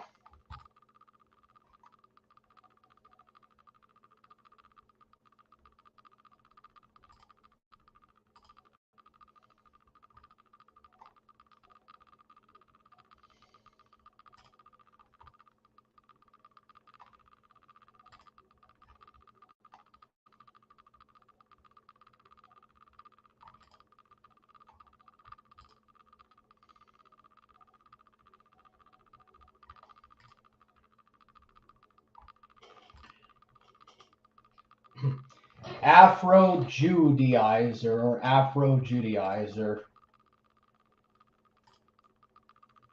I actually don't really see nothing about anything with regards to the origin of the different families of men.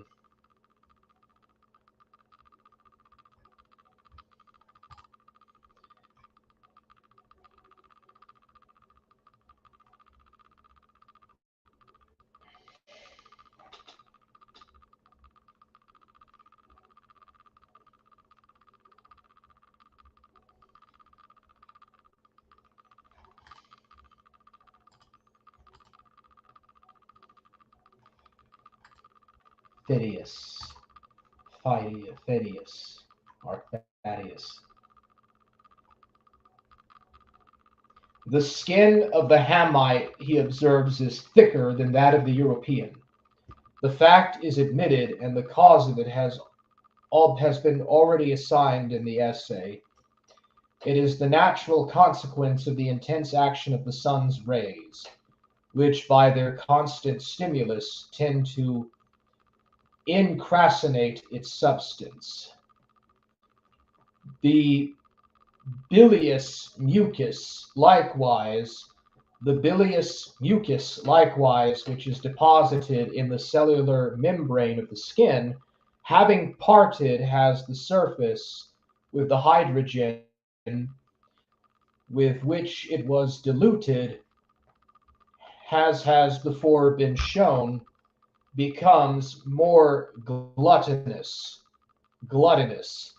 by means of its coagulated carbonic ingredient, and thereby imparts a greater density to this ingredient than the common mucus which fills the cells of the white skin. If it be true, as Mr. White affirms, in which opinion he is supported by other naturalists, that the secretes less by the kidneys than the white man, although it cannot be an adequate criterion of a distinct species.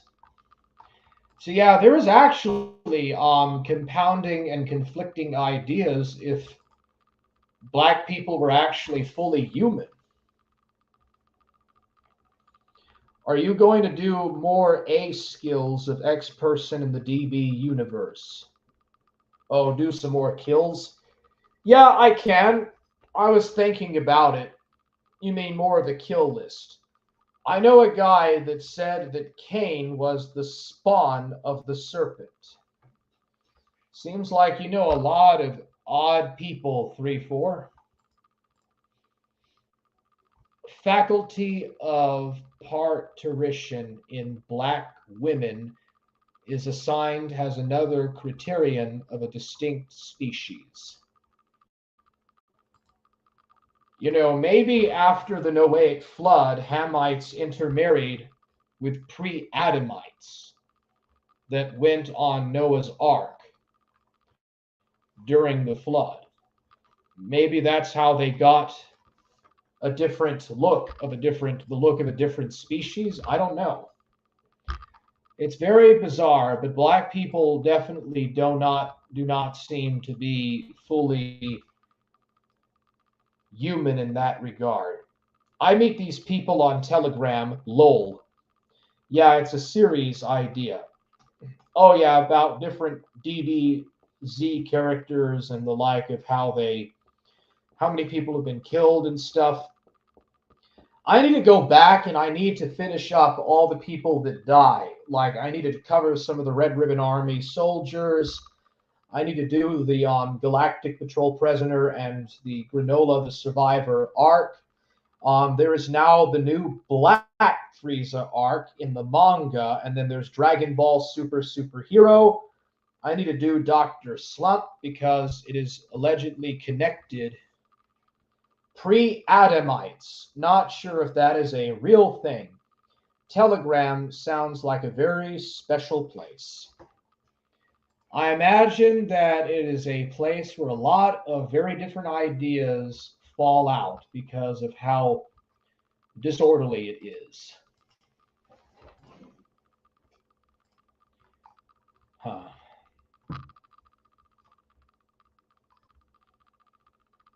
Public Library of India. India actually has books? Are you kidding me? That see not, and ears that hear not, unto this very day. And David says, their dining table will be for a snare, and for a hunting of beasts, and for a trap, and for a repayment to them. Their eyes will be darkened to not see, and their backs continually bow. So where Paul had said, what Israel seeks after, this it did not attain to, but the chosen have succeeded, and the rest were hardened. Neither was he referring to Israelites in reference to those who were hardened. Rather, where he spoke of Israel, where he said the chosen have succeeded, he was referring to the true Israelites in Israel, as they are the chosen, and for which he wrote later in that same chapter that all Israel shall be saved. Then, where Paul wrote this, he was still comparing Jacob and Esau, the Israelites and the Edomites in Palestine, which he had begun, a comparison which he had begun in Romans chapter 9. And for which reason he also wrote in that chapter that the word of God has not failed, where he said in verse 6, since not all those who are from Israel are those of Israel. So the elect or the chosen succeeded and the rest were blinded. So Paul cited David's 69th Psalm in reference to the Edomites in Israel. And in that Psalm, neither was David necessarily referring to Israelites, since his own life was often a type for the trials of Christ. And since this is a messianic prophecy, from which several passages were cited by the apostles in reference to events in the trials of Christ. In several other Psalms, David had prayed that Yahweh root his enemies, or the wicked, out of the land of the living, Psalm 52, verse 5. Or praised Yahweh while expressing gratitude for his own walk in the land of the living, Psalm 27:13, Psalm 142, verse 5. And there is also the unattributed Psalm 116, verse 9, which doesn't have an attribution, so it is not necessarily David's. But for these reasons, we should interpret David's reference to the book of the living in the 69th Psalm as an allegory for life in this world, the land of the living, and not the world beyond. He often used that phrase, the land of the living.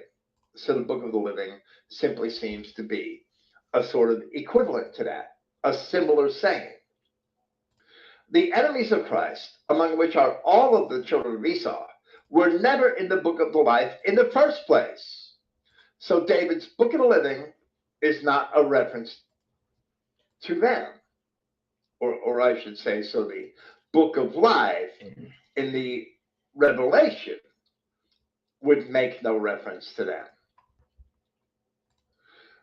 So once again, we find that there actually is no conflict in Scripture.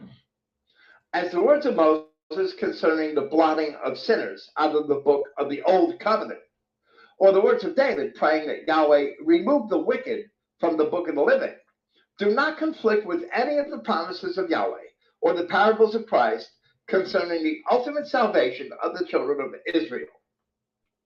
And since all Israel shall be saved, none of the children of Israel can possibly have their destiny in the lake of fire, as Christ had assured his disciples that all of the sheep shall enter into the kingdom.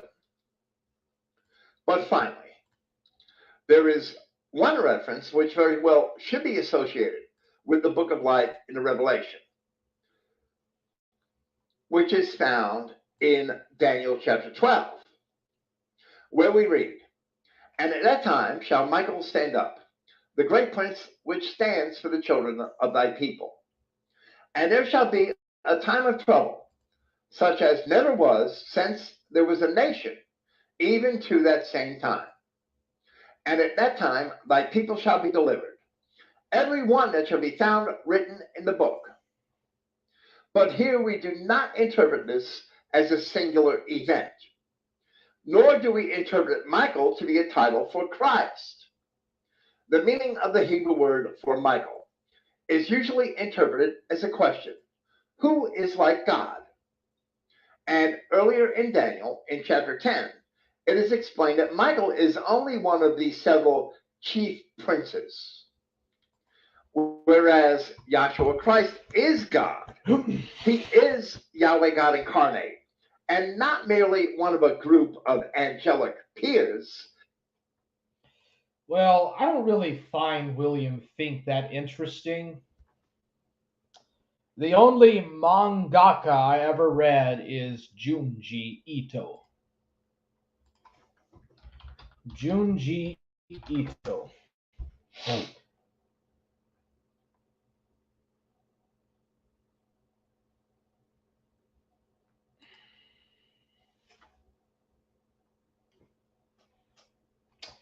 Well, it looks very surreal. Surrealist.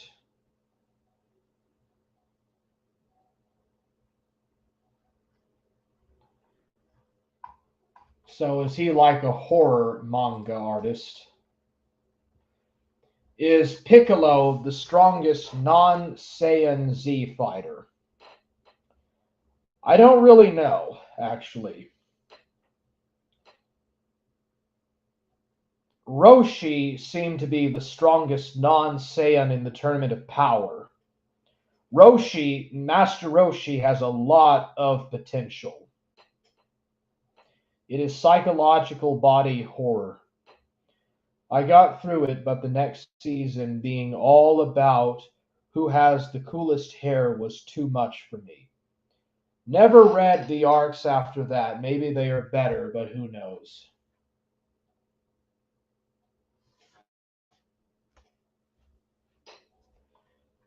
The third arc of JoJo. A lot of people like the third arc of JoJo's Bizarre Adventure. I thought it sucked balls, LOL.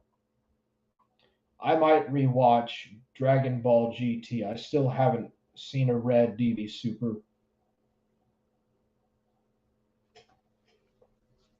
I saw that DB Super had like 170 episodes in season 1. It's crazy. It's 131 episodes. Fink is the pasture, the League of the South. They tried getting me to join once, LOL.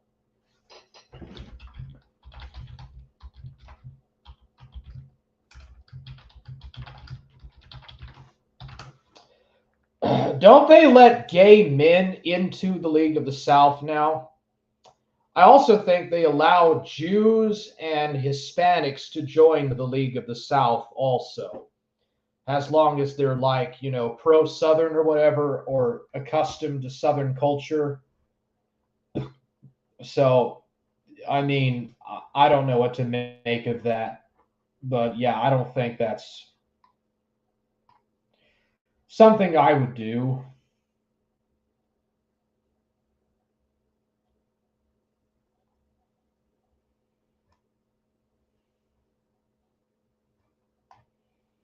Junji Ito.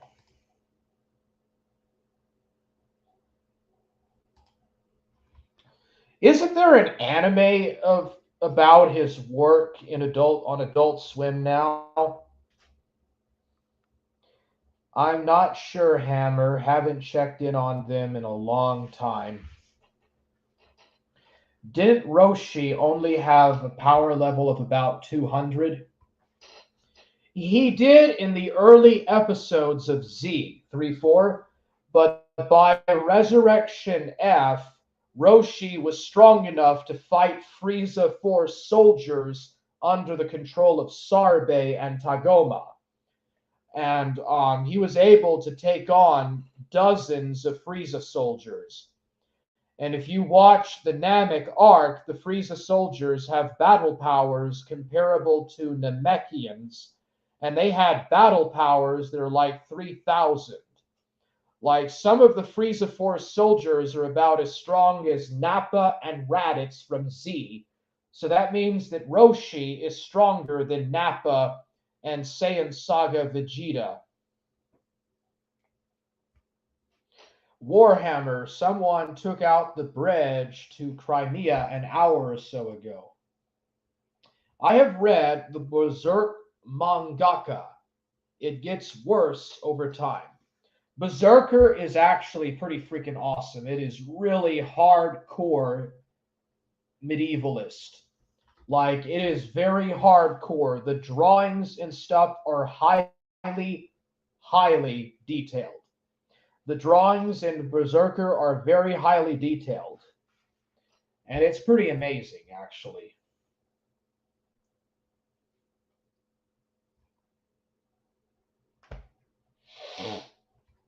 What in the world is this? The Power Star Archives. Wario Apparition.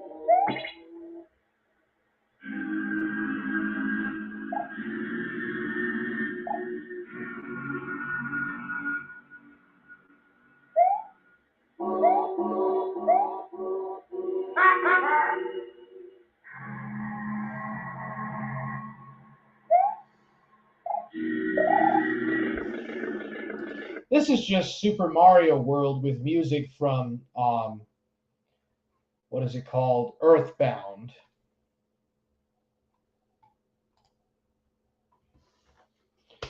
I thought the League of the South was epic, but it is subverted now. Everything in the West gets subverted at some point. But since 2017 at the latest, or at the earliest, they're allowing some gay men in the League of the South.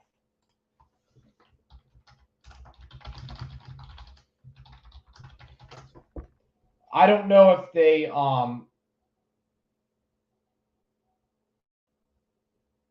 yeah, here it is.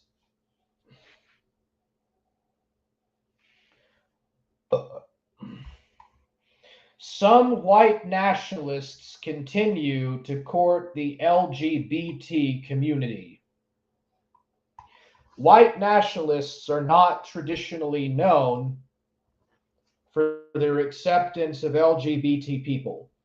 However, in the wake of gains made for LGBT rights, the passage of same-sex marriage in the US last year, and the rise of a younger anti-establishment racist movement called the alt-right, some have extended a rainbow handshake to new bedfellows. So Kyle Rogers, Milo Yiannopoulos, some of these guys, I mean, dude, you know, there are a lot of gays in the alt-right. LOL, is this article going to mention Greg Johnson? They are tied up still in Charlottesville stuff, so they might be making concessions. That's probably true, Ghost of Niccolo. Actually, I think the Charlottesville protests have been overshadowed by the January 6th incident at the Capitol House. I think that kind of overshadowed the Charlottesville protests, but that's probably true.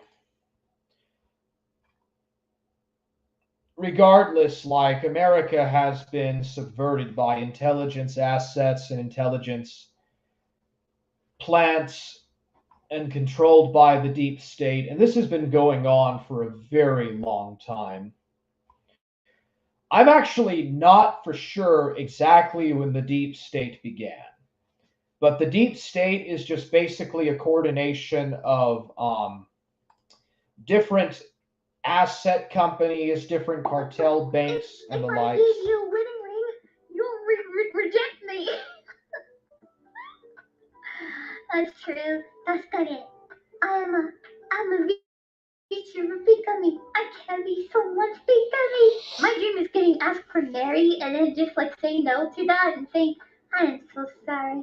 I can't be someone else. Just like the idols. That's very cool. But no one asked me to marry me. Or maybe sometimes people ask, but just for a visa. Such. Yeah, people asking for the visa. What the heck? Never come to the Japan. There's no space for you in Japan.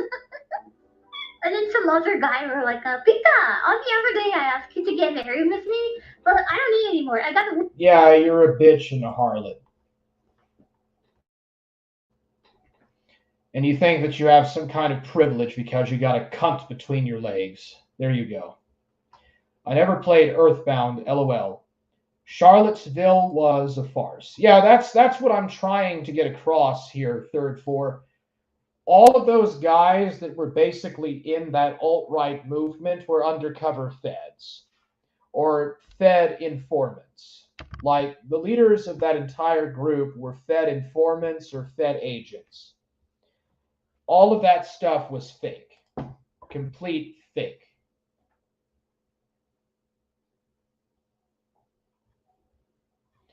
Well, I'm kind of out of ideas at this point. I kind of said pretty much everything I wanted to say, but yeah.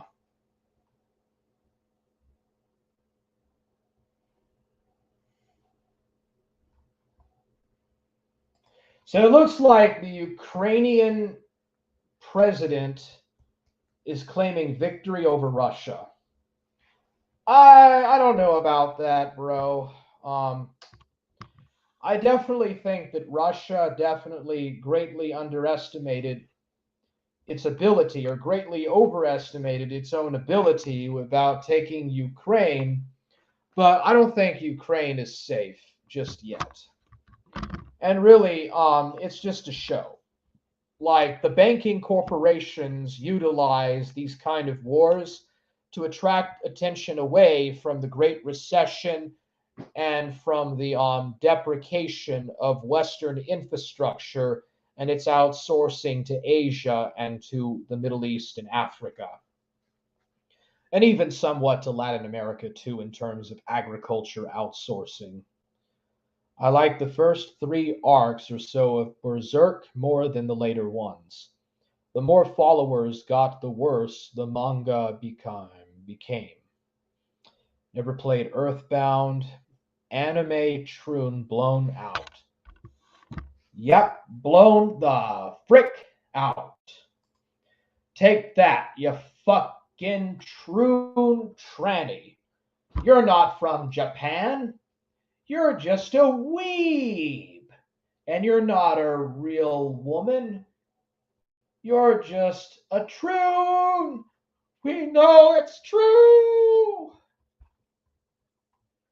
We know the truth, and it is spoken so. How much money has America given Ukraine at this point? Probably billions and billions of dollars. There's no Ukraine flags anywhere where I live, but I imagine if, like, you go to San Antonio or Austin, there's Ukraine flags everywhere. Like, the Ukraine flags are going to be in the leftist areas. The Ukrainian flags are going to be all over the left-leaning areas.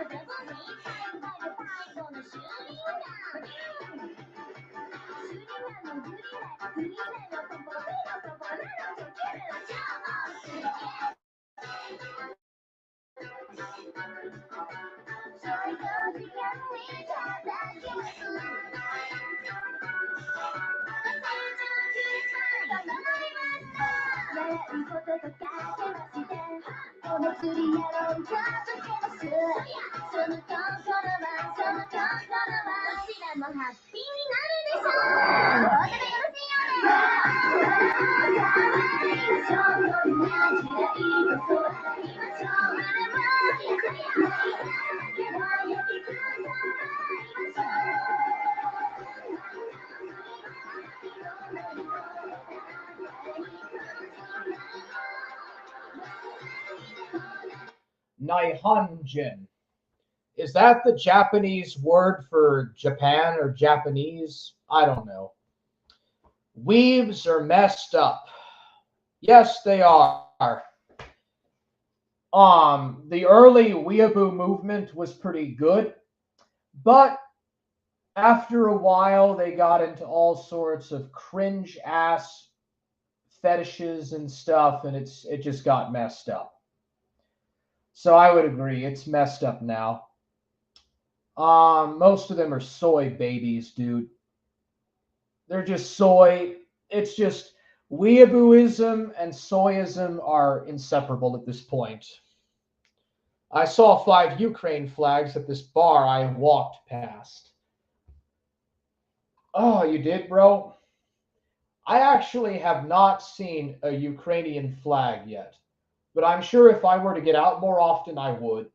90% of animes are crap. In some ways, it is worse than Hollywood. Yeah, the particular fetishization of underage girls and boys is pretty disgusting. So there is, but you have to remember the Japanese culture is vastly, vastly different from Western standards and stuff. Okay, Warhammer, the new Mormon Shaggy. Want to try to deflect from my receipts? Oh, does he burn his vehicle? I drive a minivan. Gotta show you all my receipts here, my beautiful 2019 Toyota Camry. And let me turn. Yeah, so I drive a 2019 Toyota Camry. Yeah, and it's $23,000. Most minimum wage earning Americans make about $20,000 a year. So you got a $23,500 something car. Like, if you had a what is that Elon Musk electric car thing? Crap. Elon Musk electric car. Maybe if you had a Tesla, Drake, I'd be impressed. But Ellie, this is bullshit. we're victims. We're special victims. No way to be successful. Yeah, it's $26,000. That's not that much for a vehicle. Maybe I should go in, LOL. Into the bar with the Ukrainian flags, you mean? I'm going to try to get 120 shine sprites in Super Mario Sunshine. I thought you were doing Mischief Makers on N64. Tesla. It's going to be tough. I would never buy an electric car. Hybrid, maybe. Well, how are you going to charge it? Like, where are you going to plug it up at work or wherever you go to charge it? Like, how are you supposed to power it up outside of the inner city? It is practically impossible.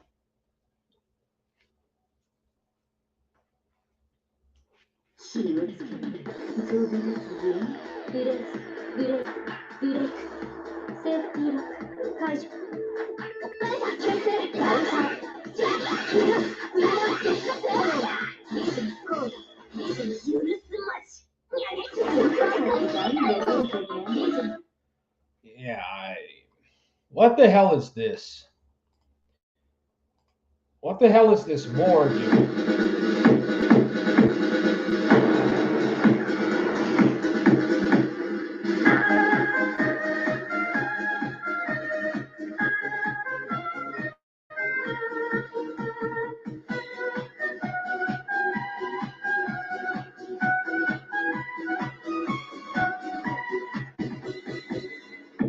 没有共产党就没有新中国，没有共产党就没有新中国。共产党辛劳为民主，共产党他一心救中国。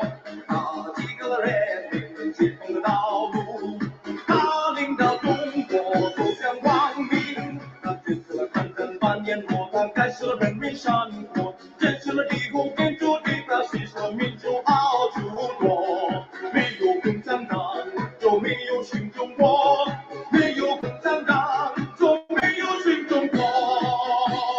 1、2、3、4，1、2、3、4，水是雷锋好榜样，忠于革命，忠于党，爱党革命不忘本，立场坚定多自强，立场坚定多自强。嘿，大家好，我是火锅王老弟，我爱你们。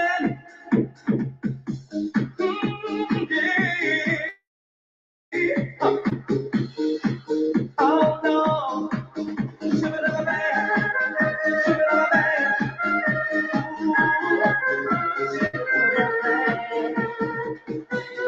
有共产党就没有新中国，这首勇歌太棒了。没有共产党就没有新中国，没有共产党就没有新中国。共产党辛劳为民主，共产党他一心救中国。他几个人。So, are you still proud that Lincoln freed the slaves? That man seems confused. No, I think that he has a natural slave mentality, and whenever black people are not enslaved, they're just enslaved by religion or totalitarian ideas or just anything. So, and the fact that the Chinese are now the new colonizers in Africa, that just shows how this is a form of neo-slavery. But yeah, I guess you could say he's confused politically. I don't know. Pretty stupid.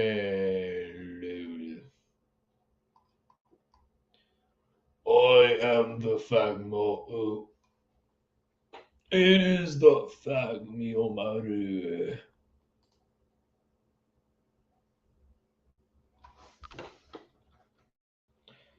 Whatever happened to the Damo? I have literally heard nothing about the Fagmo. Well, it looks like the Fagmo fricked off finally. Is the daimyo finally gone forever? Grifting the daughter's tears. You're so gay, Axel. I mean, seriously, you're gay.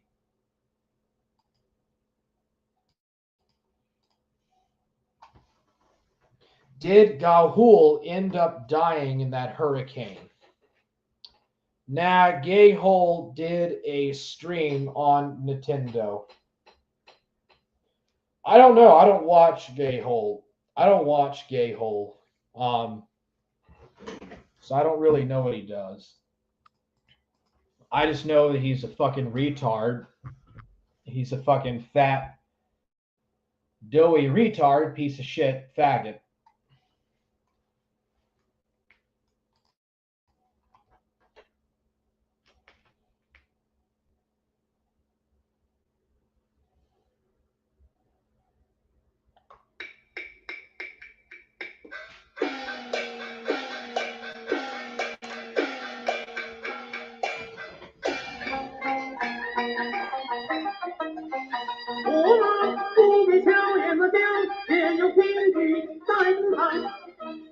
人来看，过了新年中。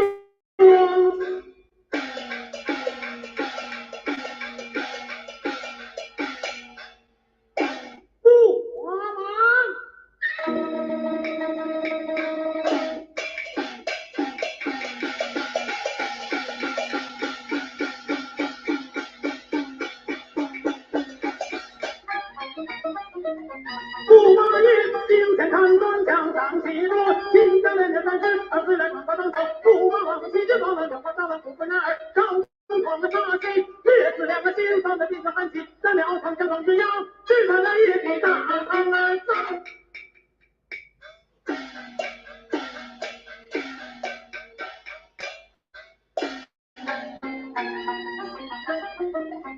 又进了牙关一位大庄。 5,000 years of civilization there. Big Shack. Man's Not Hot music video.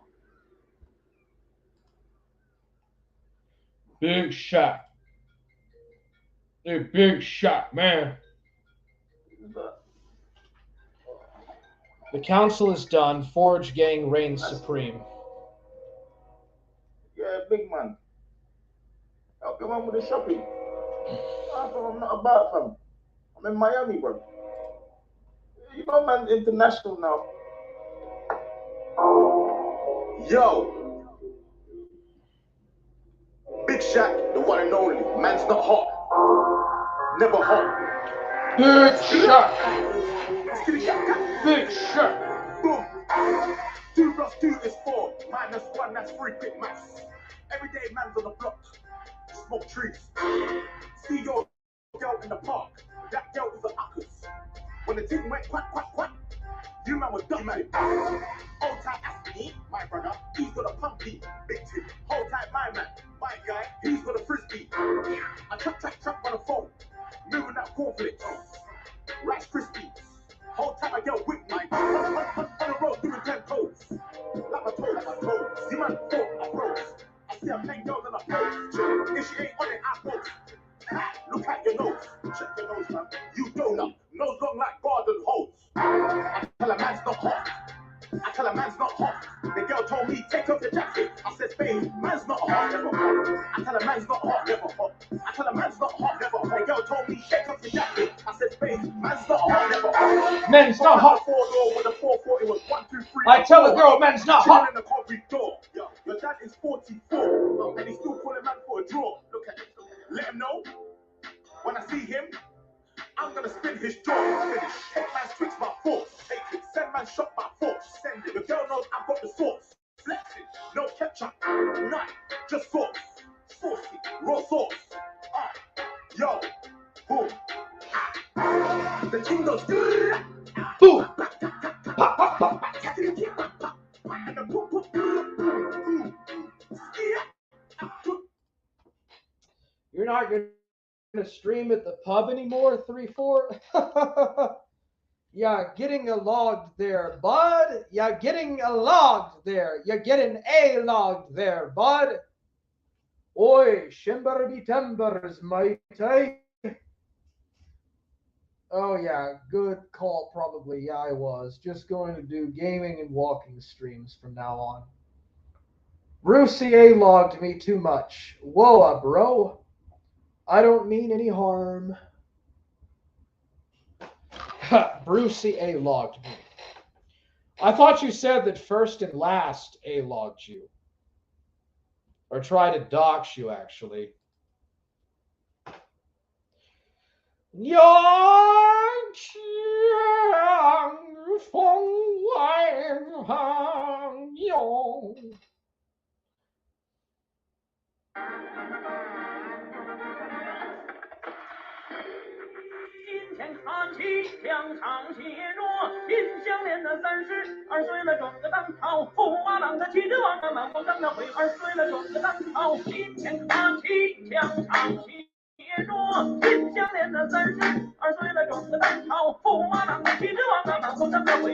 了壮士胆好，今天打起疆场写着新相连的32岁了壮士胆好，驸马郎骑着王啊马上个回2岁了壮士胆好，今天打起疆场写着新相连的32岁了壮士胆好，驸马郎骑着王啊马上个回2岁了壮士胆好，今天打起疆场写着新相连的32岁了壮士胆好，驸马郎骑着王啊马上个回2岁了壮士胆好，今天打起。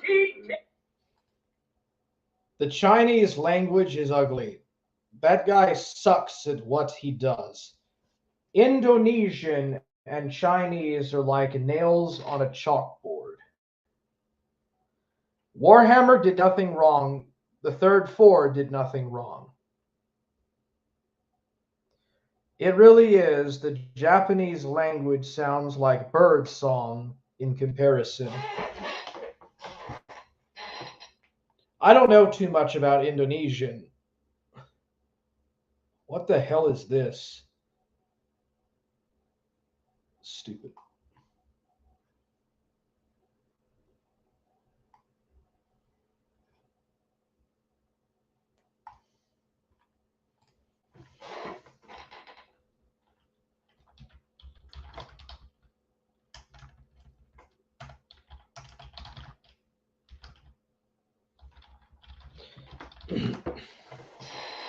How in the world is it that,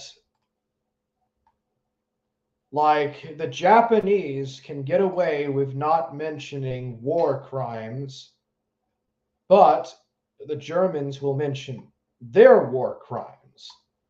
That's what I don't understand. Let's see here. Hold on a second. Where's the Japanese? Chinese.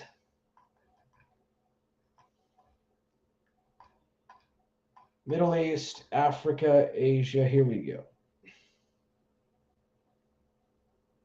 That's it. Yeah, I'll show you what I mean.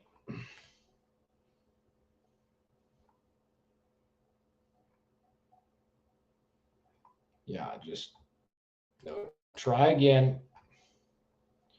Yeah, here it is. Empire of Japan. See, there's absolutely nothing about war crimes.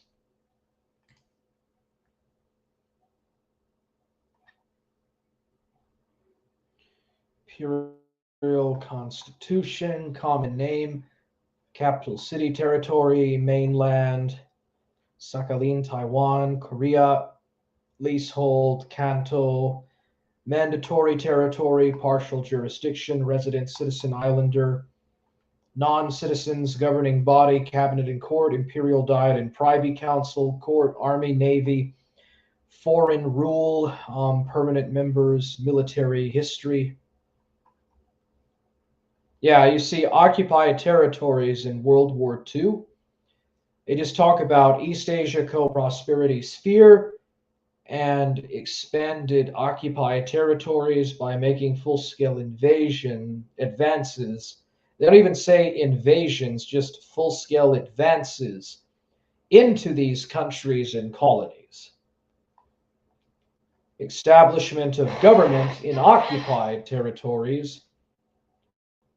There's no war crimes. Nothing. But if you go to like Korean, oh my goodness, it is completely different. Let's see here. Where is Korean? Asia, Chinese Lang, Bohanese, Tagalog, Portuguese, English, Hakka, it's Cantonese. But yeah, if we go to the Chinese language article, they will talk about Japanese war crimes.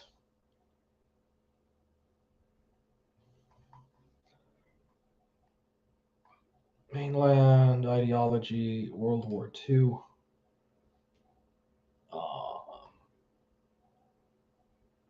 Okay, here it is.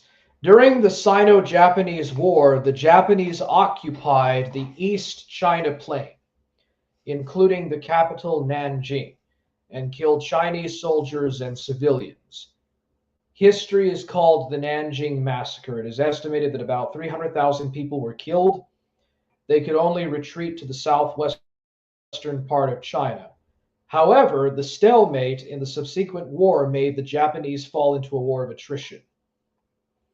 So in the Chinese version or the Korean version, they do mention all of the atrocities. And like if you go to Nazi Germany, even in the German article, they will talk about the Holocaust by comparison. Hiroshima and Nagasaki had the largest concentration of Japanese Catholics. Yeah, Nagasaki was a hub of Catholicism in Japan. Apparently, the English language sounds nice to non-English speakers. Jap is the best sounding East Asian language. So yeah, I go to the Nazi Germany article. We go into the German thing, and it will always bring up the Holocaust. NS State. Guiding ideas of the National Socialist State Organization, equalization, Reich Chancellery, Imperial Government, Reich Ministries,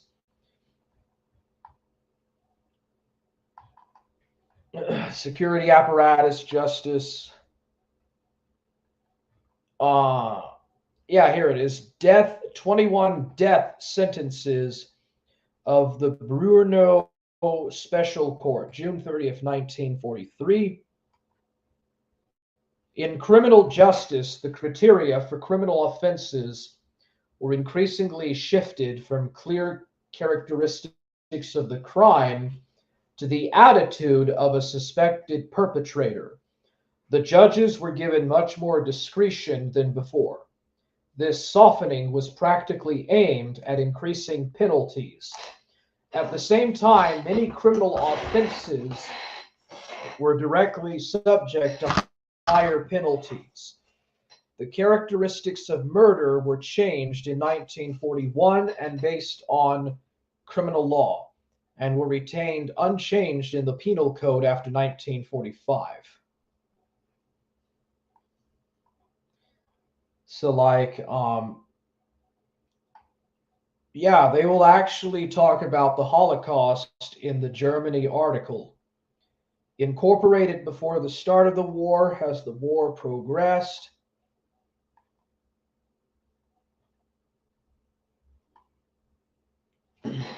But yeah, they in every article in Germany about about National Socialism, they will absolutely talk about and discuss the Holocaust. Like, it is absolutely important to discuss the Holocaust. In Japan, no mention of atrocities. Japan should pay us some repetitions. Ghost, are you keen for Halo tomorrow? I kind of wonder how the Japanese related to the occupation of Japan by the United States government. Like, how did they handle the occupation? I think it's because Japan is a closed-off society. It is very insular and xenophobic.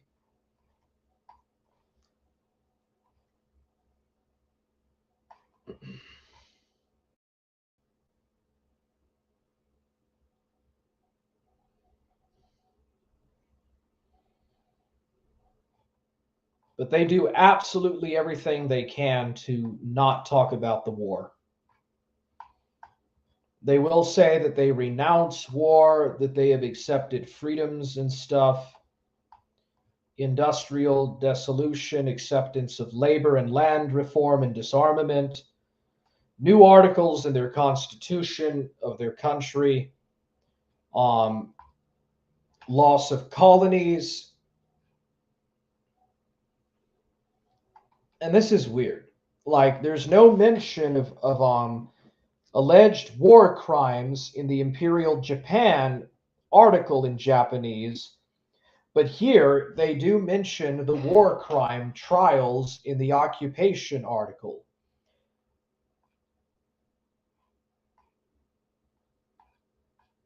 So they will actually talk about that.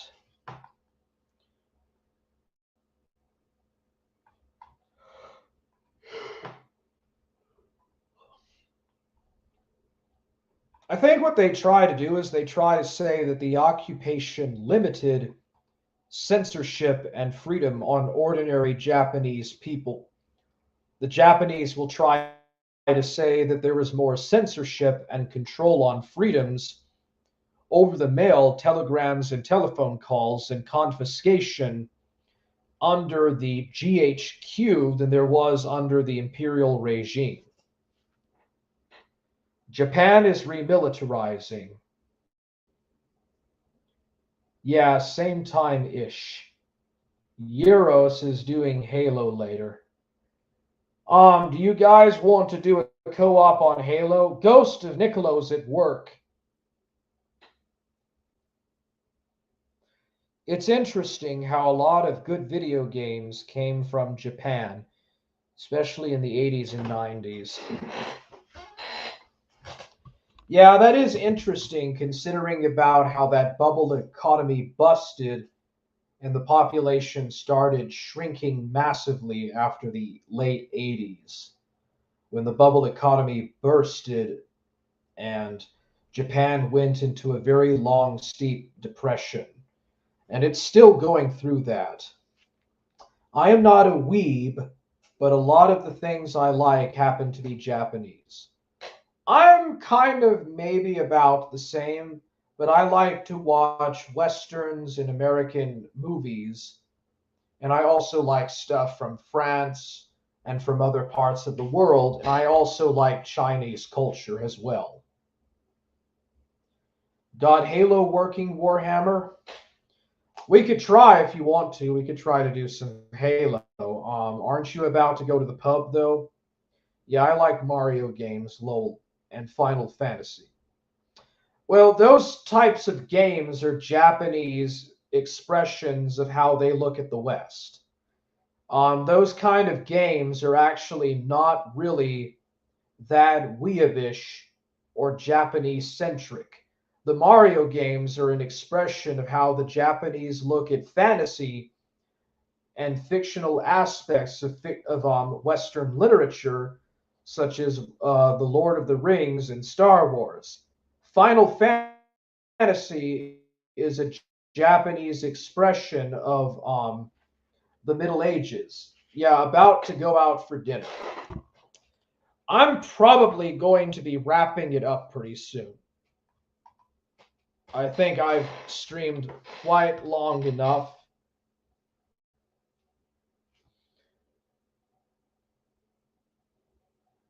But I'm probably going to wrap it up.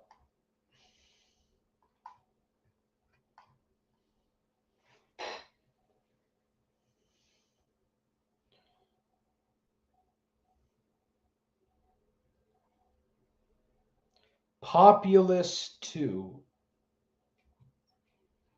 What in the hell is that?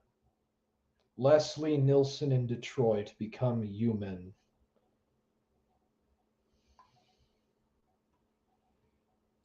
What in the hell is this crap? Hikal Private Academy. Known for its prestige and traditions, this school is about to celebrate its 121st anniversary. A hierarchy exists within the ranks of its elite students. It's not your grades or how you do in sports that will get you noticed here. That would be gambling! Gambling is everything! And if you're good at it, then you can get away with pretty much anything you want. Oh yeah! is okay if you don't get caught. This part is really important. Let's say you lose it all and end up going to house. What then? A donation totaling the amount of the debt to the student council is required. Otherwise, your ranking will fall. Anyone that falls to the bottom of the ranking list will be treated as a pet. Boys are called Fido, and girls are called Mittens. They have to deal with bullying from other students just about every day. House pets aren't allowed to disobey human orders. Okay, that's pretty dumb. Yeah, good stream. This iStream was epic. Warhammer. Lord of the Rings is epic. I like Sonic games, even though a lot of Sonic fans are messed up weirdos like Chris Chan. Well, there's also Snick. Snick is another idiot. I don't care too much for Sonic fans. Way too many Sonic fans are cringe-ass furries. Thanks for the stream, Hammer. Helps work go by faster. Forge! Also, the Shin Megami games are good. I liked Sonic as a kid, but I don't find the games fun anymore. SMT is good. I might try to look into the Shin Megami games.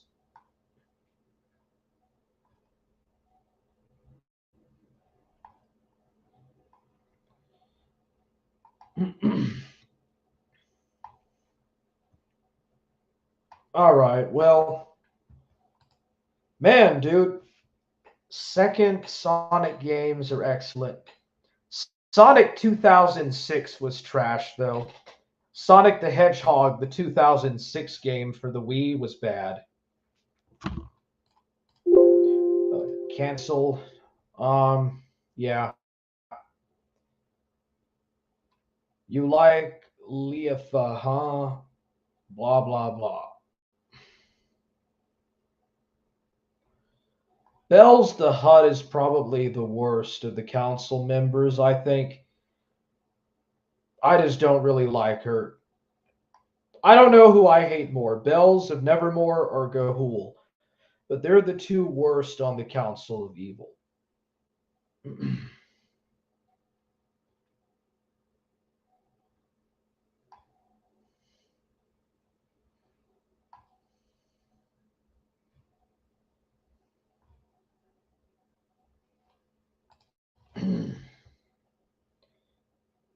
If you like RPGs, try the Nocturne game. What council system does that run on, though? All Sonic games past Adventure 2 suck. That was on the Sega Saturn, wasn't it? The 3D graphics Sega Saturn or 64-bit Saturn? I don't remember. I do know that Eco the Dolphin is really super hard and kind of frustrating, actually. All right. Well, I think that this has pretty much run its course. If there's any other ideas that you want me to say, I can, but yeah. After the Founding Fathers, the United States government sunk into Enlightenment atheism or Enlightenment secularism. And it happened in stages. Like, the Civil War might have been the last bit of real American patriotism. Maybe even the Spanish-American War. But once America got involved in global affairs and started to go beyond the Western Hemisphere and abandon the Monroe Doctrine and started to push to becoming a superpower, that's kind of when things really went bad. Like, distinctions between the states were done away with, and it just became federal union citizenship. And then federal citizenship was replaced with martial law and military acquisition and wartime appropriation in the 30s. So like we're just living basically in a wartime-driven military-industrial complex. Now, after 1991, that kind of dulled out a bit, and it kind of changed past that. But that's essentially what America is. In America, you have two options. You can have the very dullard, CivNat, rightist military-industrial complex of Donald Trump, or you can have the legalizing and growing marijuana plants in your backyard, hippie, hipster, left-wing, left coast, hipsterish, open borders, no such thing as nations, leftist side. So those are the two choices that you get in the United States. All the Western countries in the world essentially emulate and follow this model. And it's pretty much all connected. Like, it is an absolute fact that Donald Trump and Joe Biden and Barack Obama were all warmongers and trained by the CIA. The American federal government is controlled by the CIA and by intelligence agencies, and Congress, the Senate, the Supreme Court. All these people are full-rank Freemasons, rank-and-file Freemasons, loyal to the lodge, not loyal to the voters, but loyal to Central Cartel Banking and to the lodge, the Freemasonic lodge, that is. And yeah, the drug wars, completely driven and promoted by the federal government. Big Pharma is a scam. The COVID thing is a hoax. It's all a hoax, bro. All right, so I think I pretty much got down what I wanted to say here. That's going to be it, I guess. I guess we need an outro song.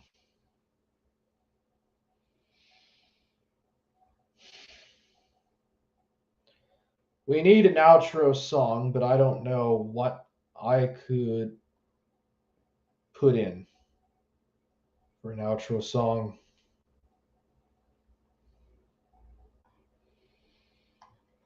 Little Shimmy, back in business, motherfucker. Mofos be getting on the bosun. Motherfuckers going to get shot. Let's be getting it. Little Shimmy up in here. Let's be getting it. Little Shimmy freestyling hour. Little Shimmy's coming back into business, man. Coming back into business. What are your thoughts about the news Nike shoes, Nike oars? I don't know what that is. Ghosted Niccolo says, well said. Well, man, I'm out of ideas. I guess that'll be it. Y'all take care. Bye.